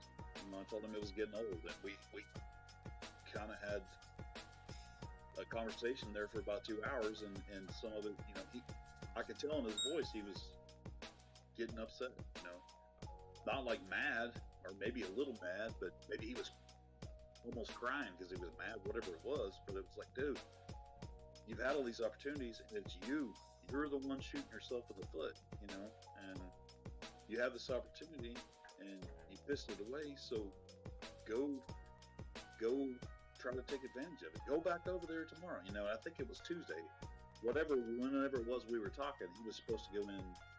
He was like, had a chance for a walk-in interview or whatever.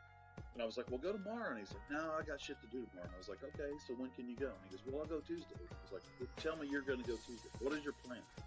He goes, well, I'll go over there Tuesday and I'll try to get a walk-in interview. I said, don't try. Tell me you're going to do it. Because I don't want to hear you come back in here in 2 or 3 weeks from now and the same fucking sob story, how nobody's treating you right and you can't get a job. Don't go in there and tell me that you want to be the manager or the district manager or the grocery store manager or whatever. Tell me you're going to go in there, apply for a job, humble yourself a little bit, and learn something, and then advance. Tell me you're going to do that. And he's like, I will do that. Okay, I'll fucking do that. And get off my ass. And he's like, I'm not on your ass. I'm just talking reality. I mean, you can't step into your first fucking job in how many years as the fucking CEO, you know? You told me you were going to work for your buddy as a welder, but then you told me now you don't want to be a welder, you want to be the foreman at the welding job. And I was like, you don't know shit about it, and how are you going to be the foreman? You know, it's like, come on, you know. And he was like, I'm going to go in Tuesday, and then Shrugs popped in, and he's like, oh, he's just trying to tell you like he would tell his kid. And I'd shut up, and they talked for a while, and I was like, okay, Beto, what are you going to do on Tuesday? Tell me your plan. And he said it, and I ain't heard from him since. But I did tell him, I said, don't fucking come back in here and talk to me about how you got problems in your life when you haven't even tried to take the initiative to go do what we've talked about time and time and time again. Just pissed it away, or you blew it off, and then you want to come in here and bitch about how somebody else mistreated you, your dad or the job or whatever. I said, I don't want to fucking hear that shit because you're not helping yourself either. He was like, yeah, I'm going to do it. I'm going to do it, Okie. I'm going to go in there on Tuesday. That's okay. Don't fucking come back in here and talk to me and tell me the same fucking sob story. You can come back in here and talk about something else, but don't come back in here with this fucking sob story about everybody's mistreating you. Because, in my opinion, you ain't trying to help yourself. He's like, I got it, Okie. I got it. I'm going to do it on Tuesday. And then I haven't heard from him since. That's been over a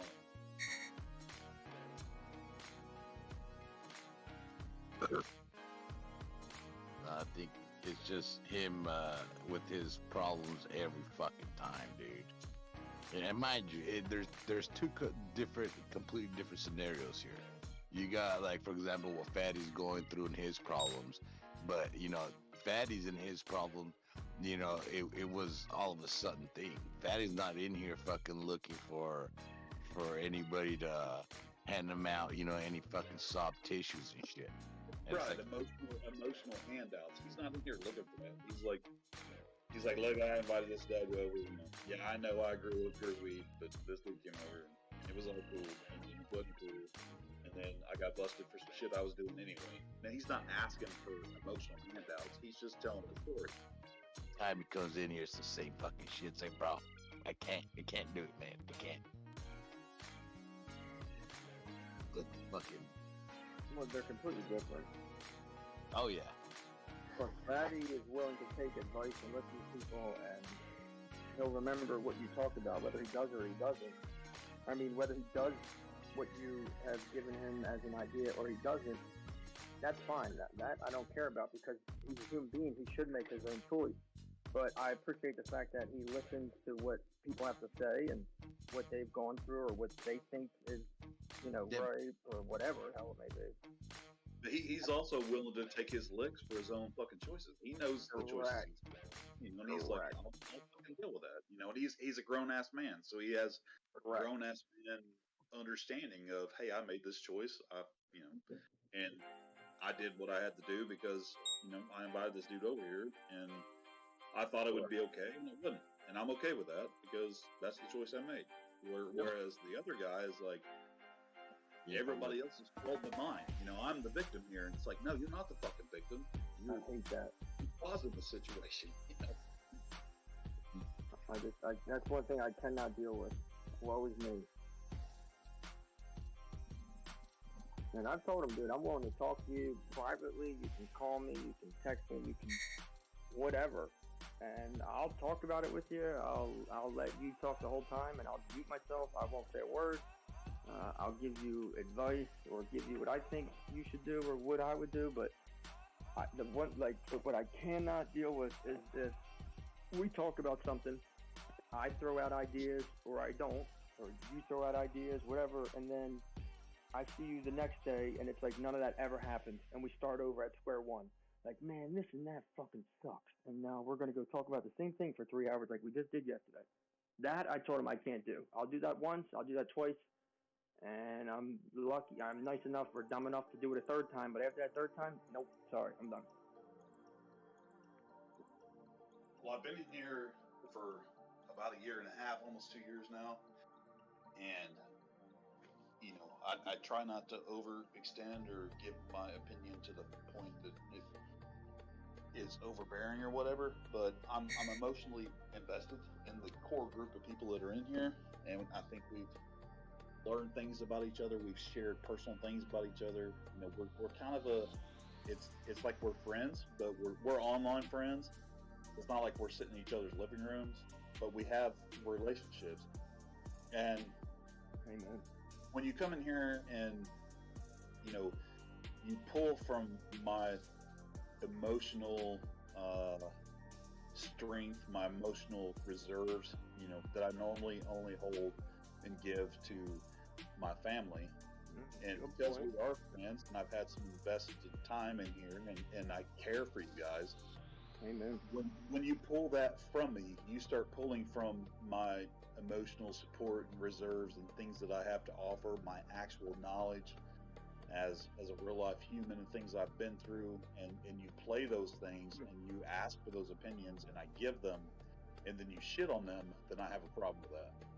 Good fucking point. That's where I got to with Beto. I was like, look, you've drug things from my inner man, my experiences. I feel for you, I care for you, I've gotten to know you, and it's the same story over and over. So I've given you what I have to offer, and I think there's value in it. But then when you shit on it and you come back and you make me pull from those same reserves and give you those same valuable stories and those same valuable life experience, same valuable life lessons that I've learned time and time again, well then you're not learning from it. And me having those conversations with you is not doing either one of us any good because you're shitting on them. That I'm done with you. I'm done with it. I'm done with that. So if you want to talk about something else, that's fine. But don't come to me for the life advice. Don't ask for the life advice because I'm done with it. I've been there and done it 3, 4, 5 times now, and you've not listened to it, but you still come back and ask for it, but you're not listening to it. So I'm done with that. I'm not doing that anymore. Yep, unless you start to implement those things, then I'm not going to offer those things anymore. So that part of me and you are done. I agree. Well fucking said. I wish I could have articulated it that fucking well or better or whatever, but yeah, that honestly is exactly what I feel and was trying to say, and obviously didn't say it as well, but as well, but I agree. That is literally, I could not say it one syllable better, because like you said, I told him I'm willing to let you. I can listen too, but like you said, I like the whole thing, like you said, you're taking from my reserves in a way, and I never even thought of that or looked at it like that. But you're right. That's so fucking true. And again, I don't mind that, but the main thing, dude, that just really fucking aggravates me or would fucking piss me off would just, it's like, I don't know. If we talk about all this and then the next time I talk to, which is like 24 hours or 48 hours later, and it's like none of that was talked about, oh my God, it drives me fucking crazy. Like, so you did none of those things we talked about, or like, and that's why or for them to realize it and then say it and then do it. And I think it's also maybe not easier, but I don't know the word, but I think the person is more inclined to do it when they come up with the idea and then they do it themselves, compared to Joe Schmo telling them, and then it's kind of like, oh well, I'm not doing that. Well, what do you mean? Like they told me to do it. It's like the rebel teenager. Oh well, mom and dad told me to do this, well I'm not fucking doing that. That's stupid. Like my idea is better. So I may guide them into thinking what I want them to. So whether you give your to do, meaning you already know it, and then you come back and none of that has been done.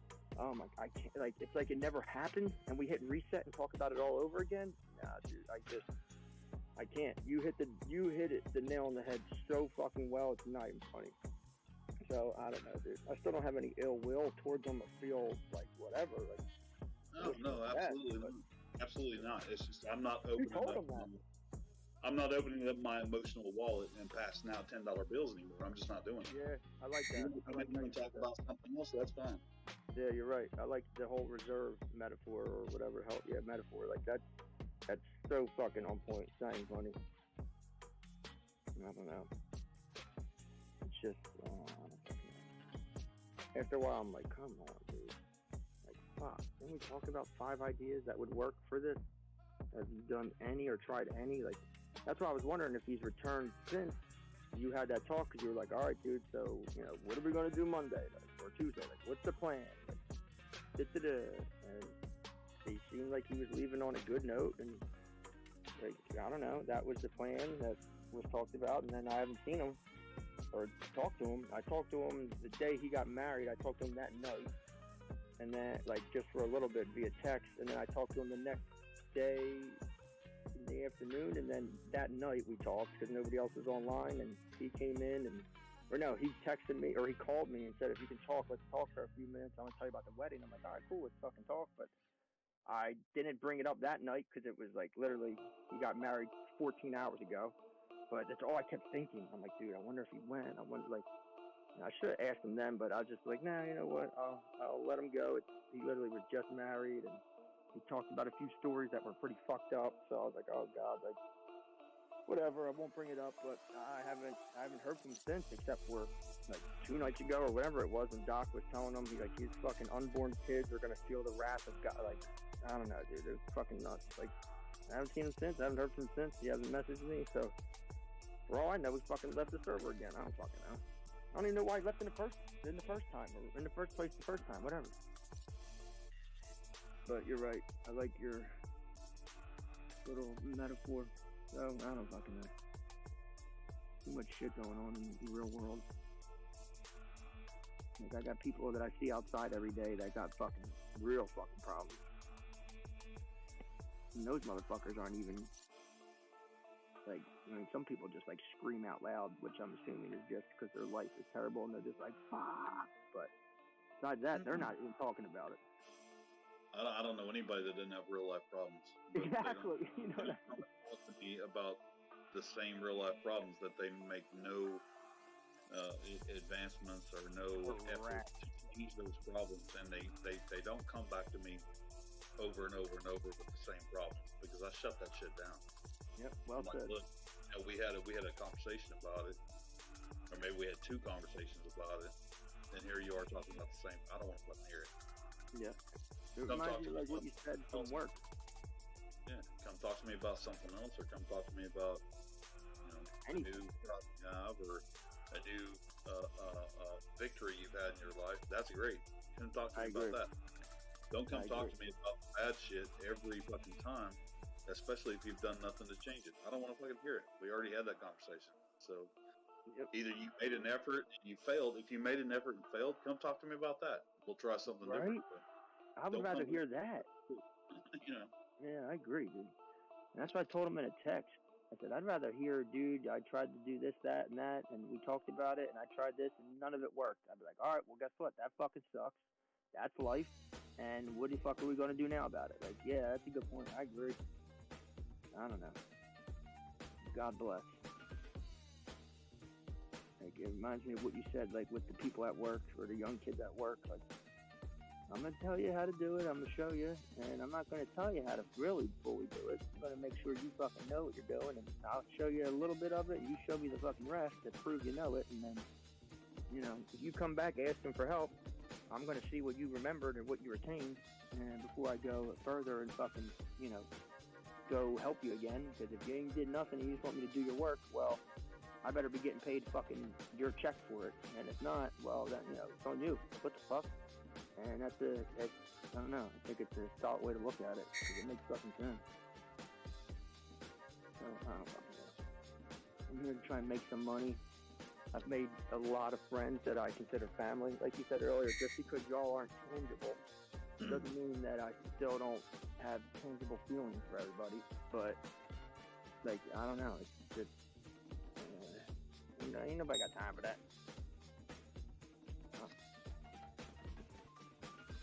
Yeah, I genuinely have feelings for the core 10, 11 of us that are in here. I genuinely have guys. I want to see you guys succeed and do good and all that stuff. 100%. We'll have our little tips and agreements or whatever, and we'll move on. But at the same time, I want to see you try to affect positive change in your life too. Correct. And if you're a veto or whatever, and you're having issues and you're not standing up for yourself, I mean, I can't fucking do it for you. Yeah, well said. And then you come and ask me time and time again, or come and complain time and time again. Yeah, complain, not even answer. I can give you the solution. Like the guy at work who came to me again today, third time we talked about the same equations to do the task. Like, look, I'm going to tell you this one last time, and I want you to ask as many fucking questions as you can. This is today. They got ask a notebook. as many questions as you can. And I'm telling you right now, you come to me with a pen and pad or a pen and notebook because you better be writing shit down and making sure you understand it because this is it. It's the last time. Yeah. Like, thank you so much, blah, blah, blah. I'm writing it down. He was taking notes. I said, ask me the questions. If you don't understand what I'm telling you, ask me the questions and I'll tell you a different way where you can understand it. Right. Don't just say, I got it. By the time we got done, he had half a notebook full of notes. Oh, good. Okay. He said he understood it. And I was like, okay, right, well, make sure you get your notes in a way you can go back and read them because I'm not doing this again. He was like, I got it. I was like, okay. All right.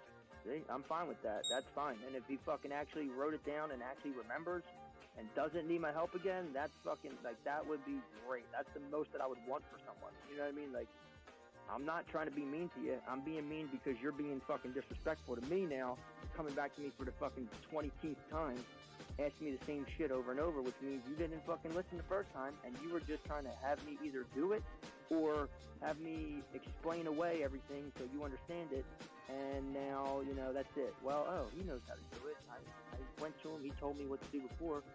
You know what? He's a nice fucking guy. I could probably... I didn't really pay attention. I kept saying, yeah, I got it. Oh, yeah, I understand that. Yep, I understand this. Yeah. Oh, I know. Yeah, I know. Yeah, I know. Yeah, I know. Yeah, I know everything. Yeah. I just kept doing that, and, you know, well, he's a good fucking guy. He told me the first time. He'll probably tell me again. Okay, he told me the second time. Well, you know what? I really didn't pay attention to the fuck. He'll probably tell me again, but yeah, you know what? Don't take my kindness for a weakness. Yeah, I did tell you again, and I'm going to tell you fucking again, but now you come back and it's again and it's again and it's, nah, dude, like something don't add up here. Something ain't right. So, good for you. And it's so funny. I was just saying that. It reminded me of the guy from work that you're talking about. And how funny is it that then you fucking, the next store you went was, or next store you talked about was a story like that. Like, that's so fucking weird. Like, what the hell are the odds of that? Wow. Well, we'll see. I'm happy that he pulled out a notebook because that's the first thing I said. Dude, I'd be coming back with a fucking notebook. If I literally have someone who is a professional And not just, anybody can be a professional if you get, hired and you do the job right and you're blah blah. You can be a quote professional. But I have somebody that's a professional that knows the ins and outs of this fucking trade. That is like fucking, top dog. Okay, well then guess what, dude? I'm literally going to ask you. I mean, it's going to be ridiculous, but I'm going to ask the simplest questions to the hardest ones. I'll probably push it a little too far, like a prick, but I'm going to ask every question possible that you are willing to answer. Even if I know it, or even if I think I know it, I'm just going to be like, well, I'm going to ask all the hard questions first. But then if I still have your ear, dude, I'm going to ask any fucking thing I can because, I literally have somebody that's willing to say and share anything. Well, you better write that shit down while this person's doing it because this is your last fucking straw, dude. After this, all that knowledge is gone because you blew it. And I'm sure that knowledge could have been there forever if he came and asked you the first time and maybe, retained 80% of it. But the final, 2 steps, he knows the final one, but the final one, he's not 100% sure and doesn't want to ruin it. And hey, hey, Mr. Oak Tree, I fucking remember literally 9 out of 10 steps.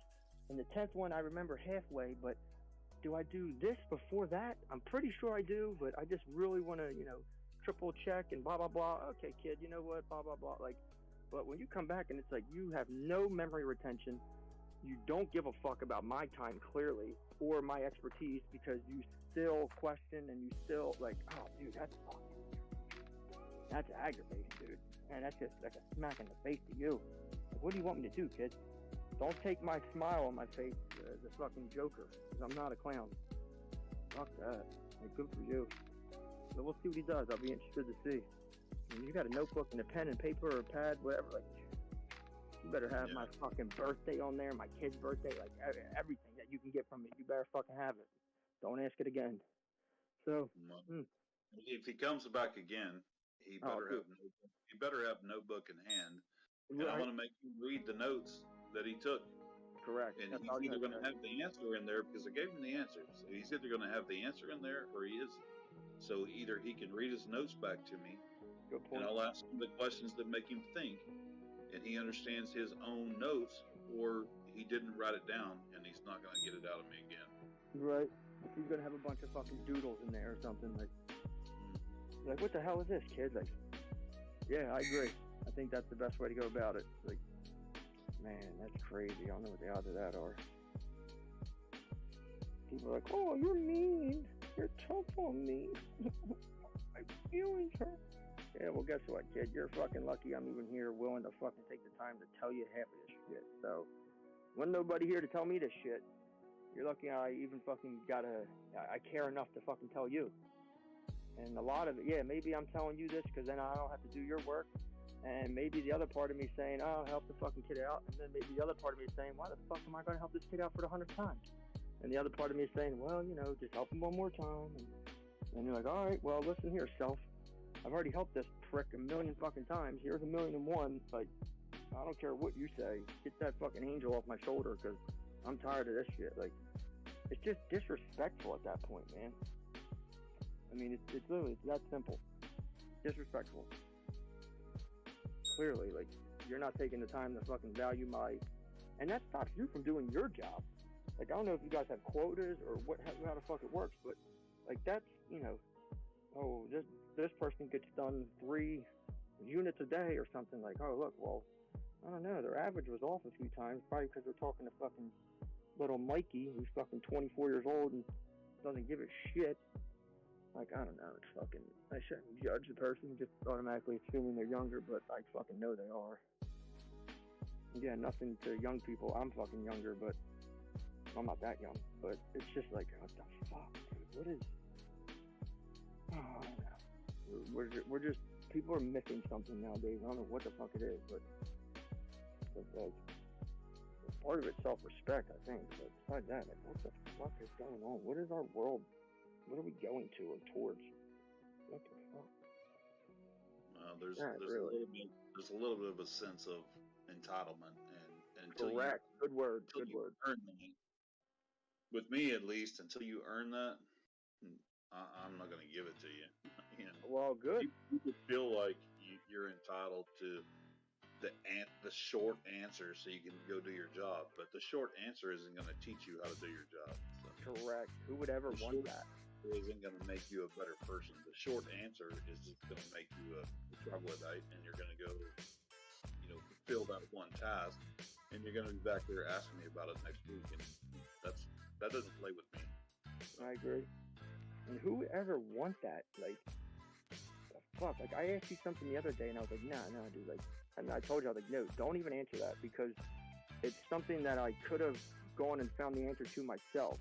Now, would I have been able to find it or possibly understand it as well as you explaining it? Because I believe you have more knowledge and you can say things way better. No, but would I have gained the answer at bare minimum? And then when this topic comes up again, now I at least have this piece of information I didn't have before that I asked you about and then told you right away, don't tell me that. And now if it comes up again, hey, this is what we talked about last time. I didn't know that answer, but at least I went and I found this answer. I know this much and this much, but dude, this part, I don't even understand that. Or, hey, maybe could you help me understand this? Well, then at least I tried to go and fucking learn something. I have the ground, the fucking floor of what it is, and I took the initiative to go and understand this, that, and the third. And then instead of just asking, hey, here's something pretty easy, can you fucking tell me what that is or explain that? Well, I already learned the easy things, and now when it gets to something more difficult, like, I'd rather use one of my chances or my phone a friend on something that's like, fucking, damn, this shit is fucking crazy. How the hell am I going to understand this? Instead of something that's simple, because I think it just appears differently to people, especially the person that's helping you understand it.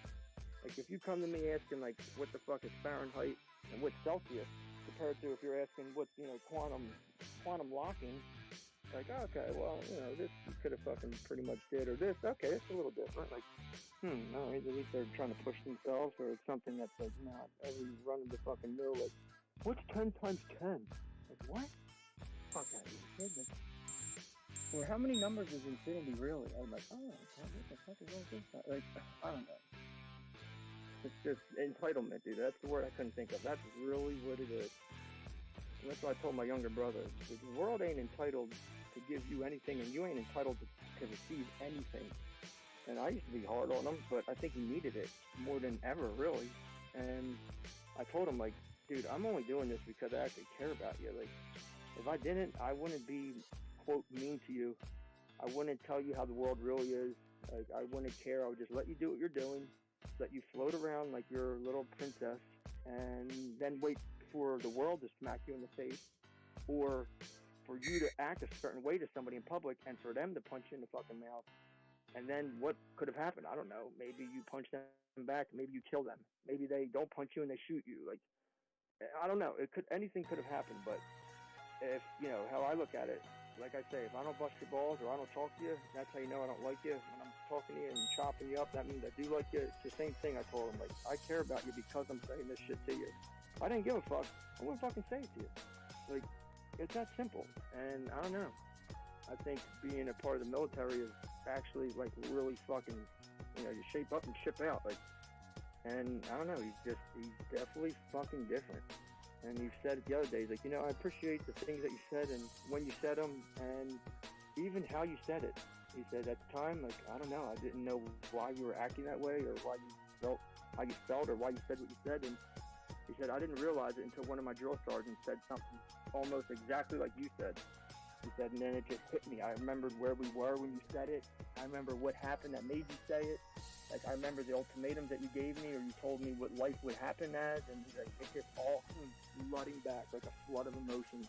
He's like, and then I realized, like, I realized everything. He said, I realized what I'm here for. I realized what I'm doing, like how I have to act. And I was like, dude, that's fucking awesome. Like, good. Like, he's like, you weren't mean, or you weren't trying to be mean. I just perceived it that way because I wanted everything handed to me. And he used the word entitled. He said, I just felt entitled and I felt disrespected because I felt entitled. He said, and I'm not entitled to anything. I'm not even entitled to the air I breathe. He said, I'm lucky enough to have it and get it, but that could be done like that. And I was like, oh my God, who is this kid I'm talking to? What the fuck? Like, this is amazing. Like, but I don't know. It's just that's a good fucking word, entitlement. And I hate to say it's all younger people. But I know some people that are older, 40s. Really, I don't even think I know anybody over the 50s that are that way. Truthfully, not that I personally know, but there are a few people that are older, like maybe early 40s, if anything. But it seems like that's like a rarity. Like from that age past, it's kind of like I don't know. Like you had said before, being raised by a certain generation that's the last of a dying breed makes a fucking difference, dude. And something else you said before, if we don't take their teachings and write it down and at least hear it and pass it on, preferably write it down after we've heard it and passed it on. Like once it's gone, that's gone forever, dude. And that's it. When those people die, their stories die, their ways die, like, and that scares the shit out of me. Like that fucking, I don't know, man. That fucking worries me. Because y'all are last of a dying breed. I know you're most likely not technically Gen X, but you like that's what I consider you because you were like you're right at that time frame. Plus the people that raised you were the people that were raising Gen Xers, baby boomers, and fucking probably the silent generation, really, or not the silent generation. Oh wait, silent generation. The silent generation or the greatest generation. I forget which one is right before. I think it's the silent and then the greatest. I don't fucking remember. Like those were the big dogs. Those were the fucking manly men, as I say. But I don't know. Y'all were taught that, and then it's like considering technically my father was that, so I was at least instilled some of that. But then it's like I don't know. I see people below me. I'm like, oh my god, what the fuck are these people doing? It's like it's just everybody that's like in their 30s and below, like is there people that are just in their 20s and below, like it's just crazy, dude. And now everything's digital, which scares the shit out of me too, because that's just, in my opinion, that's the easiest way to get rid of history. Fucking digitalize it. We'll just write this down. Well, actually, this happened here, not this.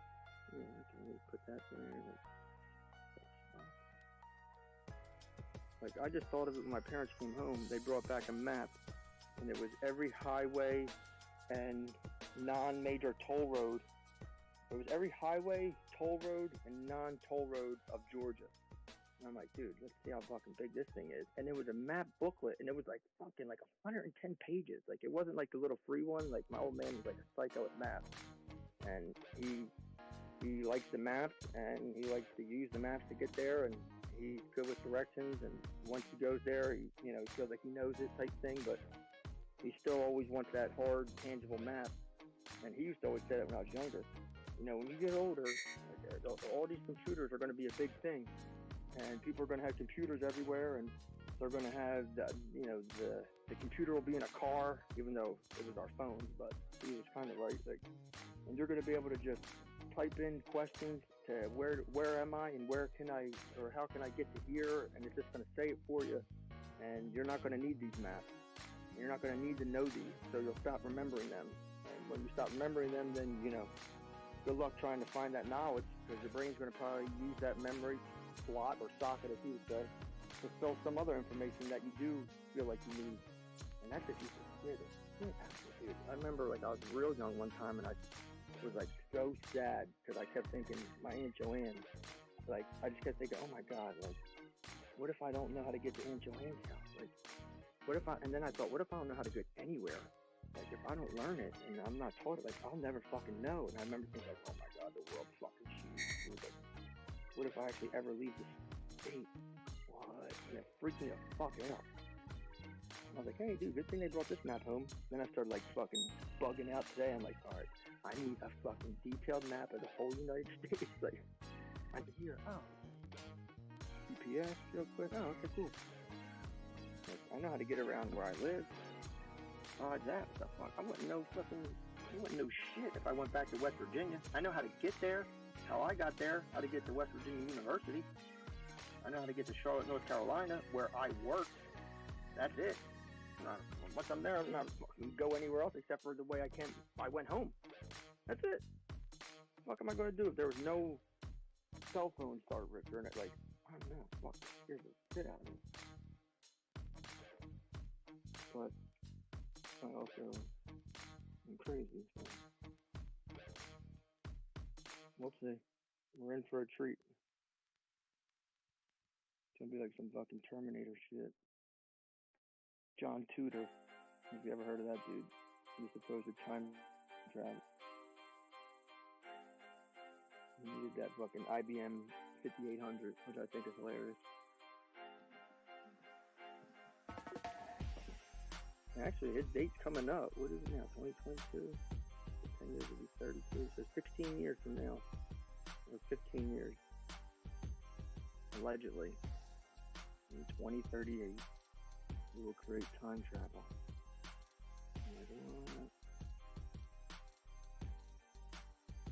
Too bad we probably already had it for like fucking years.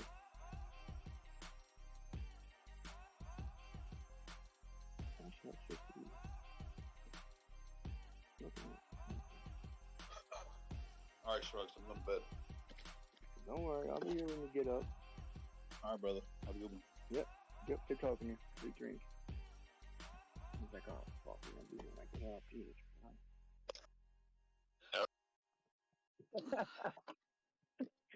Just go.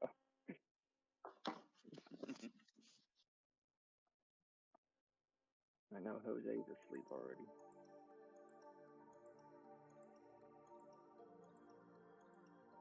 Dreaming about his fucking M60 fully automatic machine gun and shit. Little psycho. Which I got you on the best deal possible, by the way, but yeah. We'll talk more about that when you're awake.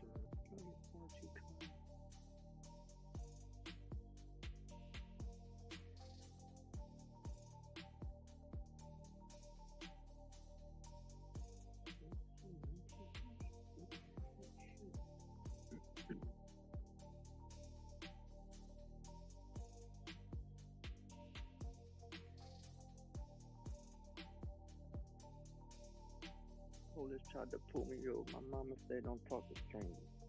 Brr. Bermuda's my shit. Will slap a Ruger in my third out the chassis. Gang, make you know it's love.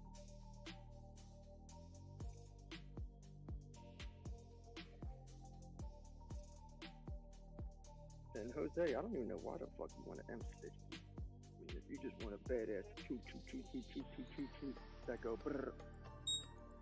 Yeah, get you a better option than that. Shit, I can get you a fucking replica. Be a little cheaper too. And ain't nobody gonna fucking know the difference. You see, he just said out loud, even when he's sleeping, I don't know, sure. You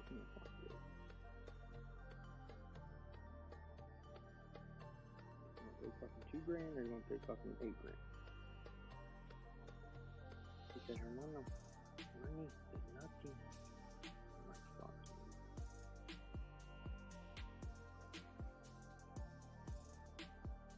He said, dinero is nothing. What the fuck? Why are you talking like that? He's like, oh, it's dinero is nothing.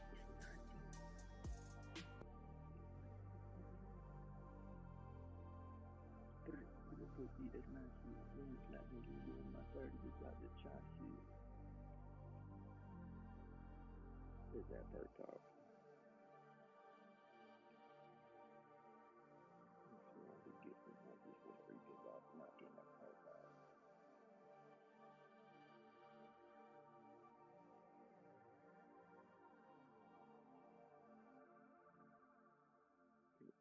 see that my shit. I'm gonna snap at 30 in my video. I just try shit.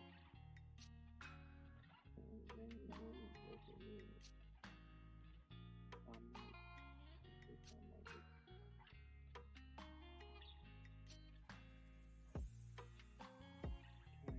get that CEO.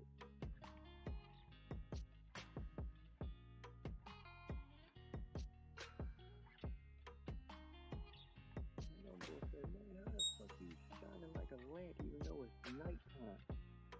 If this is diamond VVS, you know it's fucking pipe time. What? Yeah, I know I said white time. He said, what do you do that for? I said, it's white time. They think that I'm racist because it's always white time. And from 2 to 3 a.m. they giving up in white time. Yeah, that's right, that's 3. It ain't for me, it's night time. And if you think that I'm telling them good night, it's night time. Night night, no good. Night night, no honeymoon. Night night, no cocoa. Some night, no chopping the food. Night night, night night, night night, baby. Night night, no baby. Night night, baby. Night night, baby.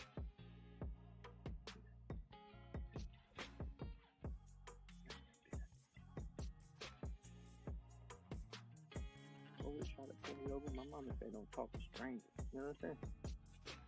I'm just listening to mama. That's right now. I'm just listening to my mama. My mama says, I'm listening to my mama. My mama said that I listen to her. My mama. You got right key ways to your shit bag. Fuck, man. You shut up for 2 minutes.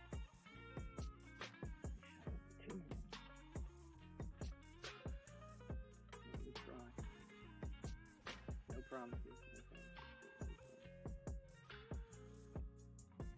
Honestly, the police tried to pull me over, but shit, I ain't talking to my mama said don't talk to strangers, but you did. You did.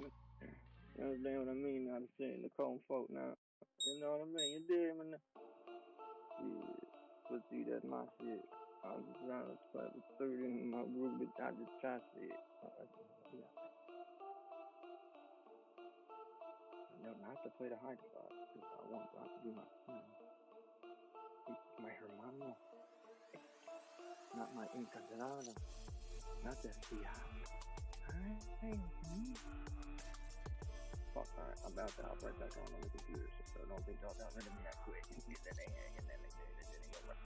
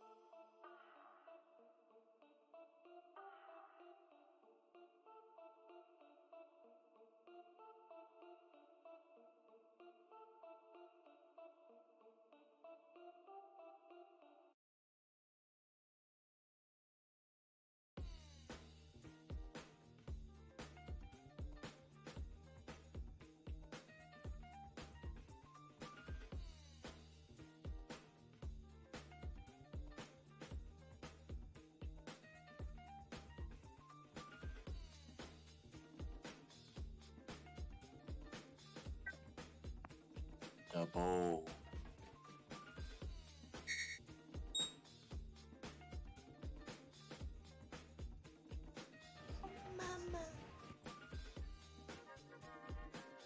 You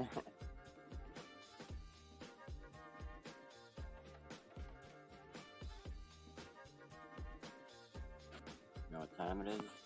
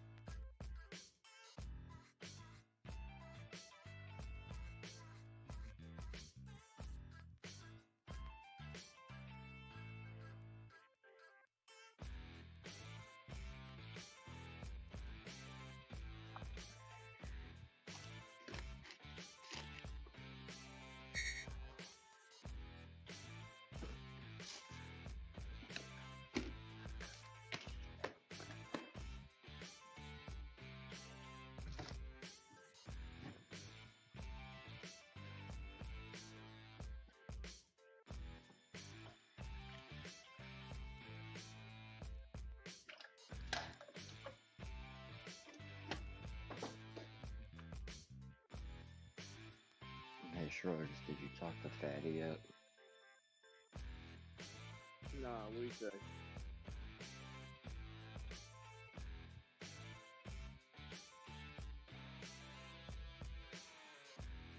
This is all.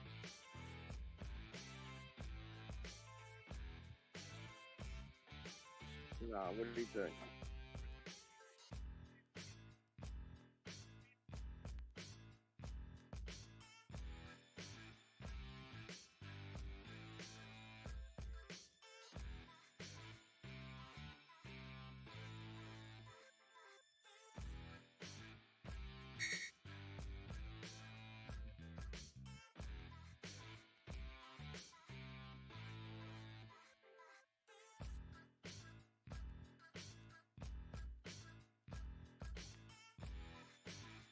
I'm gone. That's a kind of bad. Not ready to find a thing. But really for that beard. Brr. I don't know if you can hear me, but nah, dog, I ain't talking to that ass boo boo yet. It's nice.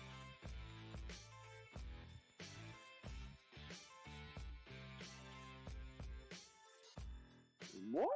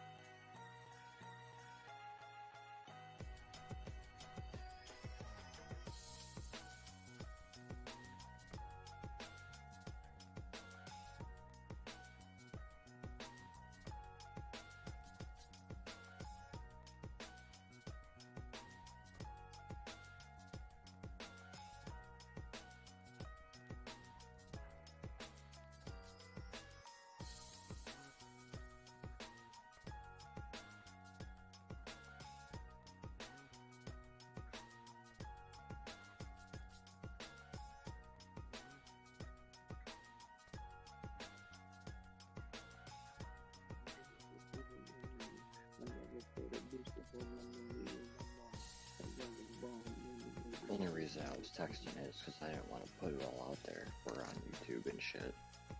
I don't know if you can hear me or not. Yeah, I could hear you. No, as I was talking in the beginning, I realized I didn't have my fucking mic on. Yeah, I figured that. That's why after I was reading it, I was deleting it. Just fucking no.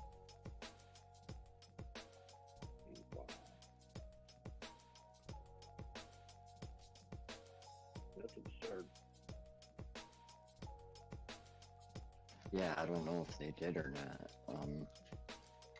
That's what I'm wondering.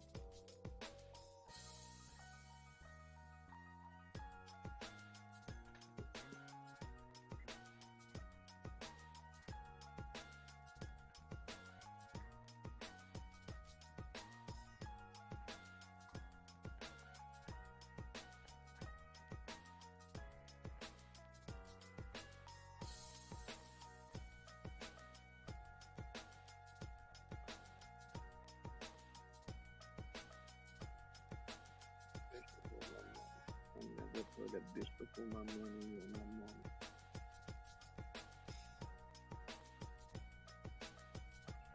Oh yeah, that, I'm pretty sure they could have did the same shit right there.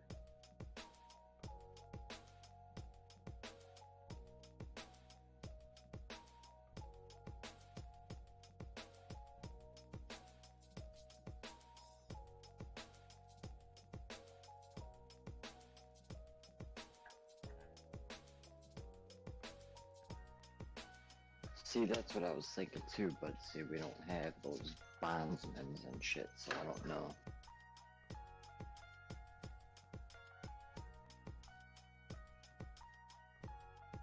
I don't know.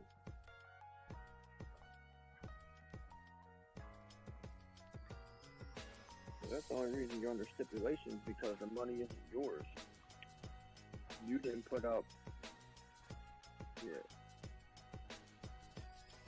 You didn't put up anything having liability. The only thing you put up was your person. If somebody puts up the cash value for you, that's why when you skip it, they have to pay everything. And that's why you have to abide to whatever bullshit they put out, statutes and stipulations. But if you were to have paid that yourself in the beginning, none of that, you wouldn't be eligible nor liable for any of the shit that they were trying to put you through.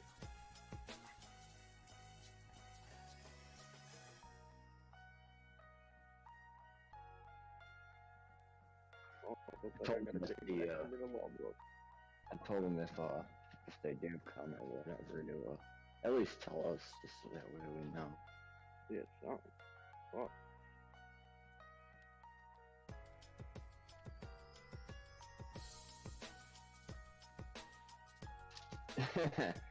I was like, Doc, I got some good stuff on. I was sharing my screen last night. I was like, Doc, I got some good stuff on. It's like, man, we gotta wait for Shrugs for that juicy shit. I was like, man, it's taking too long. That's great. You can't fucking wait. Kidding me? Fucking twitching over here and shit. That's hilarious. You would too. Oh yeah, and speaking of, Mr. Moran came in yesterday. He had some questions. Like questions like he's a fucking fed, he's on my tail, like I gotta kill him or what? I guess I stated that wrong. He's got some questions about derivatives or I don't know, or futures or some shit. Oh, yeah, actually, Doc. Yeah, you know what? Okay, yeah. I don't know why I thought I had to instantly go to murdering people, but yeah, Doc. I got on last night and I just started like yelling at people.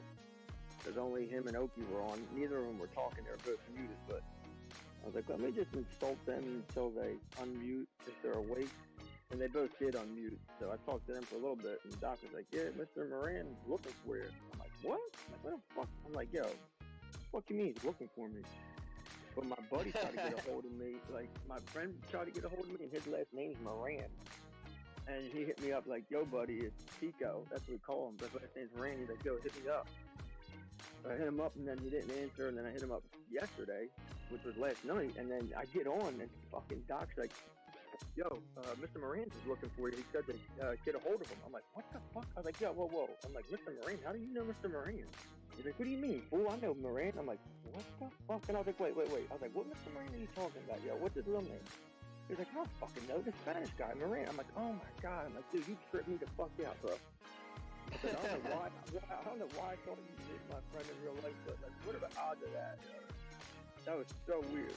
I was like, oh, that fucking dude. I was like, where's that dude been at? I ain't seen him for a minute, bro.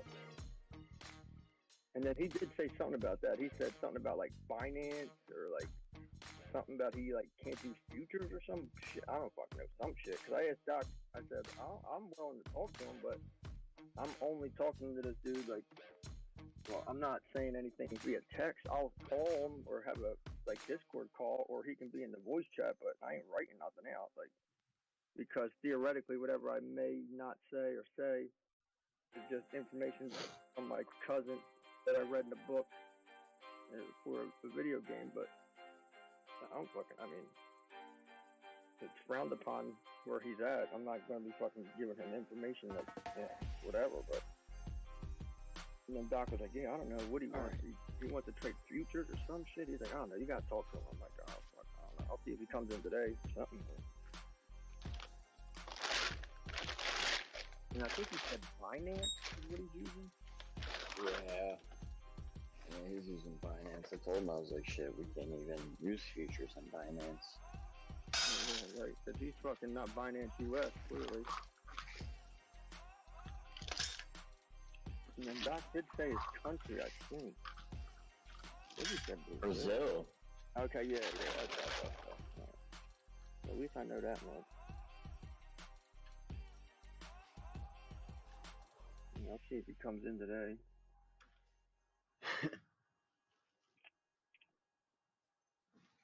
He you was don't come asking in all black the and white. he was asking all the juicy questions. I like You juicy. guys got the heroin up there? What?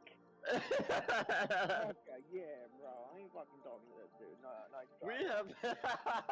Yeah, dude. Doc trying to set me the fuck up or something, bro. Yeah, okay. You think I'm gonna talk to this dude? I showed him. I was like, dude. I was like, I'm going to the dispensary. I was like, they got some deals finally.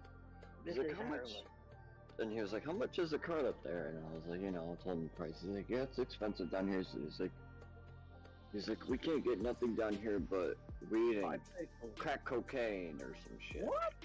I was Okay, like, yeah, what? get this fucking narc out of here, dude. What? Dog, this fucking narc ass dude. The fuck up. Yeah, we can only get crack cocaine. Like, hey, okay. I don't know why we're doing an Indian accent for him, but for some reason, we can only get the crack cocaine. Like, what? Probably like, hey, hasta mañana. We're like, crack cocaine, my friend. Oh my god. Run for the hills. Yeah. Right, what the fuck is wrong with us?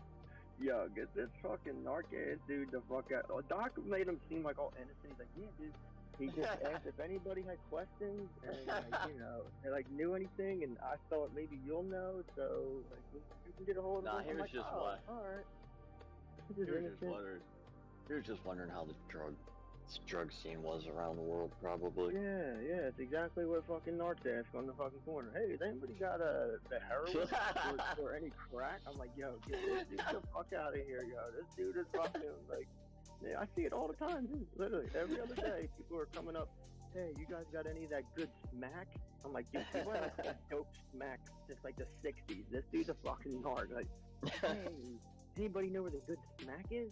We're always like, You what? got narc. Do you got some heroin? Yeah, my God, my friend, does that have to hit him? What? Get the fuck out of here with your carpet and fucking, yeah, alright, dude. Alright, what, you think there's an opium den, dude? The fuck, like, this ain't 1963, buddy. The fuck out of here. Oh my god, if I heard him say that, I would have lost it, dude. I would have been fucking dying. Hey, you guys give any crack cocaine or heroin or PCP or mescaline or, acid or anything like that that's highly illegal? Oh, by the way, can anyone help me with an illegal act? What's that, buddy? Oh, I just want to circumnavigate my location and spoof my location so I can illegally trade. Oh, okay, yeah, sure. Let me get right on that after all your weird ass fucking drug questions. So, this dude. Yeah, I hope he comes back. I'm just gonna ask him crazy ass questions back. For real. Like I'm just gonna like crazy ass shit. Like start interrogating his ass. Yep. I'm gonna tell him to send him the picture of his passport. He's gonna be like, what? I'm like, dude, yeah, I got heroin here. I can send you like 7 to 8 pounds to. Don't worry, I got you. Just read me off the 12 digits on the front of your card. Right. Give me your first, your last name, your mother's maiden, where you grew up, your first book you read, and your social if you have it. Come on, Charlotte, go buddy. Don't fall for it, Charlotte. Don't fall. Remember, it's always one treat. That's it. Think about how fucking good outside it is and everything, dude. She's like, man, you know what? I feel like we do this every day. She's like, should I go out there and go potty? Right? She's like, I do get a treat if I go out there, so. Alright, I'll go. She knows I just give her food throughout the damn day. Oh, without doubt. She's like, alright, it's worth it. I'll get a little outside time, fuck it. I'm not gonna see him for a few hours, so I might as well go out now. Yeah, they finally, so they had, so I got a half-gram cart for $31. Oh, dude, I saw that, yo. I was fucking hype as shit. I wrote out a message as a reply, but I wrote it on my computer. I never hit send yet. And then, like, I was only getting the half-gram cart and the 1 gram live resin. The live resin was $24. And then, the lady was like, she's like, I don't know why we have all these out here. She's like, but, do you want to add one of these to your cart for $5? And I was like, yeah. Oh, I was like, fuck yeah. It's like, you ain't gotta ask me twice. Shit. For real, bitch on that 10. Normally they sell that shit for like $30. Fuck yeah. I'll pay $5 for that. Dude, that's crazy. Yeah, that's literally 1/6 of the price. So like literally, if they'll keep the prices of that stuff like that, then I can start fucking buying dabs and shit and saving money. Cause for fucking a gram for $25, I'll buy that. I'm saying shit. I don't know if you're like limited to like X amount of purchases per day of that. So it's, I think it's 5 grams of concentrates a month and 5,000. It's like 500 or 5. No, it's got to be 5,000 milligrams, I think, of cartridges. So wait, do they consider concentrates and cartridges the same thing or no? No. Oh well, one, they're idiots, and two, that's good for you. At least I don't believe they do. They probably don't. How you just worded it makes me think that they, without a doubt, don't. I mean, even if they do, that's fine because you figure if you get a cartridge that's a gram, that's 80% THC. That's 800 milligrams. I mean, you buy 10 of them for 8,000. So I mean, obviously that's 3,000 over, but still, like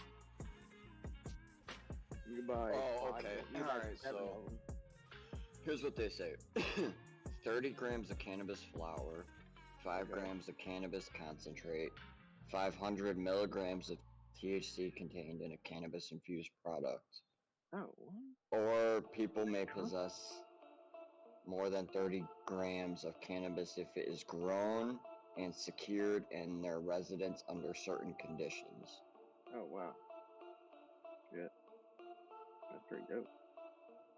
And that's only for recreational or? Yeah. Oh, wow. Yeah, that's dope. Yeah, see, that's fair.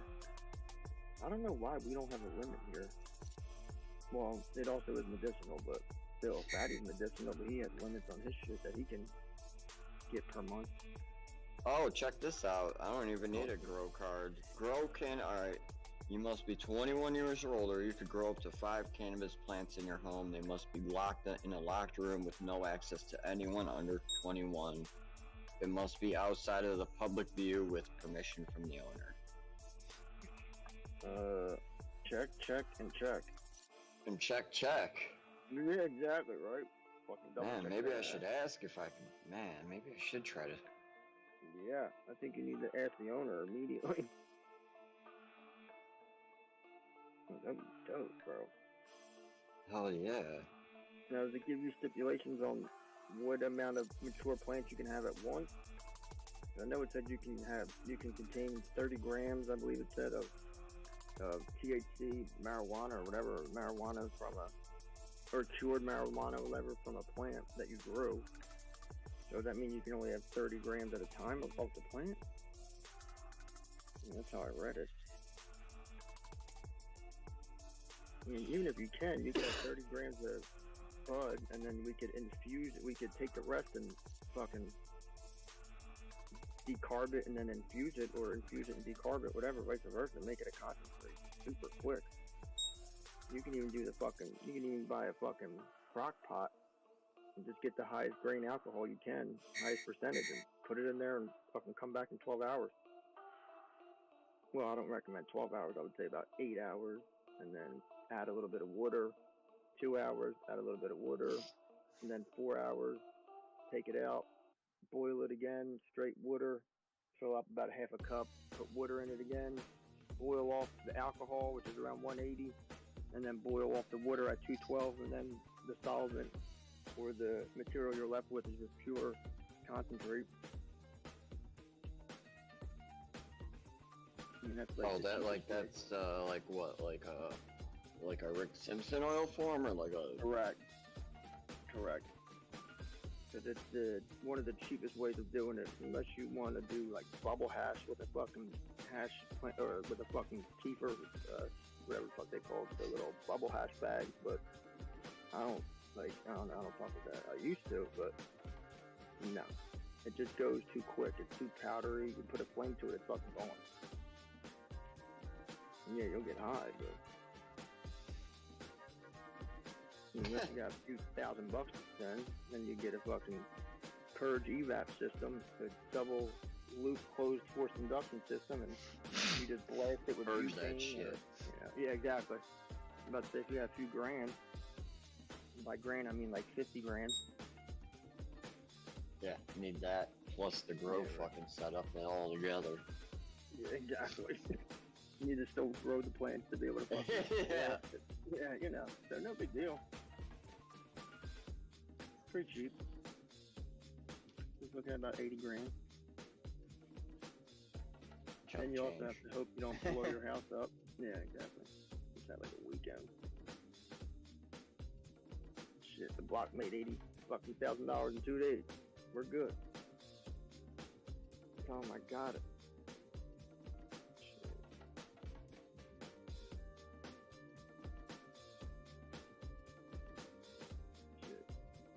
80 grand to blow. I'm spending $40,000 on guns. Just save that 40 and grab another 40.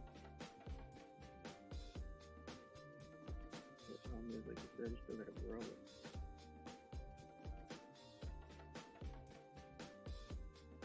Yeah, let's be real. If we got the fucking forced double loop, we cooking up something else.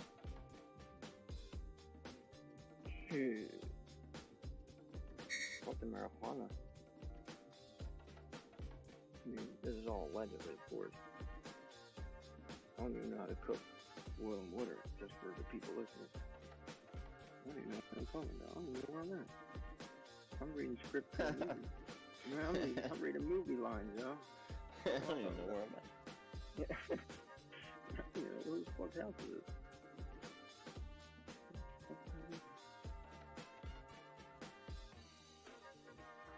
Yeah, I'm gonna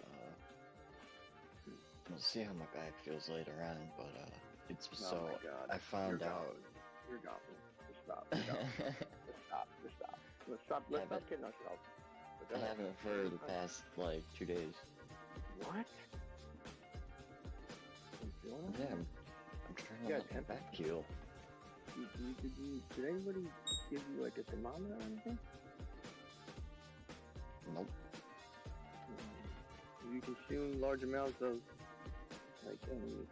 Oh my God, Scott, are you alright? Are you sad lately or something? You want to talk? I'm trying to come back call you real quick. So it's my rhomboid that hurts. Okay, that makes sense. Because it's starting to dial in where it's like sore at.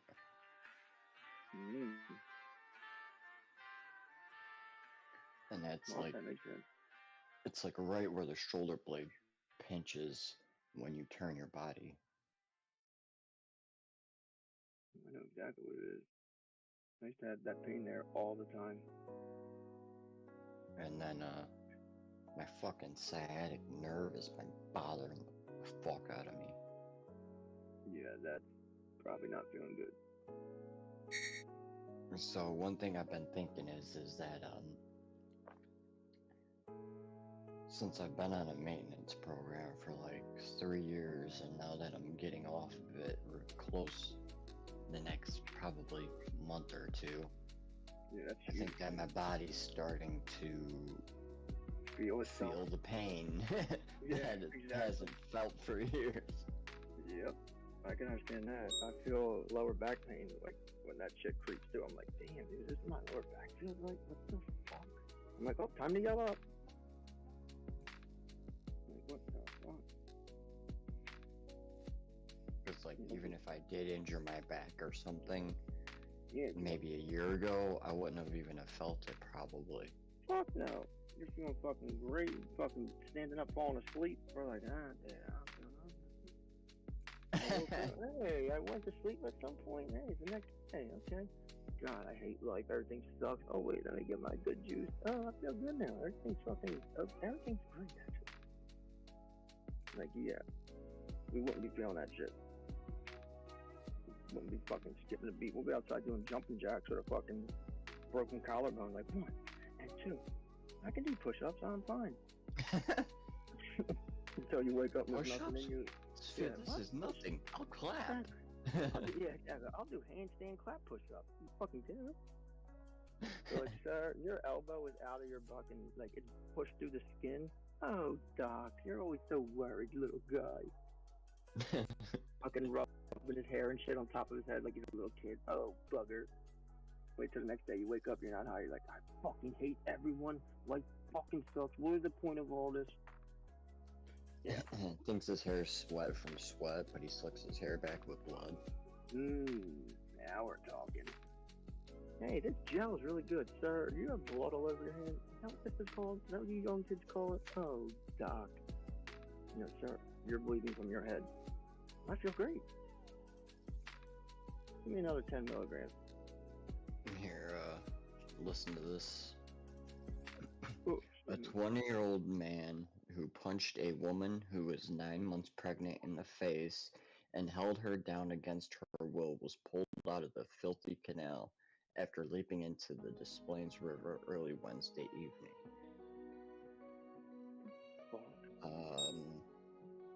On Thursday, the state's attorney filed 8 criminal charges against Ramirez, 2 counts of aggravated battery against a pregnant victim, 2 counts of domestic abuse, 1 count of battery, and 3 counts of resisting arrest.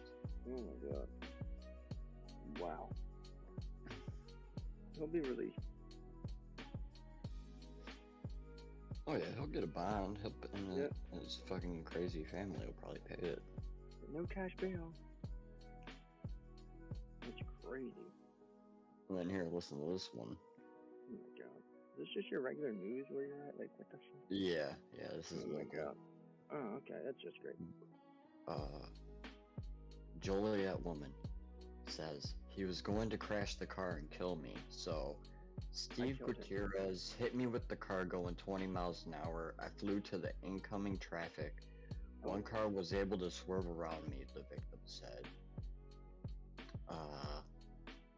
The Will County State's Attorney's Office has filed 9 charges against convicted domestic abuser. Wow. After the 37-year-old man used his car to run over a woman, according to the criminal complaint. Steve called. Alright, so here's what she says. On August 11th, Steven called me and asked if I could please do him a favor and do him and his brother a favor and pick him up from work and take him home. The woman's order of protection petition states, I said yes, picked them up. As we were driving on I-80, or I-55, Steven out of nowhere started laughing uncontrollably and started punching me as I was driving. I managed to pull over and he continued to hit me. Even though Gutierrez's brother tried to stop him, he wouldn't stop. I got out of the car to try and flag down an officer, since Steven had taken my phone so I wouldn't call the police. Steven then got into the driver's side of the car as I was walking on the road. Gutierrez hit me with the car going 20 miles an hour, the woman recounted. I flew into incoming traffic. 1 car was able to swerve. Steven then got out of the car and dragged me back to the car and threw me in the back seat of my car. God damn. The woman said Gutierrez began to hit her from the back seat and then took her to the hospital. And What? Yeah.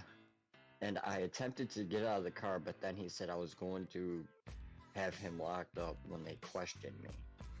Yeah. He told me he didn't care about his life and mine. He was going to crash the car and kill me. He told me he wanted me dead. Finally, I took the opportunity to throw myself out of the car. There was a woman there that called the police for me.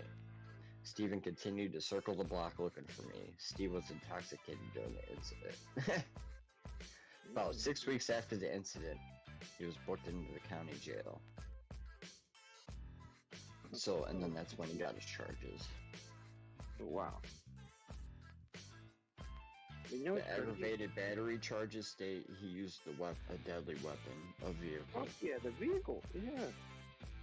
A fucking 3,000-pound bullet.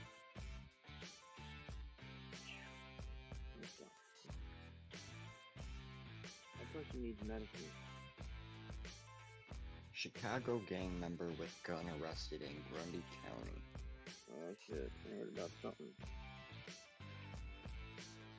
30-year-old man from Chicago and a 37-year-old woman from Chicago are now in the Grundy County arrest along a stretch of I-55 near Braceville. Never even heard of the area. With aggravated fleeing or attempting to elude police officer, unlawful possession of a gun by a street gang member, and unlawful use of a weapon by a convicted felon. So he smoked. Okay, see, the unlawful possession and or use in the commission of a crime by a registered felon, that one I understand. But it's such bullshit to me that, oh, we think you're a suspected gang member, so you can't have a gun ever again. Motherfucker, how do you know I don't just walk past where they hang out at because I gotta go that way to leave my building? Now, I'd have been like, motherfucker, just because I live there don't mean I am one. Exactly, that's what I'm saying. But it don't matter. You if they have reasonable evidence, meaning you frequent and or reside in a heavy drug area and or crime area or gang-affiliated area, you can be labeled as that. Like, that's fucked up. That stops you from owning a firearm. Well, he was already a convicted felon anyways, so... Well, that's why I said that. I agree with that part, because, yeah, he's already... I'm gonna see how long it would get for the... I'm gonna see what the charge would be. Unlawful use of a weapon... God, yeah. Especially if it's used for the commission of a crime? Gang. Well, I want to see if being a gang member is anything... Aggravated unlawful use of a weapon is the category. That's it? It's only a class 4 felony here. Yeah, dog, y'all Chirac, bro. That's like regular everyday shit. Yeah, which is mean. Like, fuck you shocked about? Like, unless you got a triple homie, I ain't worried about you. Just a fucking burglary. A burglary alone is more of a crime than fucking unlawful use of a weapon. That's crazy. Yeah, for now until the Safety Act goes through. Which they premise as it's only no cash bail. Yeah, okay. I fucking actually took the time to redo that fucking bill. Oh shit. I mean, I do like the idea of the Safety Act. Yeah, so do I. How it's proposed, how they say. Right, how it's proposed. From what I'm reading, it seems like a good idea. Dude, I got a small video that we could listen to. I think it's about 9 minutes or 8 minutes. Put it on. Oh, dude, yeah. I've been waiting to get a hold of it. I mean, I was going to do this 2 weeks ago, but then we talked about it, and I said, you know about the Safety Act? And you're like, what? And I was like, no, for real. You're like, yeah, okay, the Safety Act. I was like, no, for real. And then you looked it up. You were like, and then you read about it. You told me about it. I'm like, all right. Then I was like, you know what? But I ain't never showed him that video. I wanted to listen to it. And I was like, wait, what? Because what I like about it is that they're abolishing cash bail across the state. Right. So a defendant can only be detained in jail pre-trial if they are charged with specific types of felonies, such as murder and sexual assault. But if the prosecutors prove to a judge that a defendant is a flight risk or poses a specific real or present threat to any person or community, then they could also hold you. But most likely, if it's misdemeanor shit, or like maybe a class 4 felony drug charge, then they're probably just gonna let you go on fucking on bond or some shit is my guess. Shit, there ain't gonna be a bond. Look, even if they're not convicted, last year more than 1/3 of felony cases in Cook County were dropped or ended in acquittal. And advocates say pretrial detention is overused, as the court data shows that the vast majority of people released from custody pretrial end up making all their court dates.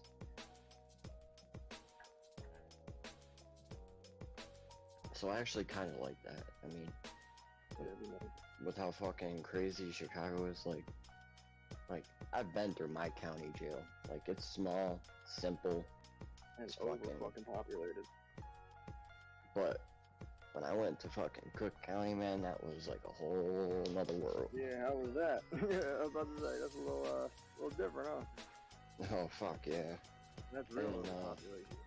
in my county's jail, they, when they book you in, you just go in a fucking holding cell with like 6 other people or whatever. And then you just sit in there until they put you into, you sit there until they put you into a receiving pod. Yeah, there you probably had 60 motherfuckers. Well, there you got your celly, and then you got like 100 other people. I'm talking about Cook. And now, in Cook County, their receiving is fucking insane. That's what I'm talking You about. go in, and there's like literally like fucking 1,000 people there, and we're all, and then they separate you into bullpens, Like you're and then in baseball. basically like cattle, and then once, then you go from that bullpen, then they move you to the next bullpen to, you know, see if you qualify for a public attorney or some shit. Yeah, it's fucking weird. Like when you're going through receiving there, yeah, there you got like a fucking public defender there and shit, like to fucking just to check people in. You need a fucking, can you afford an attorney? No. Boop boop boop boop boop boop boop. And then you go to the next fucking bullpen, and then you're sitting there, and then they put you through a fucking scanner, a body scanner that you stand on. And then from there, you go to another bullpen, and it probably took 12 hours at least before I even got into a spot.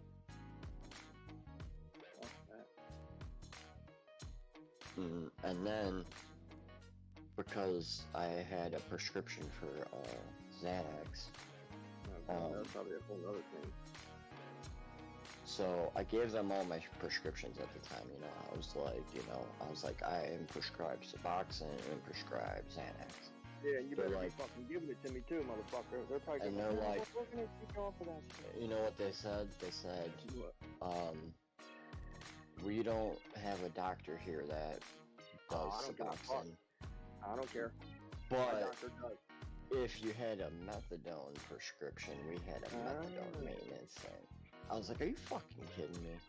See, that's And, fucked up, because that's a stronger, that's a full analgesic. right. opiate Well, compared to a it partial is analgesic. stronger, but they wean you off of it. But they wean you off of it like fast. Oh, okay. Yeah. Like you're not there to stay on it. You're just there for if you're prescribed it or whatever. They're just there to get you, wean you off of it. Yeah, that makes sense. Like with the That's- benzos. Exactly. And That's how subs are. so since I was on a benzo, they fucking put me in the fucking loony You gotta be bin on watch. for a night. Without a doubt. So I was literally in the loony bin with like fucking these 7 other people, dude, and they were fucking crazy. Yeah, actually crazy. And then Yeah. actually crazy. Yeah. And so then I like saw the psychiatrist or doctor, whoever the fuck it was, the next day, and he was like, this is all you're on? And I'm like, yeah. He's like, well, he's like, you know what? He's like, you don't even need to be in here. He's like, if you just say the words, he's like, I'll move you back to a regular fucking division. Normal outrange. And I was like, get me the fuck out of here. Right. And that's literally what I said. I said, get me the fuck out of here. Fuck that. And then they moved me into the fucking, to Division 2, where I was in a fucking dorm with like 40, 50 other people. No, they weren't killers, they were just gangbangers. Oh, okay. So just street killers. So unidentified killers. Okay. Unidentified, yes. Yeah, yeah. Not caught for killing killers.